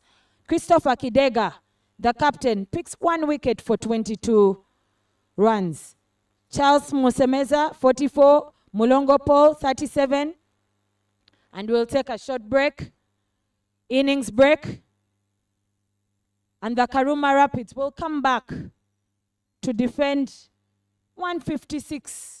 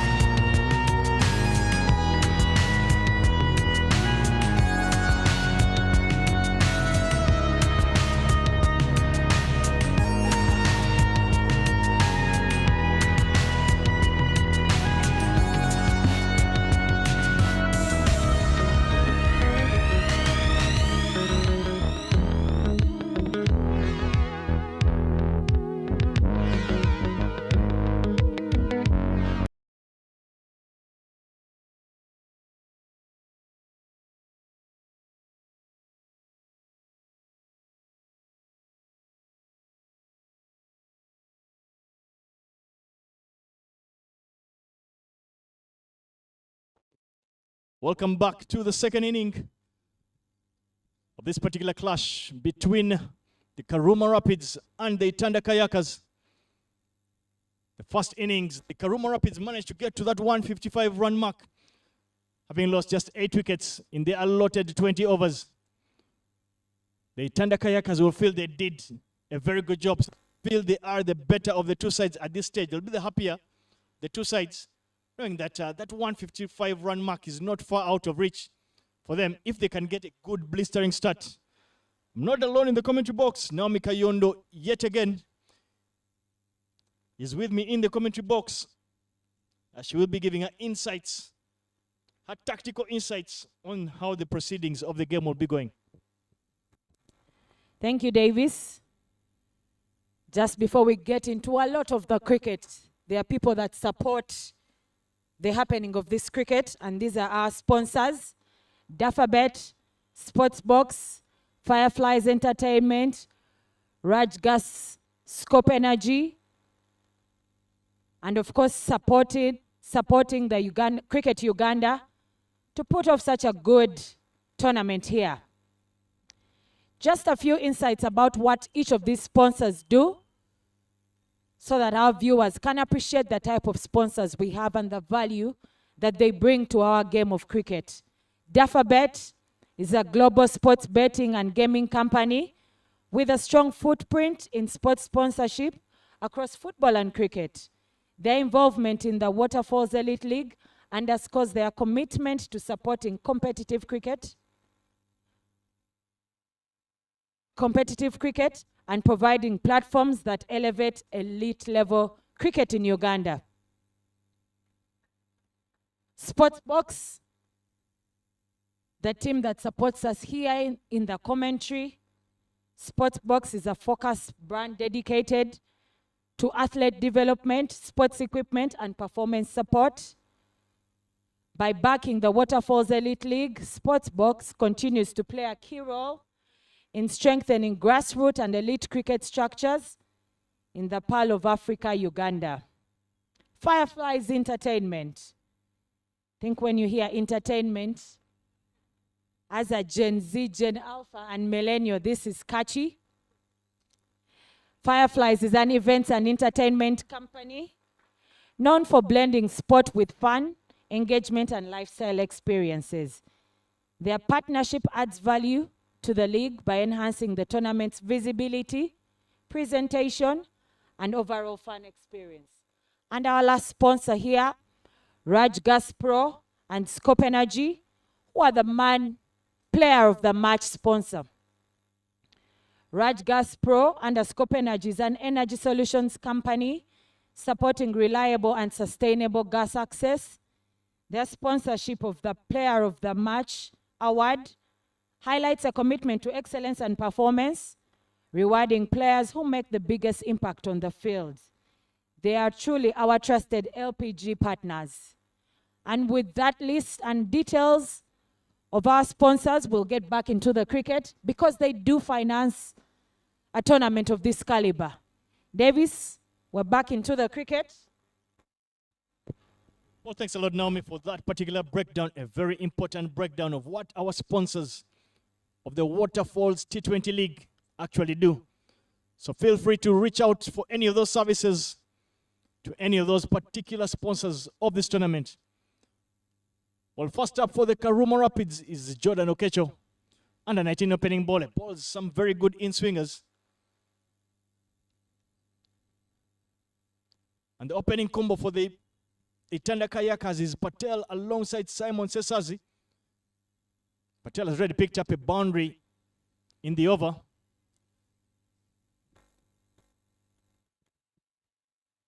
Drop and run tactic, something we haven't been seeing too often. I'd like to see Jordan bowl a lot fuller. That's, in my opinion, a bit too short. Very difficult to trouble any batters. You want to bowl it a bit fuller so that the ball swing and see if you can get the ball clattering to the top of off stump. But this should be a good matchup for Kecho, especially because the ball will be swinging out for Simon Sesazi. You'd have liked to see a slip fielder, bit of an attacking option, but that's not been the case. But the two fielders out of the ring are third man and deep square leg.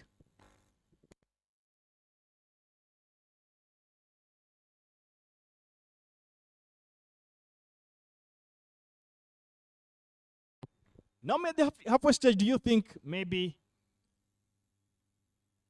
which of the two sides, in particular, do you think the Itanda Kayakers would have been comfortable with that 155 run mark?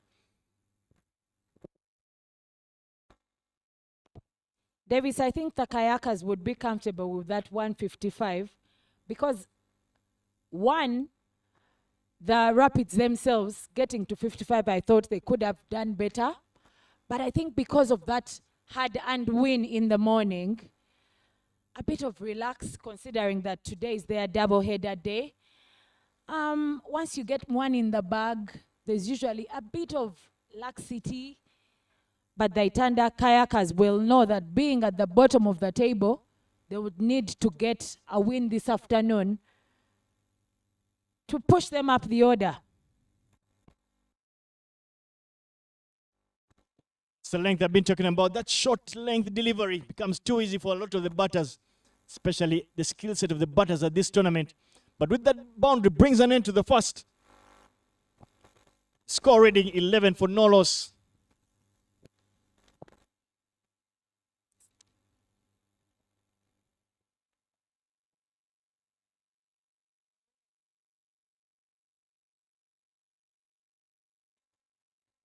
The replay there, very short delivery there.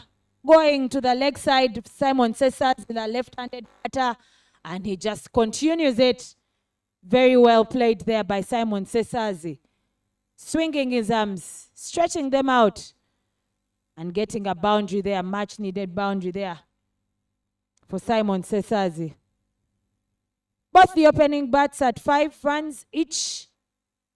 The difference is in the number of balls that they faced.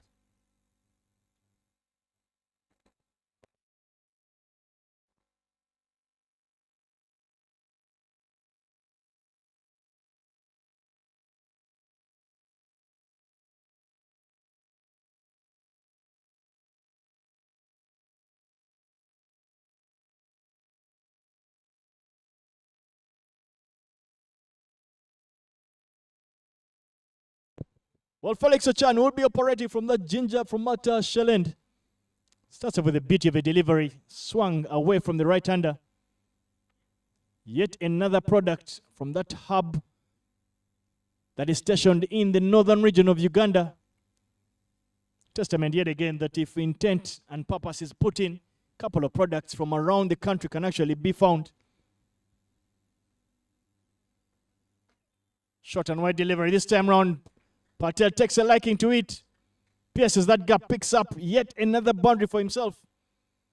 He is cruising. The Itanda Kayakers will know that they need to get a very fine start, especially in the power play, to put as much pressure on the bowlers of the Karuma Rapids.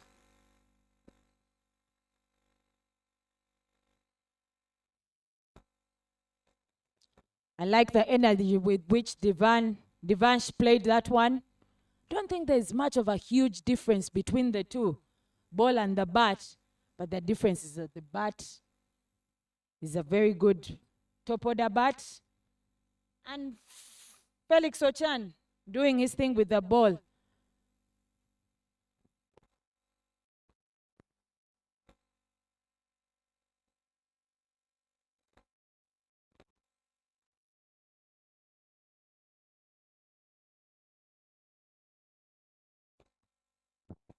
Short ball there by Felix Ochan. Catch completed by Pius Oloka. Asaba Brian, my apologies there. Completed by Asaba Brian. Even Devansh noticed that it's not the kind of way that he should have played that ball. Davis, could he have probably just let it go? We would have liked to see the replay. I thought obviously the delivery is a bit too short. You look at it there quickly. Can tell that's clearly bowled into the wickets. A bit too short. I think for me the shot was on.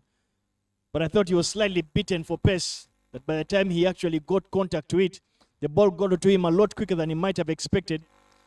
Others, for me, that was not exactly a delivery that could have been a wicket-taking delivery. Short as you can see there. It's just that it got to him a bit too quick. Got too big on him. He lost his wicket in that attempt. Could only get Butt that went straight sailing to a waiting Asaba Brand in the covers. Itanda Kayakers lose their first. And in walks Anas Beg at number 3. Played a handy knock. I know he has a 50 in the tournament. Thing about Anas Beg, he scores a lot of his runs in boundaries. So you feel if the team can find a way of keeping him quiet in terms of boundaries, then you force him to find a way of getting a couple of singles and doubles, which is not his natural game. He's a big power hitter. Likes to go down the ground. Plays a lot in the V. So he has the ability to take the game away from you very quickly. Davison, having done well in the field, he'll look to continue contributing to the team's overall win. But Felix Ochan still has that task with him after going only halfway into his over. Very good pace there. Rapidly coming through. A nice Beg getting nothing onto that ball.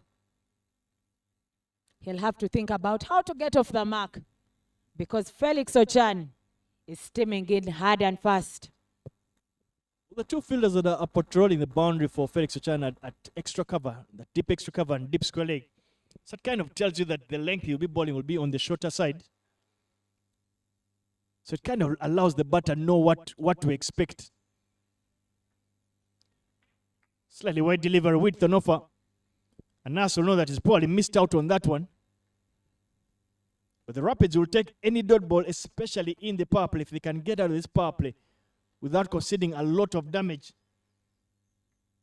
They'll know that they have their foot on the pedal as they move towards that victory against the Itanda Kayakers.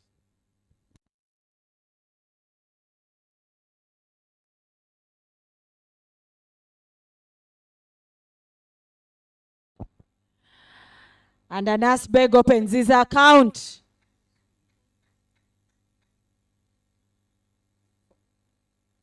With the 4 runs there. Boundary scored over the cover region.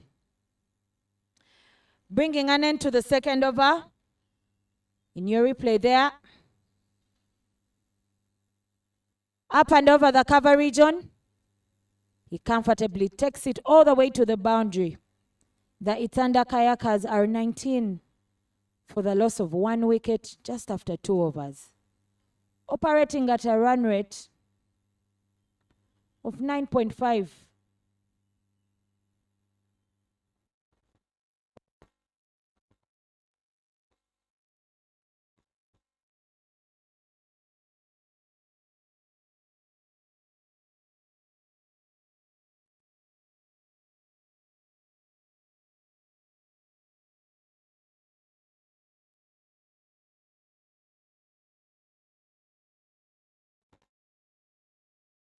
Well, there is a bowling change from the Ginger Road end, and Henry Senyondo will be bowling to his younger brother, Simon Sesazi. Should be an interesting matchup. Something that you think Simon should be able to enjoy, especially with the ball coming into him. Simon likes to slog sweep. He also likes to sweep behind square.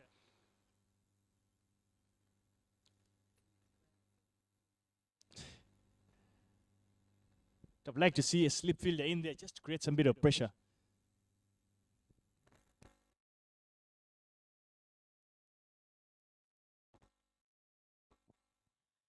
I just like the sight of that big brother bowling to little brother. Family affair there. No one gets involved. Wondering who will go at the other. And Simon says as he decides to start that. Playing that to short fine leg. But his brother is equally wise. Had already put a bit of protection there. You know, I watched that for quite a long time, especially when I played. Seeing Frank Subuga bowl to Roger Mukasa with Lawrence Sematimba keeping wickets was always a tremendous sight. But back to cricket it is today. That single brings a nice bag on strike.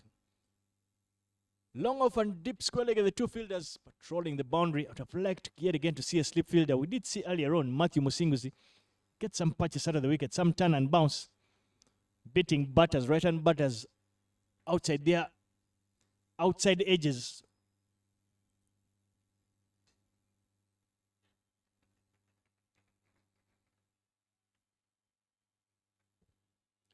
So tell you that it's good to see that Henry Senyondo has evolved his game.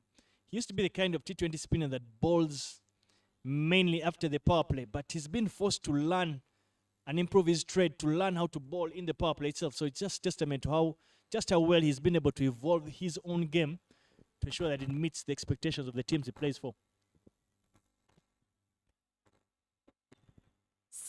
Henry Senyondo has the last laugh there with Anas Beg. Firstly, he switched up the field, sent out long on, and brought in long off to the 30-yard region, and then delivered that one for a nice Beg that he didn't hit very far.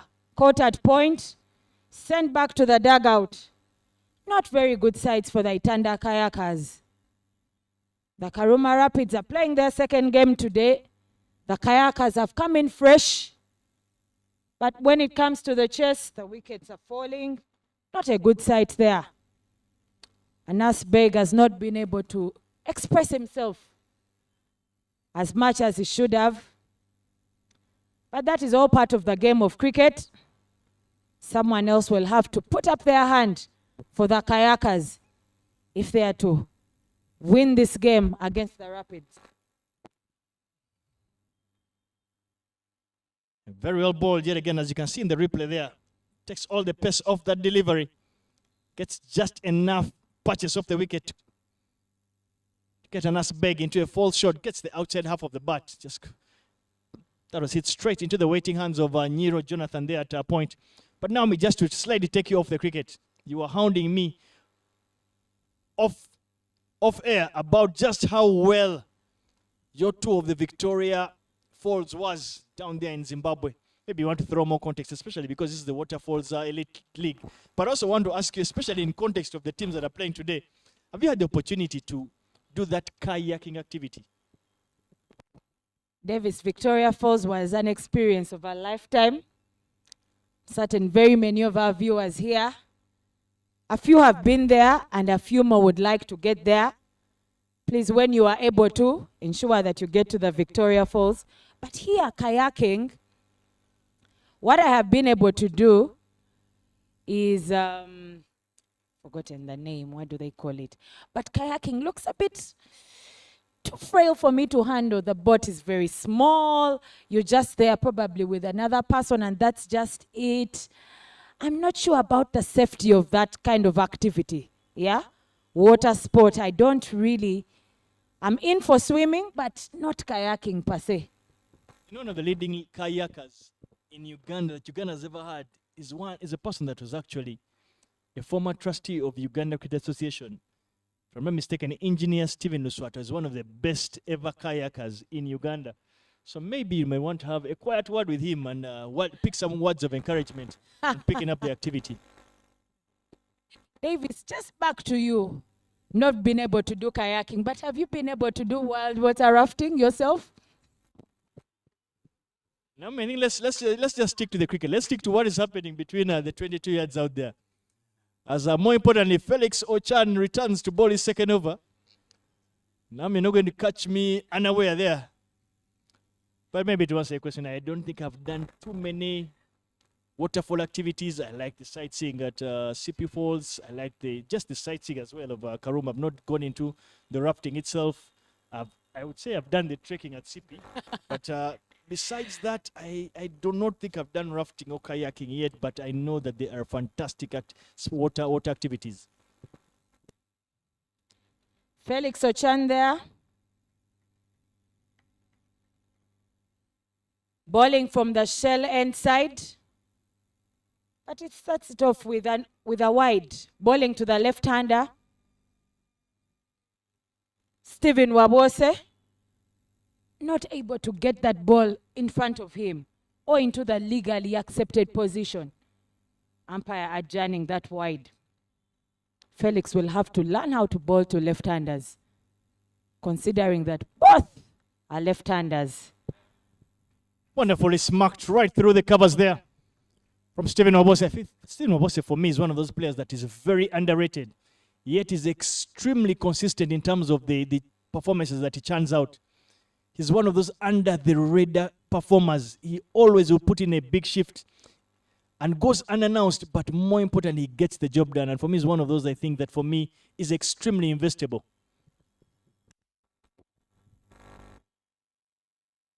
Blistering drive there by Stephen Wabose.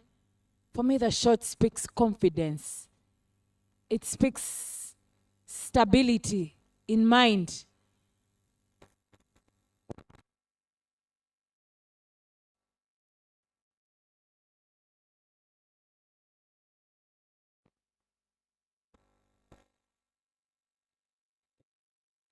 A bit of the outside half of the bat there from Stephen Wabose. We're yet to see Cosmas Chiuta actually bowling. Bit of a surprise tactic so far. But I don't think the Karuma Rapids will mind that because they've been able to pick up 2 big scalps. So they'll feel that the plan is working because they have not gone with the front loading approach of bowlers. We did see the Bujagali Raptors perhaps were guilty for front loading their bowlers. They bowled Baguma and Enoch out pretty early. By the time it came to the back end, they didn't have as much able support in their bowling unit. And boy, oh boy, did Cosmas Chiuta make them pay.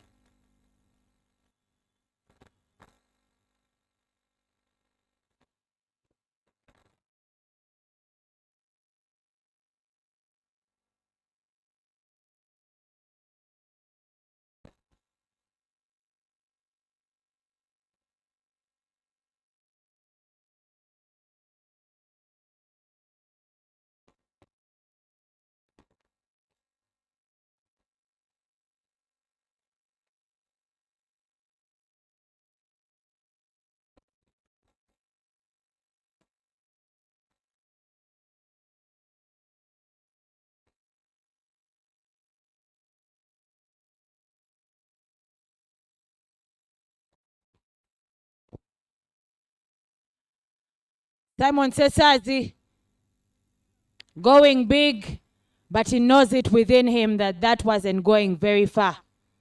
Very disappointed with that.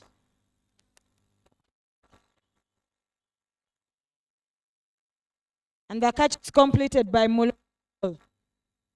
There is something about consistency from Simon Sesazi. I'm actually a bit more shocked that he's actually gotten out to very easily his favorite shot. In cricket, he likes to pull and likes to hook, especially against the medium pacers.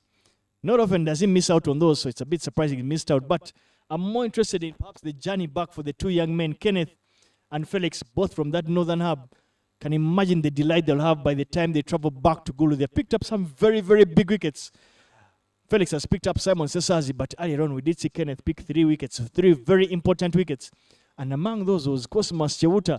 So they will have some very credible names in their pockets, as one would say.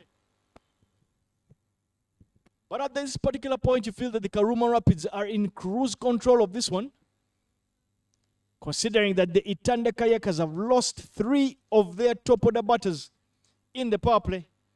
The statistics will tell you that more often than not, when you lose more than 2 wickets in the power play, you will struggle to get that 120 mark. So the Itanda Kayakers will need to pull a rabbit out of the hat if they're to get out of this one, pick up a victory.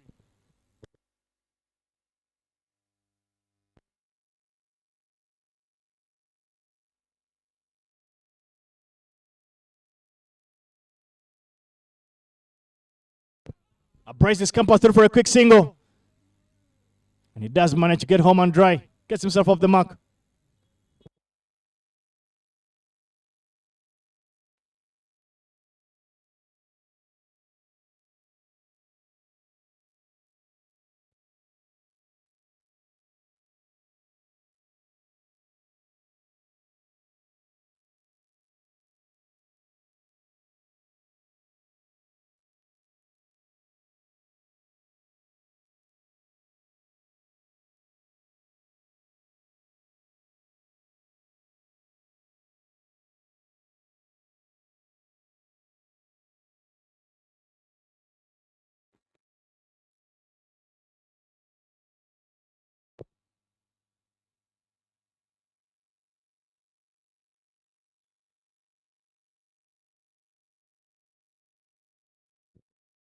Ochan Felix, guilty of bowling that a bit far too wide. Is the decision there for Simon Chito, the umpire. Again, I want to put you on the spot, especially with the T20 World Cup coming up in a couple of days. Actually, a day or two, if I'm not mistaken. Whom are you putting your money on? And please do not tell me the obvious. Davis, loyalty is something that is important in this life. I put my money on England as I would any day, anytime. I'm hoping that the English team can cross over the line in this T20 World Cup. Speak about loyalty, and you remind me of a line by a guy called Raymond Reddington. For fans that watch a lot of Blacklist, he has a famous line about loyalty, so it's good to hear that you will remain loyal to the English men that will be taking on a couple of big teams. I'm not too sure if they walk into the tournament as favorites. It appears as day and night the walk-in favorites in the tournament are the home team, India, who have been cruising. Not too many teams are aware about what to do to find a way of getting the better of them. I guess we're just days away from finding out. Well, back to cricket itself, the youngster Hamidu is going to be bowling from that. Oh, there appears to be a late change. And Henry Senyondo will continue to operate from that ginger red end. The Rapids here would want to tighten the screws against the Itanda Kayakers, not give them anything to work with. And importantly, Cosmas Chiout has not yet bowled. Whatever the coach has for a plan seems to be working, Davis. They've been able to dismiss the top order without Cosmas bowling. I can only imagine what he will do when he comes in later into the bowling attack. But for now, it also gives an opportunity to the likes of Felix Ochan to, bowl to what you would look at as the most dangerous batters in the opposition lineup. So it's a good thing. Maybe partnered with Henry Senyondo, kind of speaking to the other bowlers and ensuring that they are backing up each other.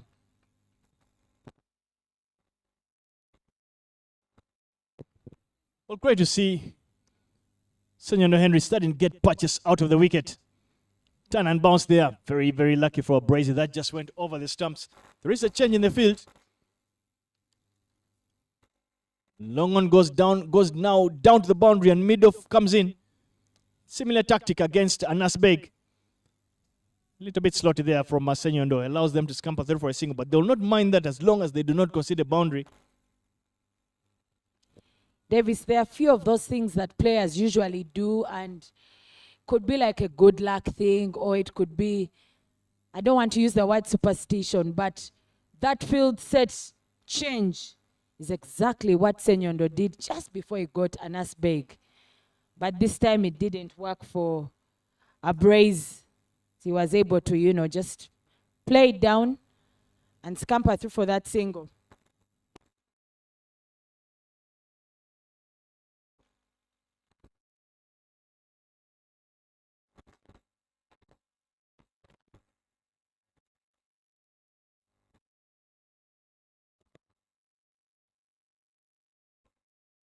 Well, good stuff here from Henry Senyondo, slowing the ball down, asking the batters to hit and generate the pace themselves, and you can see it's yielding returns.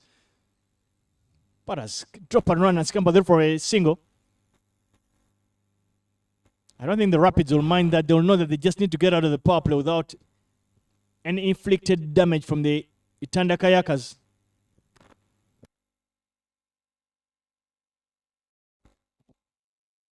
The athleticism here is something to note, just like the Rapids did in the first innings, trying to run hard between wickets because sometimes those big shots may not come.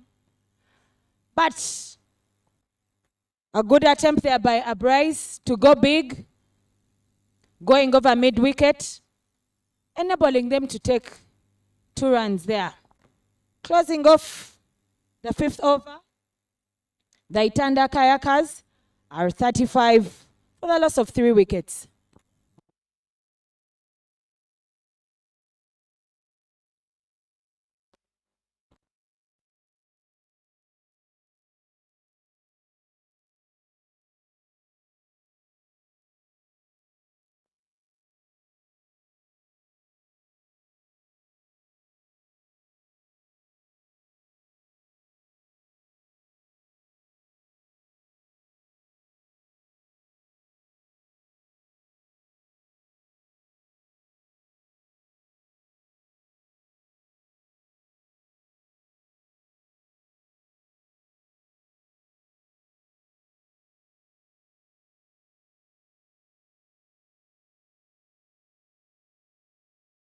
Change of ends here for Jordan Okecho.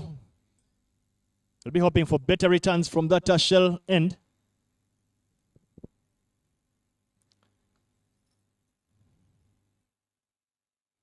To ball the fine over the power play. Soon Wabosa will know that he holds perhaps the Itanda Kayaker hopes of trying to chase down this turtle. If he can stay there, his team will feel that they do have a chance.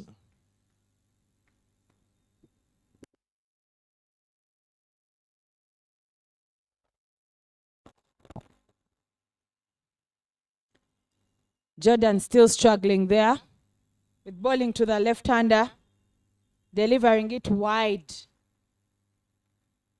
But Cosmas Cheuta, senior bowler there, having quite a couple of words to tell him about getting the line correct.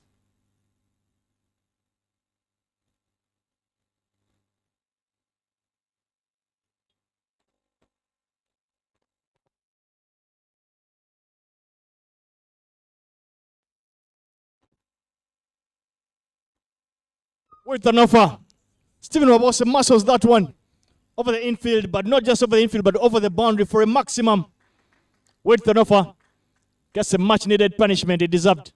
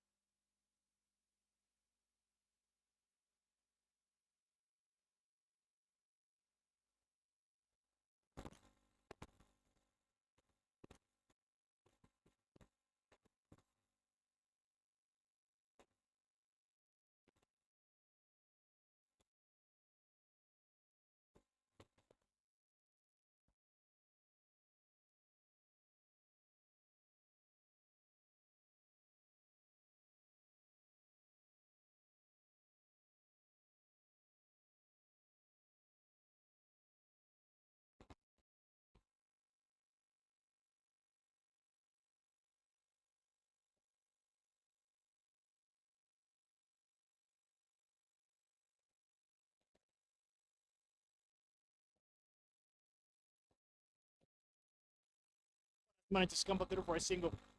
Then again, the outside half of the bat. It seemed like there was a call there. But Abrasi managing to get to his end.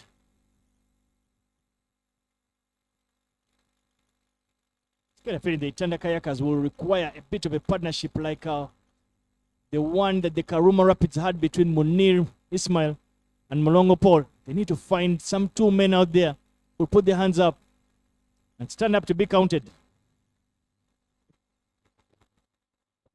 Stephen Wabosa looks like one of those people that will be part of that partnership, cruising at a simple 16 of 10. But Abrasi is not yet going. And sadly, he leaves it here on the wicket. And Jonathan Okecho drops the catch, attempts to hit the stumps, and misses the stumps. Oh boy. This looks a bit like schools cricket. Not such good sights there. Jordan will probably never forget that. Dropping such a simple catch, failing to hit the stumps. What would the coach do at this point in time? What would the coach tell him at this point in time?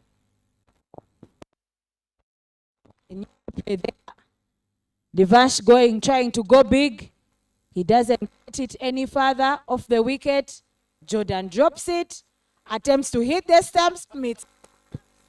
Oh my God.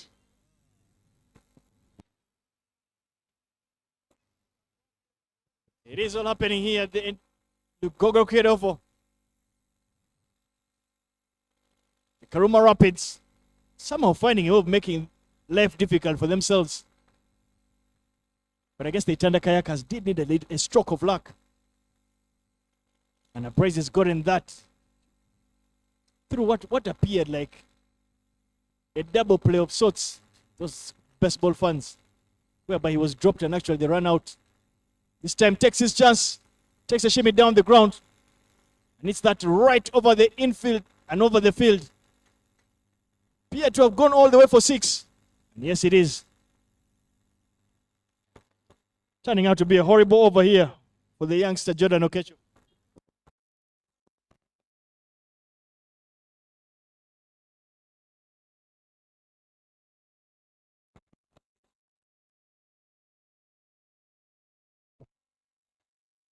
Play there.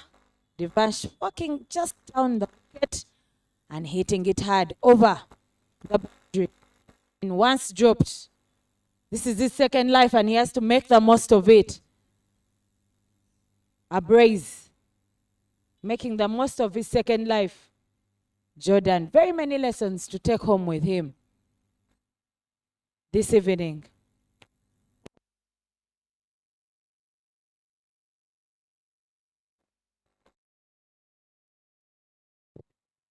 Dot ball to bring to an end to the power play. It's been a fantastic power play for the Itanda Kayakers. They will be happy at this particular stage. Before this final over of the power play, they were just at 35, going through a pedestrian knock of sorts. But that final over of the power play has allowed them to get to that 52-run mark. So they will be happy with their work in the power play. They're just over 100 runs short of finding that particular 156 runs to pick up a victory. I feel like the game is very evenly poised. In the two batters out there in Stephen Obose and Brazy, the two batters have the ability to put together a partnership that can be very troubling to the Karuma Rapids. The Rapids on the flip side will know that if they can pick up one of these two batters, they'll know they would have made necessary inroads to try and pick up another victory in the tournament.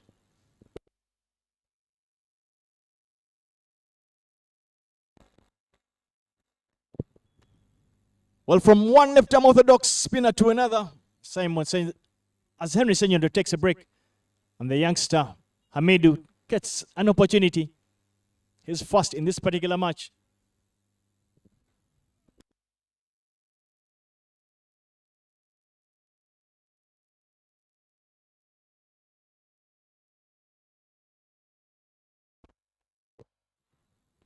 Good start there from the two batters. Drop and run. Fielders in the infield found a bit napping there. The batters will know that they can look to rotate strike, keep the scoreboard ticking, pick up that odd boundary. They'll know that they're not too far off the required rate.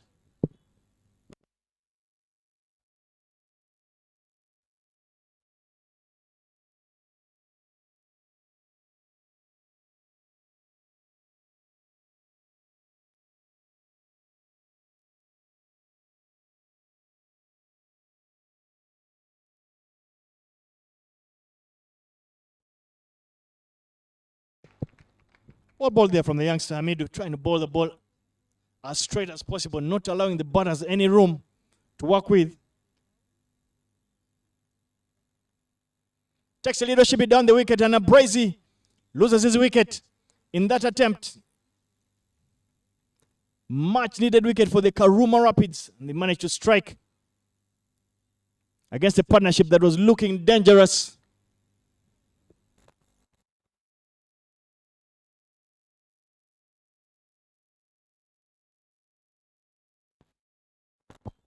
In your replay there, Bryce stepping out of his crease, trying to get to the ball, but is not successful. But the sharp Cyrus Kakuru stamps him out of his crease. And he'll have to go back to that dugout. Itanda Kayakers not looking good. Scoreboard not looking very good for them.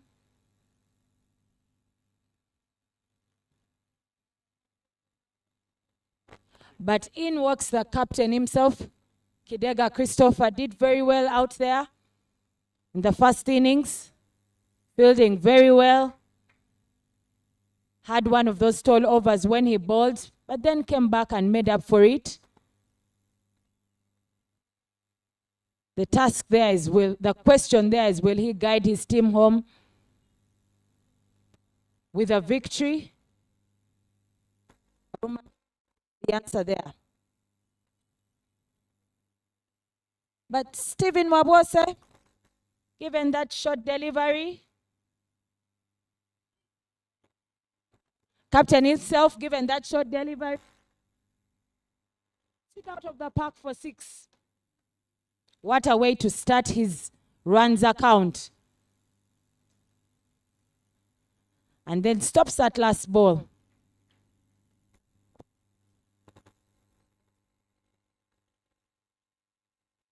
Closing off the over, the Itanda Kayakers are 59 for the loss of 4 wickets.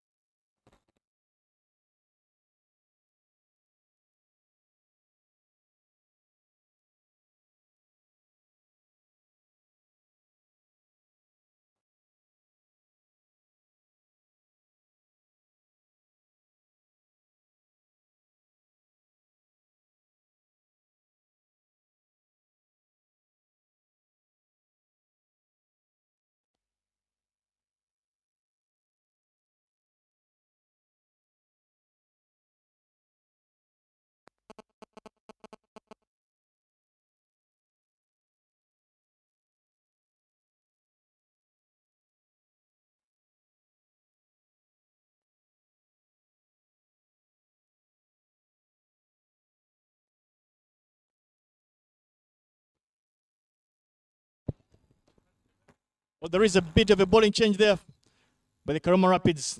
They sense that it's a good time for them to introduce their fifth bowling option.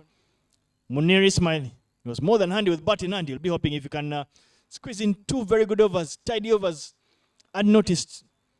Before the Karuma Rapids actually look to employ Cosmas Chauta, who is yet to bowl. So if Munir can squeeze in 2 overs quickly.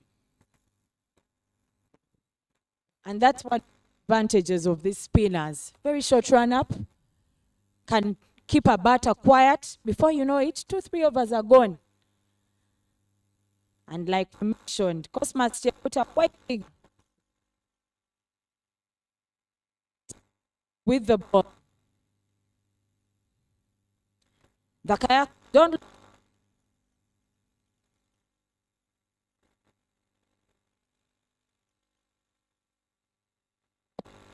to run to could be the difference. That result for the Itanda Kayakers.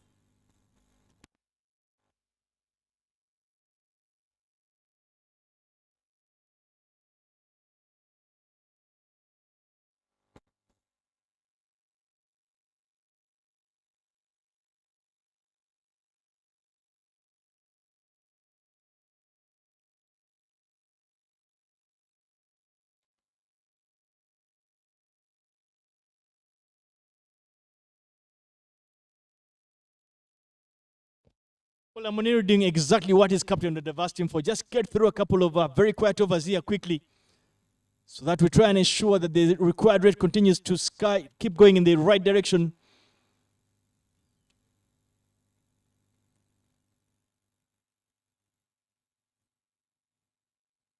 Just 2 deliveries for Munir to get out of it. If he can get out of it without conceding a boundary, done a good job. First up.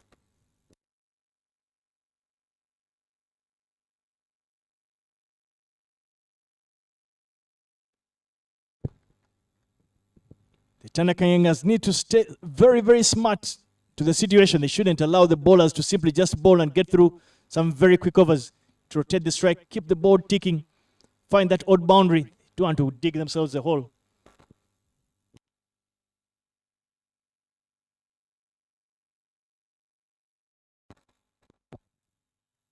Munir delivers that one with a bit of flight to it. And Kidega obliges to play that one just to the long on region for them to get a single.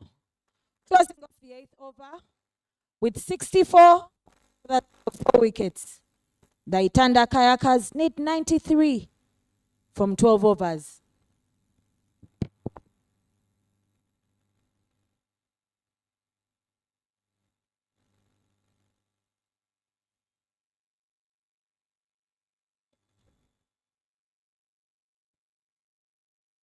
The Itanda Kayakers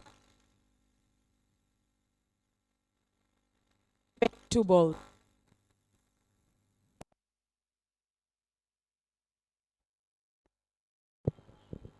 Good drop and run tactic. Yet again, I like the fact that the Karuma Rapids, you can see their intent on ensuring they bowl these young spinners at a time when they know that the batters out there they cannot afford to take too many risks. They know that if any of them gets out now, their team will be in trouble. So it's a good time, good smartness to introduce the younger spinners, ensure they can bowl 2, 3, even 4 very good quick overs unannounced. And they're doing exactly that. Karuma Rapids tightening the screws.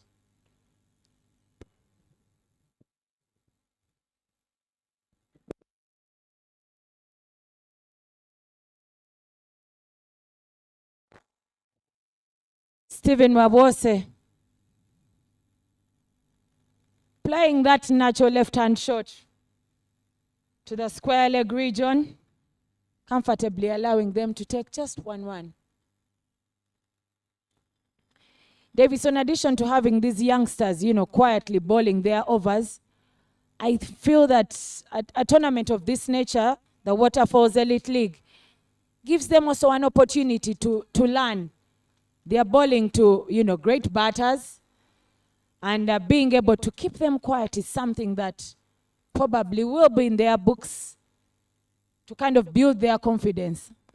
Couldn't agree more. And the fact that they have a guy like Henry Senyondo as well on the field with them, there's a lot of wisdom for them to look to try and pick up on. So it's a good opportunity for youngsters to pick up as much knowledge as possible and play in high pressure environments.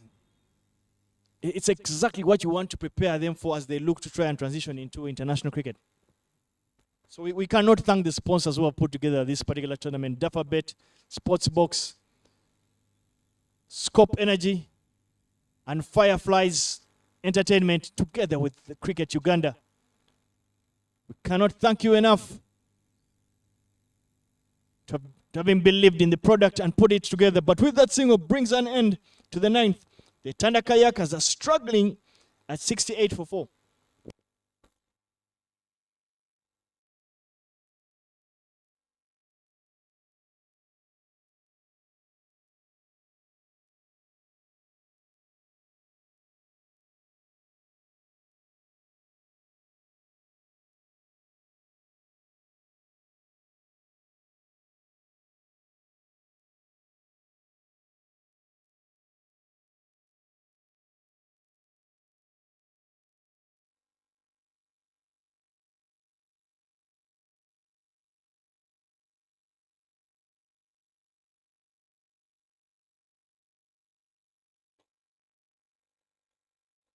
Very well struck by Christopher Kidega, the captain of the side.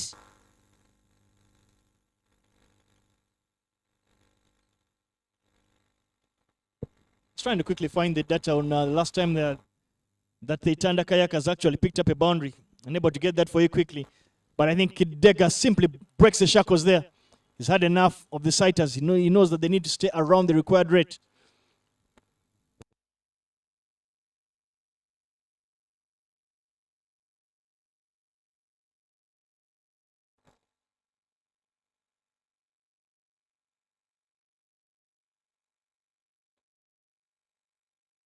To get another back this time. His was there at the Longon region to just allow them, putting the left-handed Stephen Wabose on strike.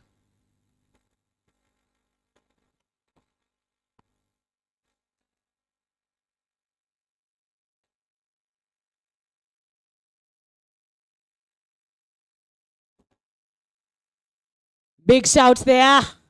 A bit of too much confidence, thinking that run out was there. But the umpire says not out. Wabose and Kidega will have that conversation about the communication in between them to ensure that they hold that partnership. Davis, you were talking about a partnership that will do the work for the team. I feel that is the partnership.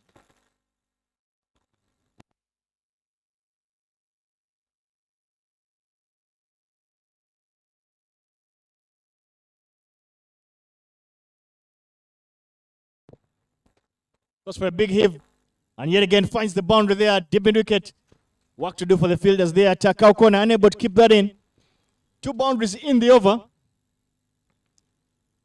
The Itanda Kayakers are not going to take this lying down. Slightly short delivery there from Munir. And Kidega pounces on that one, hits it right in the gap. Exactly what you would have needed. You'd need to play a captain's knock of sorts to get his team over the line. But he should also know that they just need to get a partnership here.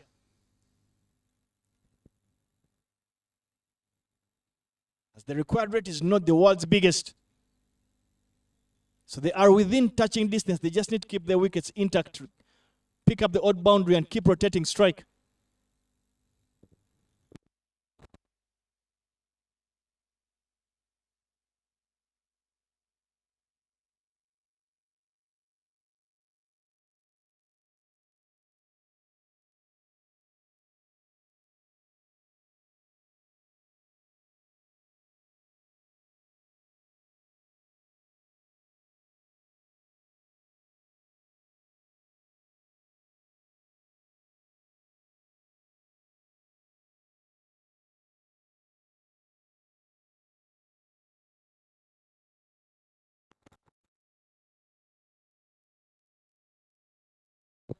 Beautifully struck. That's a shot of class. Not many players can play that one.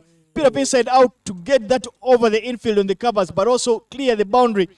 Doesn't get better than that. Christopher Kidega gets a big over. Much needed for Itanda Kayakers.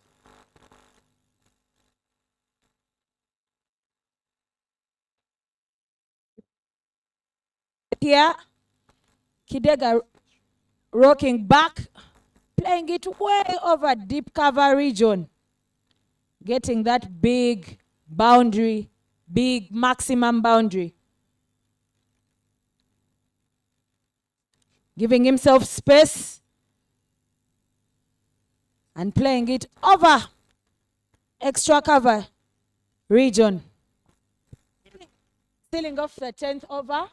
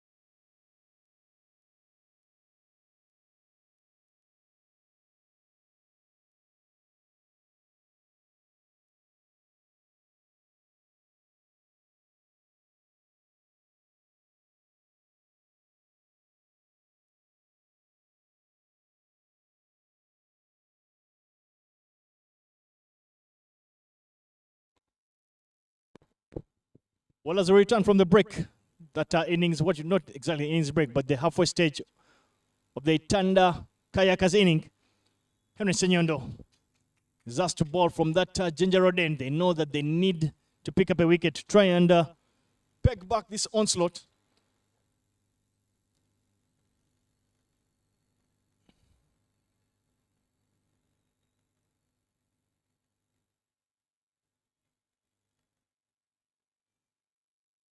Should be an interesting matchup. Kidega up against Henry Senyondo. Especially the fact that Kidega will want to be as very positive. See if he can bring that required rate down quickly. Senyondo is a very tricky customer, very experienced as well. He'll know that Kidega will be trying to hit him on the onside. Beautifully struck. Hits that yet again right over covers. That is a very difficult shot to play. A mark of a class batter. Have the sense and the understanding that he only needs to hit that over the fielder at the cover region, because there is a gap waiting right behind that field that covers. It's a very, very good thing to see. A little forward step, that forward press, but then again rocks on the back foot, realizing that it's slightly short. Picks up a boundary early on in the over.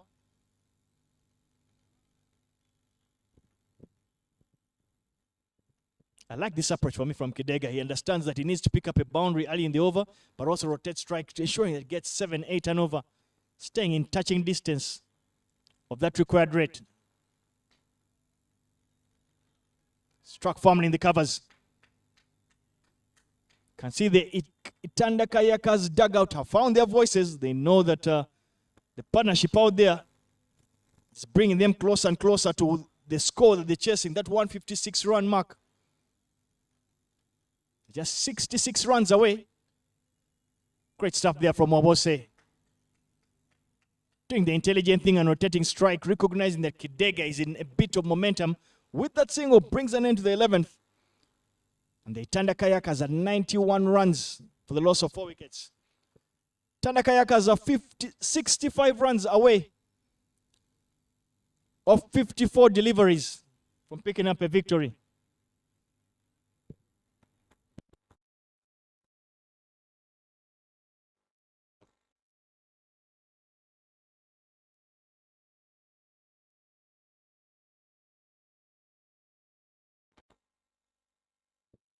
A little bit unsure just when the Karuma Rapids will look to bring or introduce Cosmas Cheuta into the bowling attack.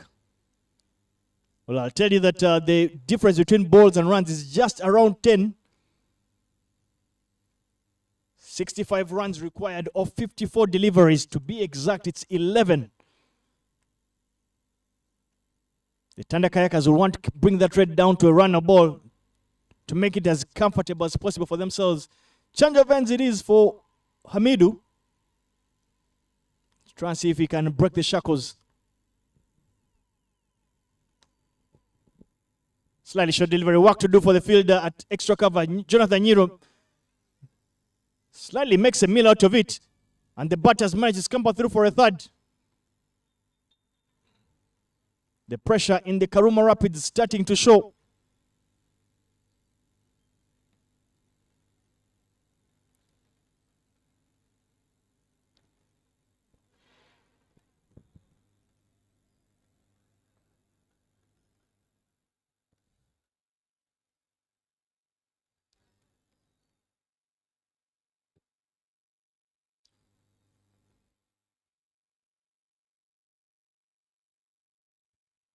Well, a lot of directions being thrown all over the ground itself to his teammates.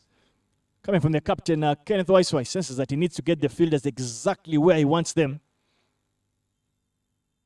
Kidega goes big. Does it have enough to go for the rope? No, it doesn't. But it was a chance for Kenneth Waiswai down there long on. He did the hard work of running and getting himself to that ball. Ball getting straight into his hands and ricocheting out of that for just 1 run. Just how important was that particular moment of Kenneth Waiswa trying to get rid of his opposite number, Christopher Kidega? Well, he will be able to get that answer at the end of the inning.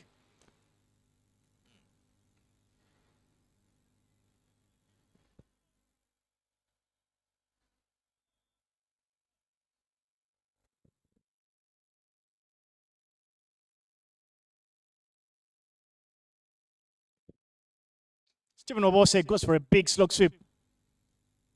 But very well done. Fielded down there by Paul Mulongo.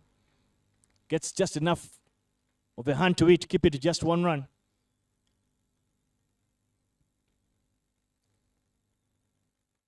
At this particular stage, it appears like the Karuma Rapids seem to be the team that have not found too many answers. They appear to be the more uncertain team right now, hoping to get a wicket. Not too sure where it will come from. Slightly short delivery. Batters are okay with picking up just a single. They'll know that they just need to keep rotating strike as they edge closer to that 3-digit figure.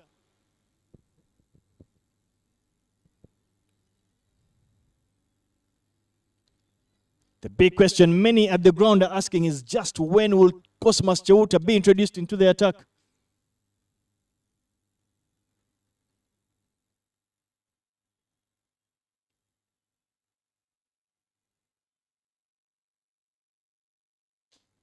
Goes for a big booming drive, and yet again, Stephen Obose finds the gap. A very good shot there, wide of long off. 4 runs, good intelligent ranches this is, and with that boundary brings the total to that 3-digit figure of 100. Importantly, for me, is the fact that they're able to pick up singles, rotate strike, and then find a way of getting that boundary. Very well struck yet again by Wabose. Again, I continue to throw a lot of praise to the way Stephen Wabose operates, likes to operate in a stealth kind of model. He's very effective. Muniga balls that a bit too wide, and Hamid unfortunately gets pounced on. One delivery tended. It is all happening. A bit of pressure here now. The youngster Hamidu balls a needless extra.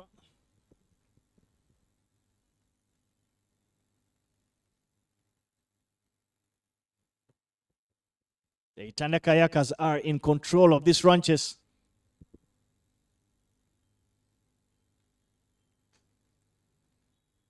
Hit firmly down the ground.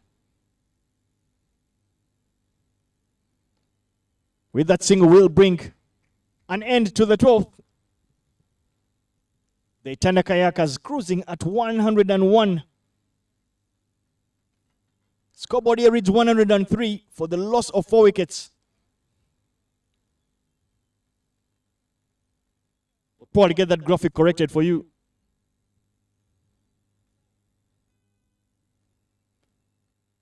But we're edging closer to that touch and go period of uncertainty where some big decisions need to be made by the Karuma Rapids. The big question is the introduction of Cosmas Cheuta. We're not too sure if he's actually going to bowl.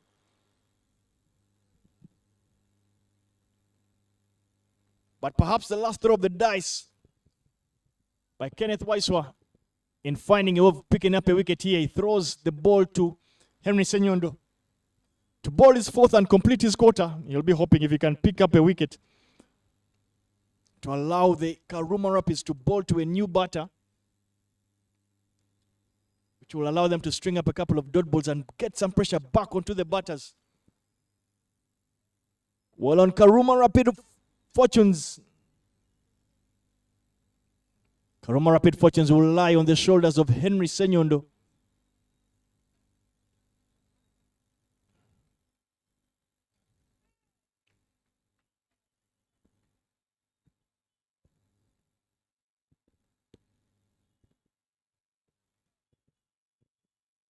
Paul could be in for a very close finish.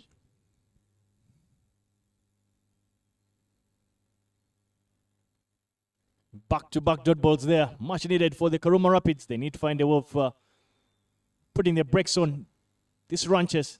I feel like this area, deep wicket, is a bit too open. Kaukona is too open for the slog sweep that Stephen Wabose likes to play towards the spinners. And this time he goes for it and gets enough of that one. Hits the run for 6 over deep square leg. The Itanda Kayakers are cruising.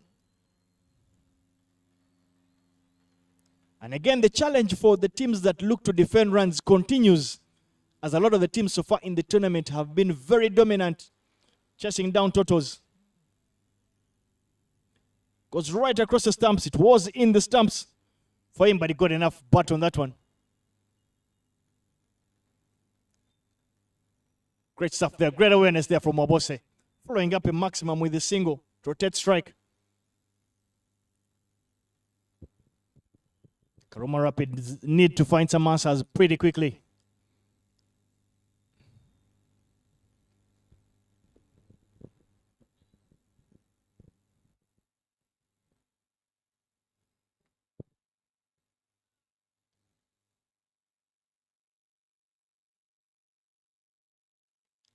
I don't think the run rate or the required rate will be the problem for the Itanda Kayakers.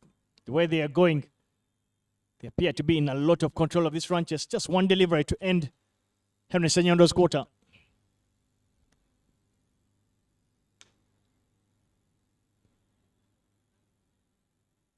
Kedega playing a captain's knock of an inning with that single brings an end to the 13th over. And Nelson it is for 4 wickets for Itanda Kayakers.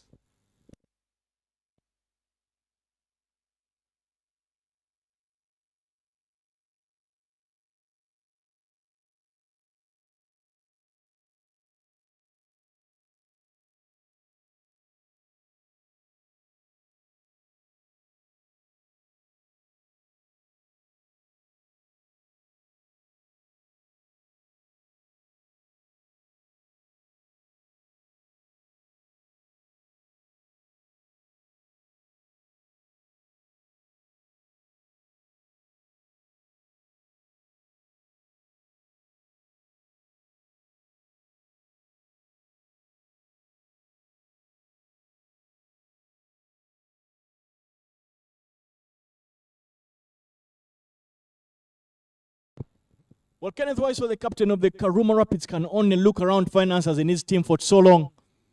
He opts to do the job himself. He will be bowling against his opposite number, Christopher Kedega, who is playing a blind of a knock. He is taking his team home.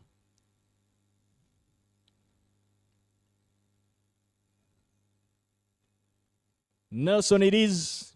111 it is. Slightly short delivery.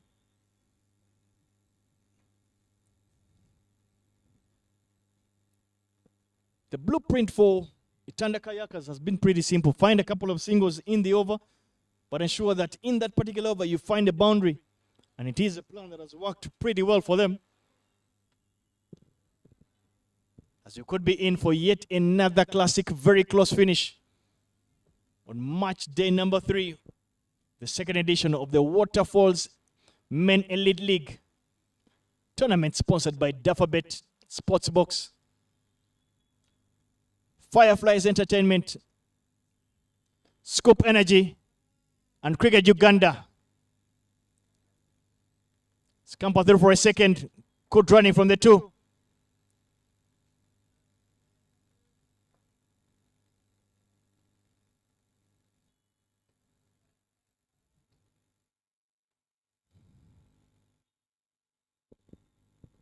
It's been an entertaining tournament so far. As we move towards the final bend of the tournament, with the final 2 days coming up tomorrow and Saturday.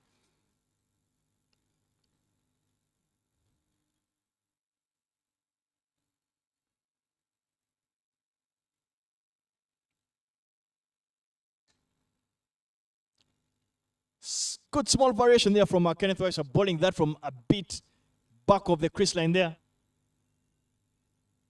But unable to deceive the batters enough to get that prize wicket he's looking for.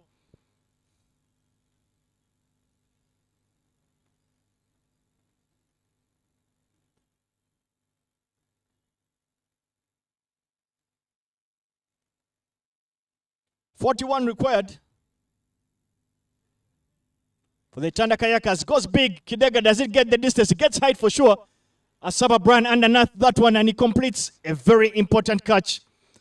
As Kenneth Waiswa gets the better of his opposite number, Christopher Kidega is sent back to the hut, having played a blinder of a knock. 35 of 23, but the question is that enough to get his team over the line? Kenneth Waiswa delivers for his team, the Karuma Rapids.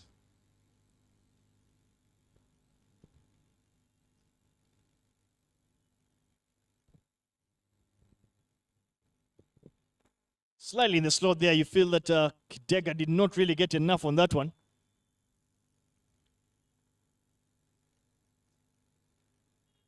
Just went straight into the bucket arms there of Asava Bryan at long on.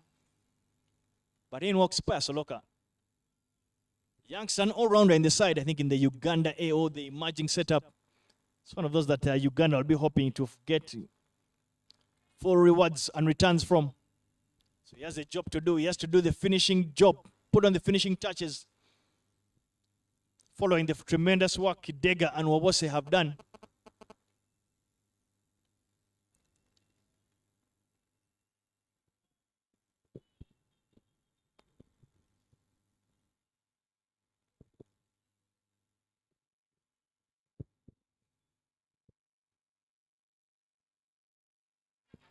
The two batters out there who obviously played their trade a lot in that ginger setup. Be very familiar with the bowling trade of their mate, Kenneth Waiswa, who was ball in hand.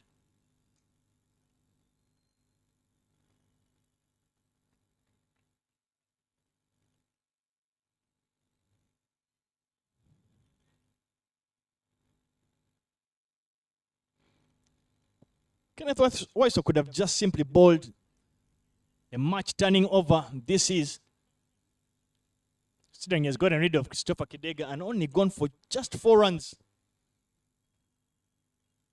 Another variation from him, bowls that one from behind the stumps. And picks up yet another dot ball. Great stuff from the captain, the leader of the side.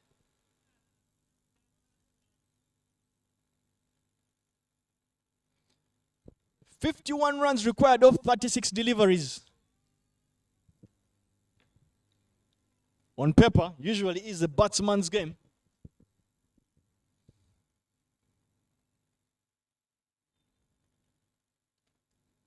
And there it is, the man we've been asking for.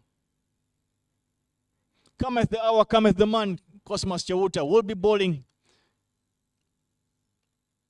in his first over of this particular match at a very crunch time, with the Itanda Kayakers requiring 51 runs of 36 deliveries. Get a feeling that Cosmas Chawuta probably bowled 3 of those last 6 overs.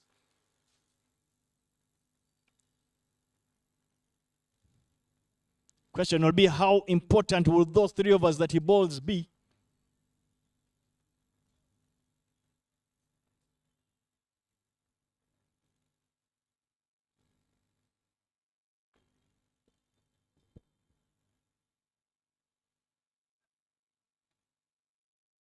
Starts off with 1, slightly off the radar. Make that 50 to win of 36 deliveries.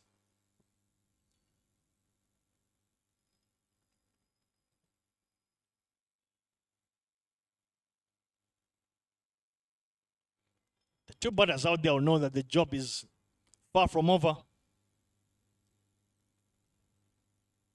Still, Nwabose will need to be there at the end, at least get a 65 not out of sorts to ensure that at least he's on one end in the ranches.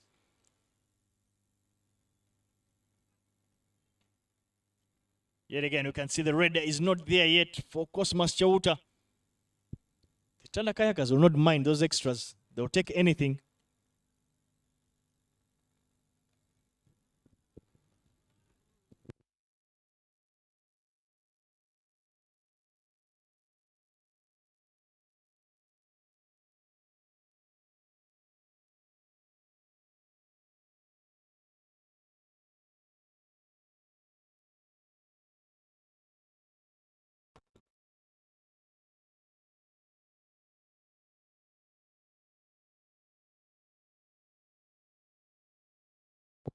Gets it right in the block hole, exactly what he was looking for. Still Nwabose unable to get under that one. Valuable dot ball there for the Karuma Rapids.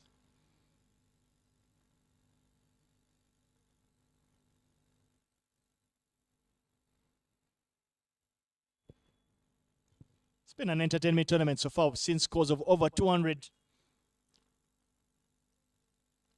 I think about 3 times so far in the tournament. That's what you want to see. You want to see runs on board. You want to see teams chase down totals. This morning, we witnessed a classic between Karuma Rapids and Bujagali Raptors.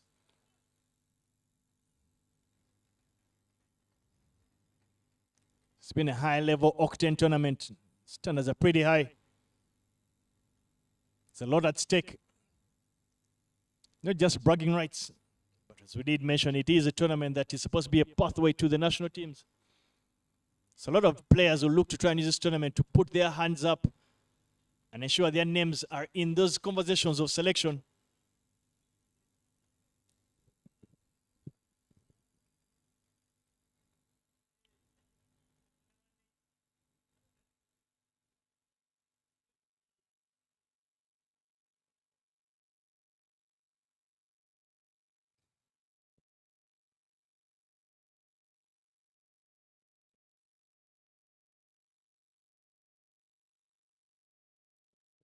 Kenneth West are trying to get his field set spot on.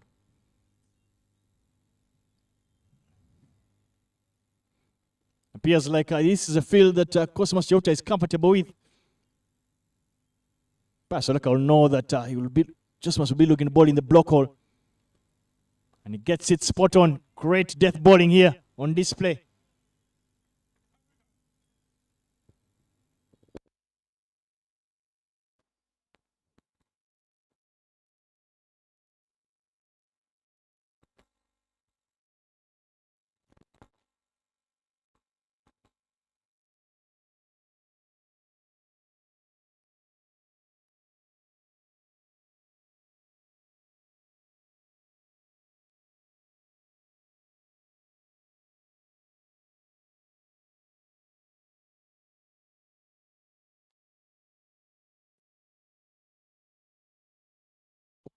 Roman Rapids will not mind that at all. They'll know that this required rate will continue to skyrocket. Fantastic over here from Cosmas Cheuta. If he can get out of this without picking up a boundary, he'll know that the required rate will continue to keep flying up. Itanda Kayakers require 37 runs. I don't know if that graphic is exactly correct.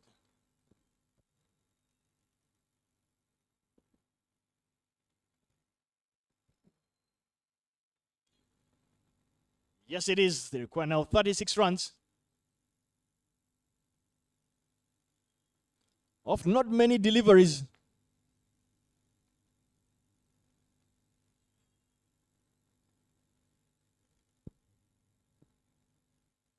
Question is actually just 36 of 31 deliveries. Required rate is just a touch under 7. Feel that again, yet again, the Itanda Kayakers surely are in control of this particular one. Required rate is not ridiculously too high.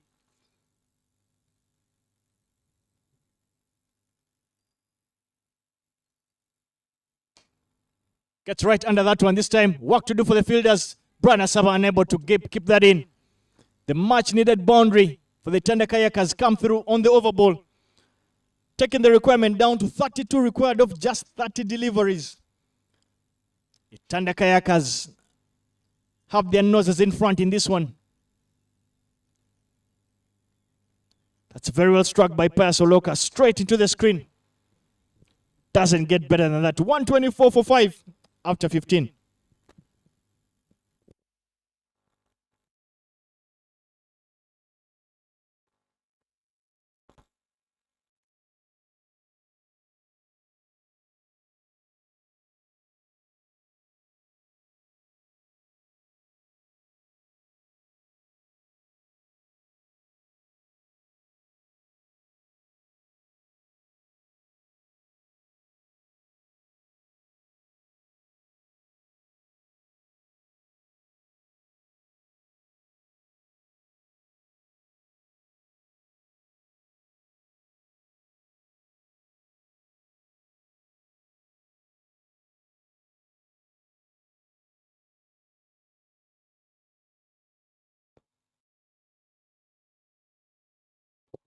Attitude required of 30 deliveries.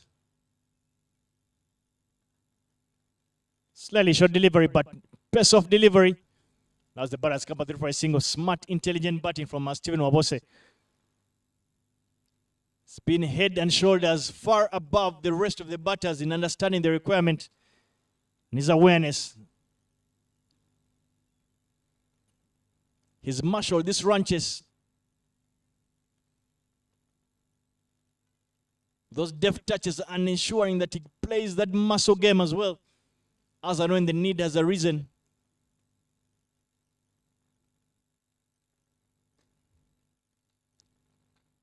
Fielders sitting on the 30-yard, making it pretty easy.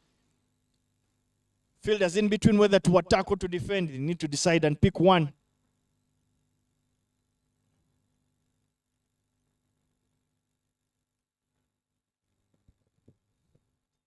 I'd like to see the fielders in the 30-yard get in a bit tighter. Just do not give all those very easy singles. Rather ask the batters to hit the ball hard enough to go past the fielders in the 30-yard. And there it is.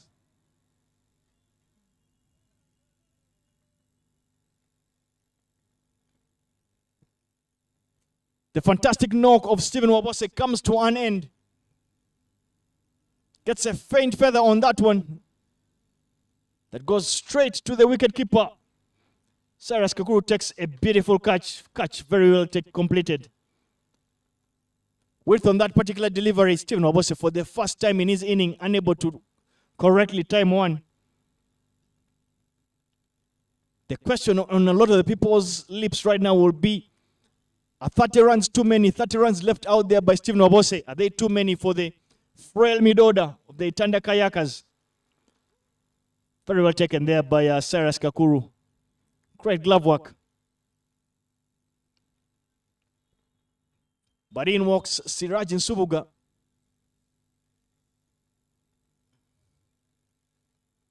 Walks out there with just 30 runs required for his team. Of 27 deliveries. Required rate is not the biggest problem for them. They just need to find a way of putting together a decent partnership, even just of 15 runs.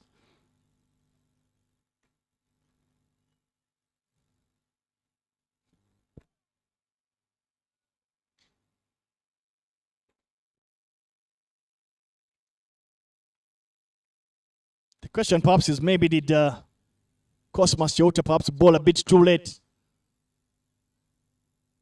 Or not just Cheuta, but the captain himself, Kenneth Waiswa. Did he bowl a bit too late will be the question the Karuma Rapids will be pondering on.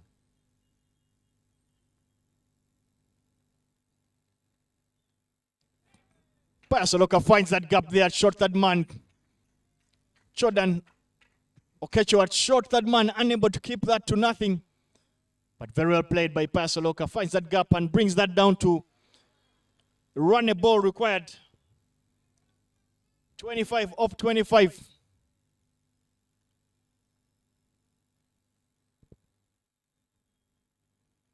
Very well played there. Slower delivery, but fortunately for Pius, he managed to find a way of getting that into that gap. A very narrow gap, but did just enough.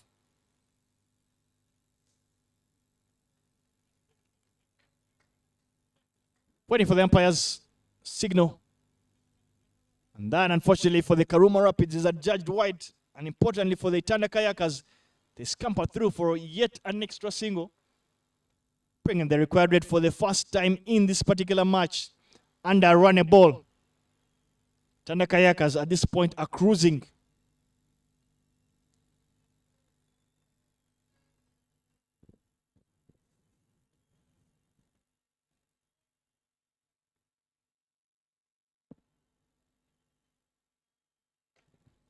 Siraji plays a beautifully hit drive.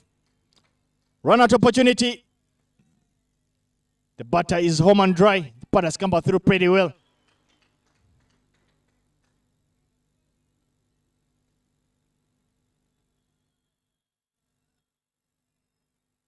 But with that double brings an end to the 16th over, when with just 24 deliveries to go. The Itanda Kayakers require 21 runs to get home.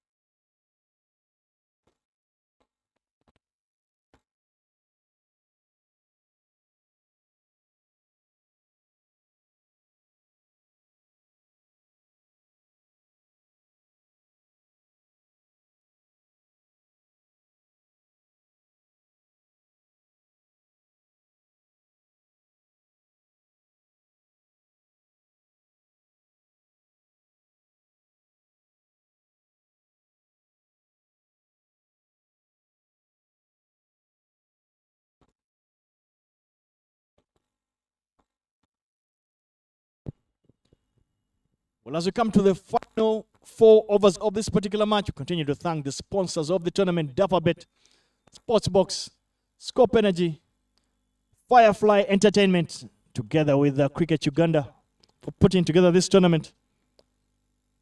A franchise tournament. It has 3 teams named after waterfalls in Uganda, putting together the very best players in the country itself.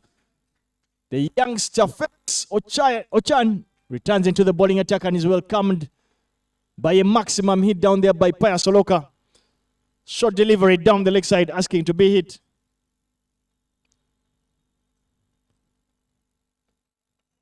Very short delivery down the leg side.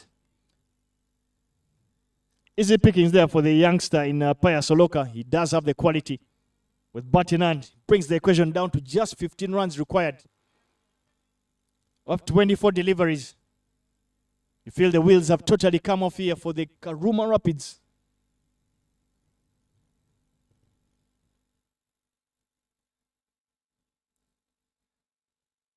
Balls that from a bit behind the stump, you would say.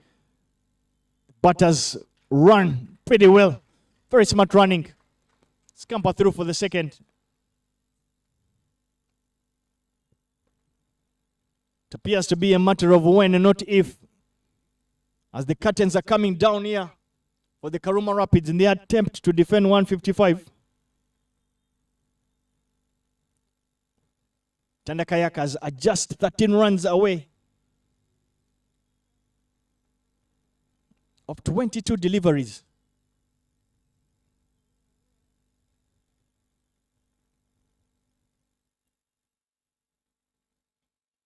The short delivery. Too much width on that one. That is judged wide.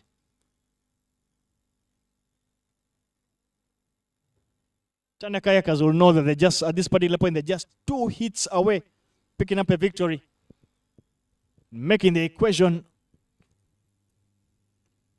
pretty interesting so far.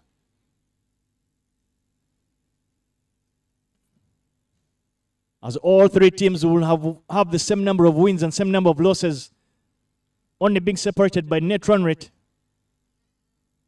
Slightly short delivery.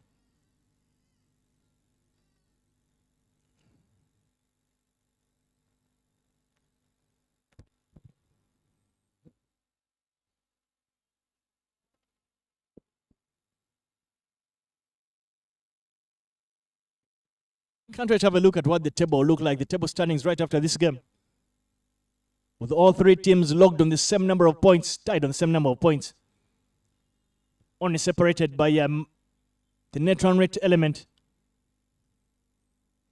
As teams move into the final bend to see which teams will actually qualify for that final Saturday afternoon.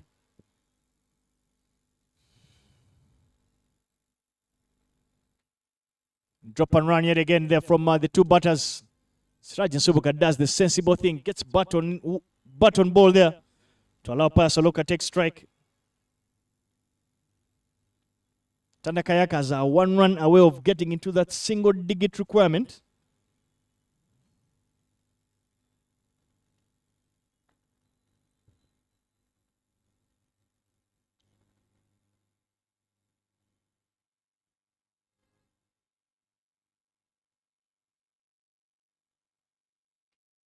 Just enough wood on that one and finds that gap. Width on offer. Hits that behind point.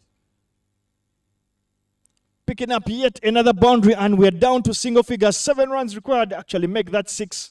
6 runs required of 19 deliveries.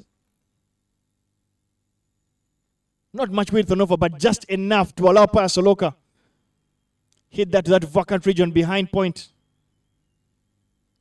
It's been a very well-timed run chase here by the Itanda Kayakers, off the back for me of Stephen Wabose, together with Christopher Kidega. The 2 batters complemented themselves pretty well in that partnership.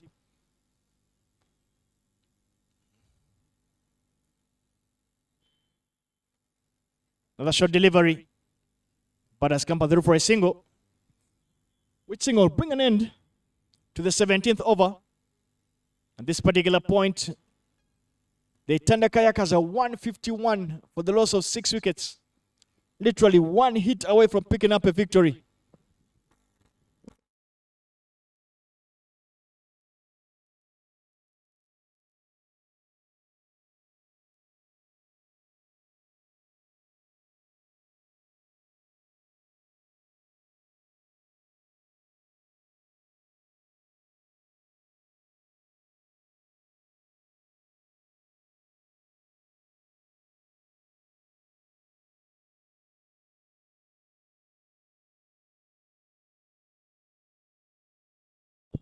Well, as we get down to what might be the last over of this particular match, we cannot thank the sponsors enough. Dufferbet, Sportsbox, Scope Energy, together with Fireflies Entertainment, and Cricket Uganda for putting together this wonderful tournament.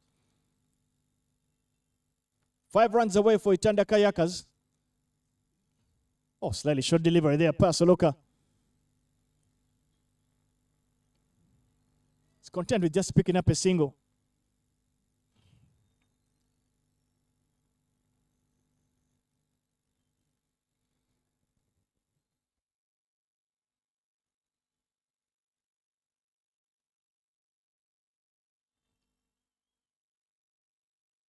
Not much happening out there. You just get a feeling that the Karuma Rapids are simply waiting to get this over with and perhaps look to come back much stronger tomorrow. Sirajan Subuga hits that straight. Is it straight enough to get into the screen? Yes, it is. And with that boundary brings an end to proceedings today. The Itanda Kayakers win by 4 wickets, chasing down 156 runs.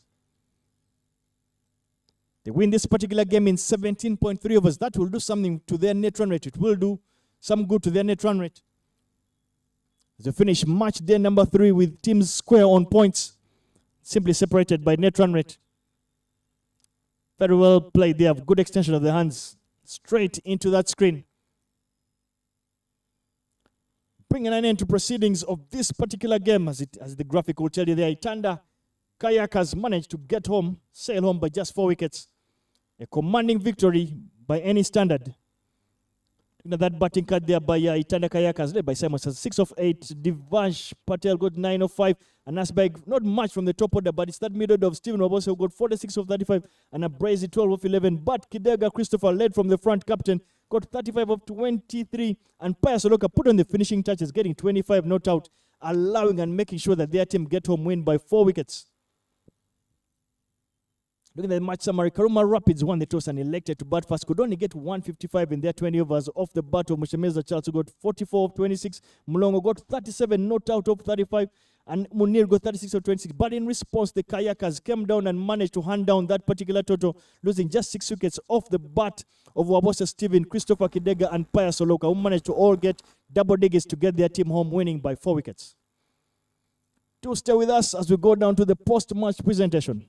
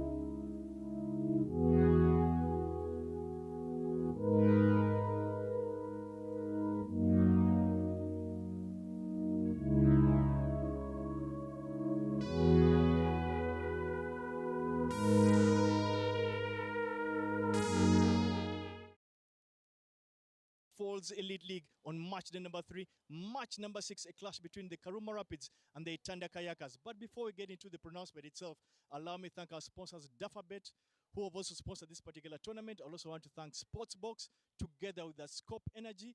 I'll also thank Fireflies Entertainment and Cricket Uganda. I will also get straight into the post-match presentation itself, but however, I want to speak to the Karuma Rapids captain, Kenneth Weiswa. Commiserations, today you were not able to pick up the win, but where do you think perhaps you might have left maybe 30 runs out there in the field?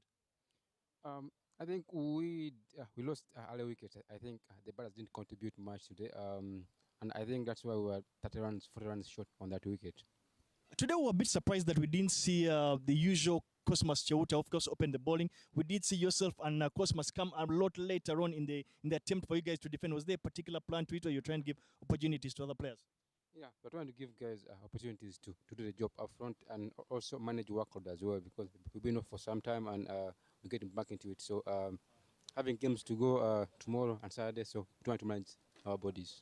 Well, hard luck in this particular one. Best of luck tomorrow and the rest of the tournament.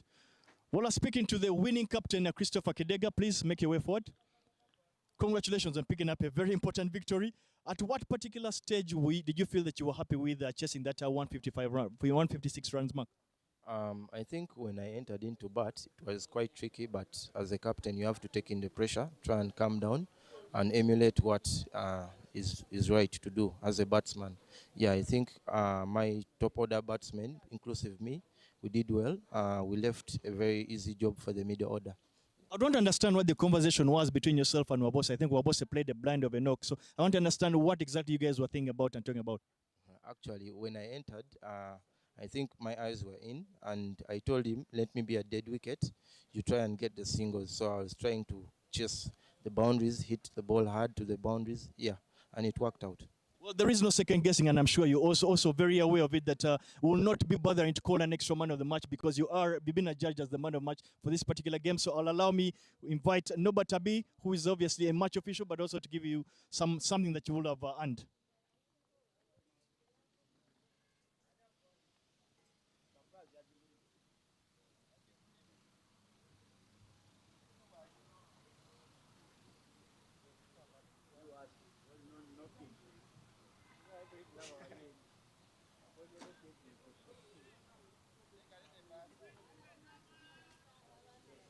Well, Kidega, sorry for entering your photo shoot, but quickly, I would like to understand, obviously, you managed to lead from the front today.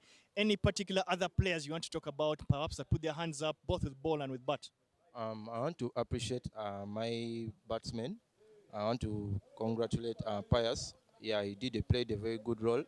Wabose, he really held up the batting, especially rotating. You know, in cricket, partnerships are very important. So we made a good partnership, me and him, and then him and someone else who came after me. Yeah. Well, a very important part in the particular game, in the third over, we did see that Ivan Baido actually walked off injured, and you had to actually bowl that particular over. But so for you to be able to put your hand up to be counted as a leader, more importantly, especially in crunch times, both with ball and bat, I thought was commendable. But which particular part of the phase of this particular game today did you feel that you as a person stood out? I think when I came into ball, it was kind of a surprise because I had to come in the middle. I remember when we were tossing, I told the person interviewing me that we will have at least an exception of bowling. At least some new guy is going to come in and bowl. So that person was me. I had to come in to bowl because our bowlers have been struggling a bit. There are too many very high scores on us. So today I came out and I bowled. I think I came back again and bowled the second over. It was good. I tried to limit them below the 5 runs, limiting them without scoring boundaries. So I think it worked out. Congratulations yet again, and best of luck tomorrow and the rest of the tournament. Yes. Well, that is it, and that brings an end to the post-match presentation.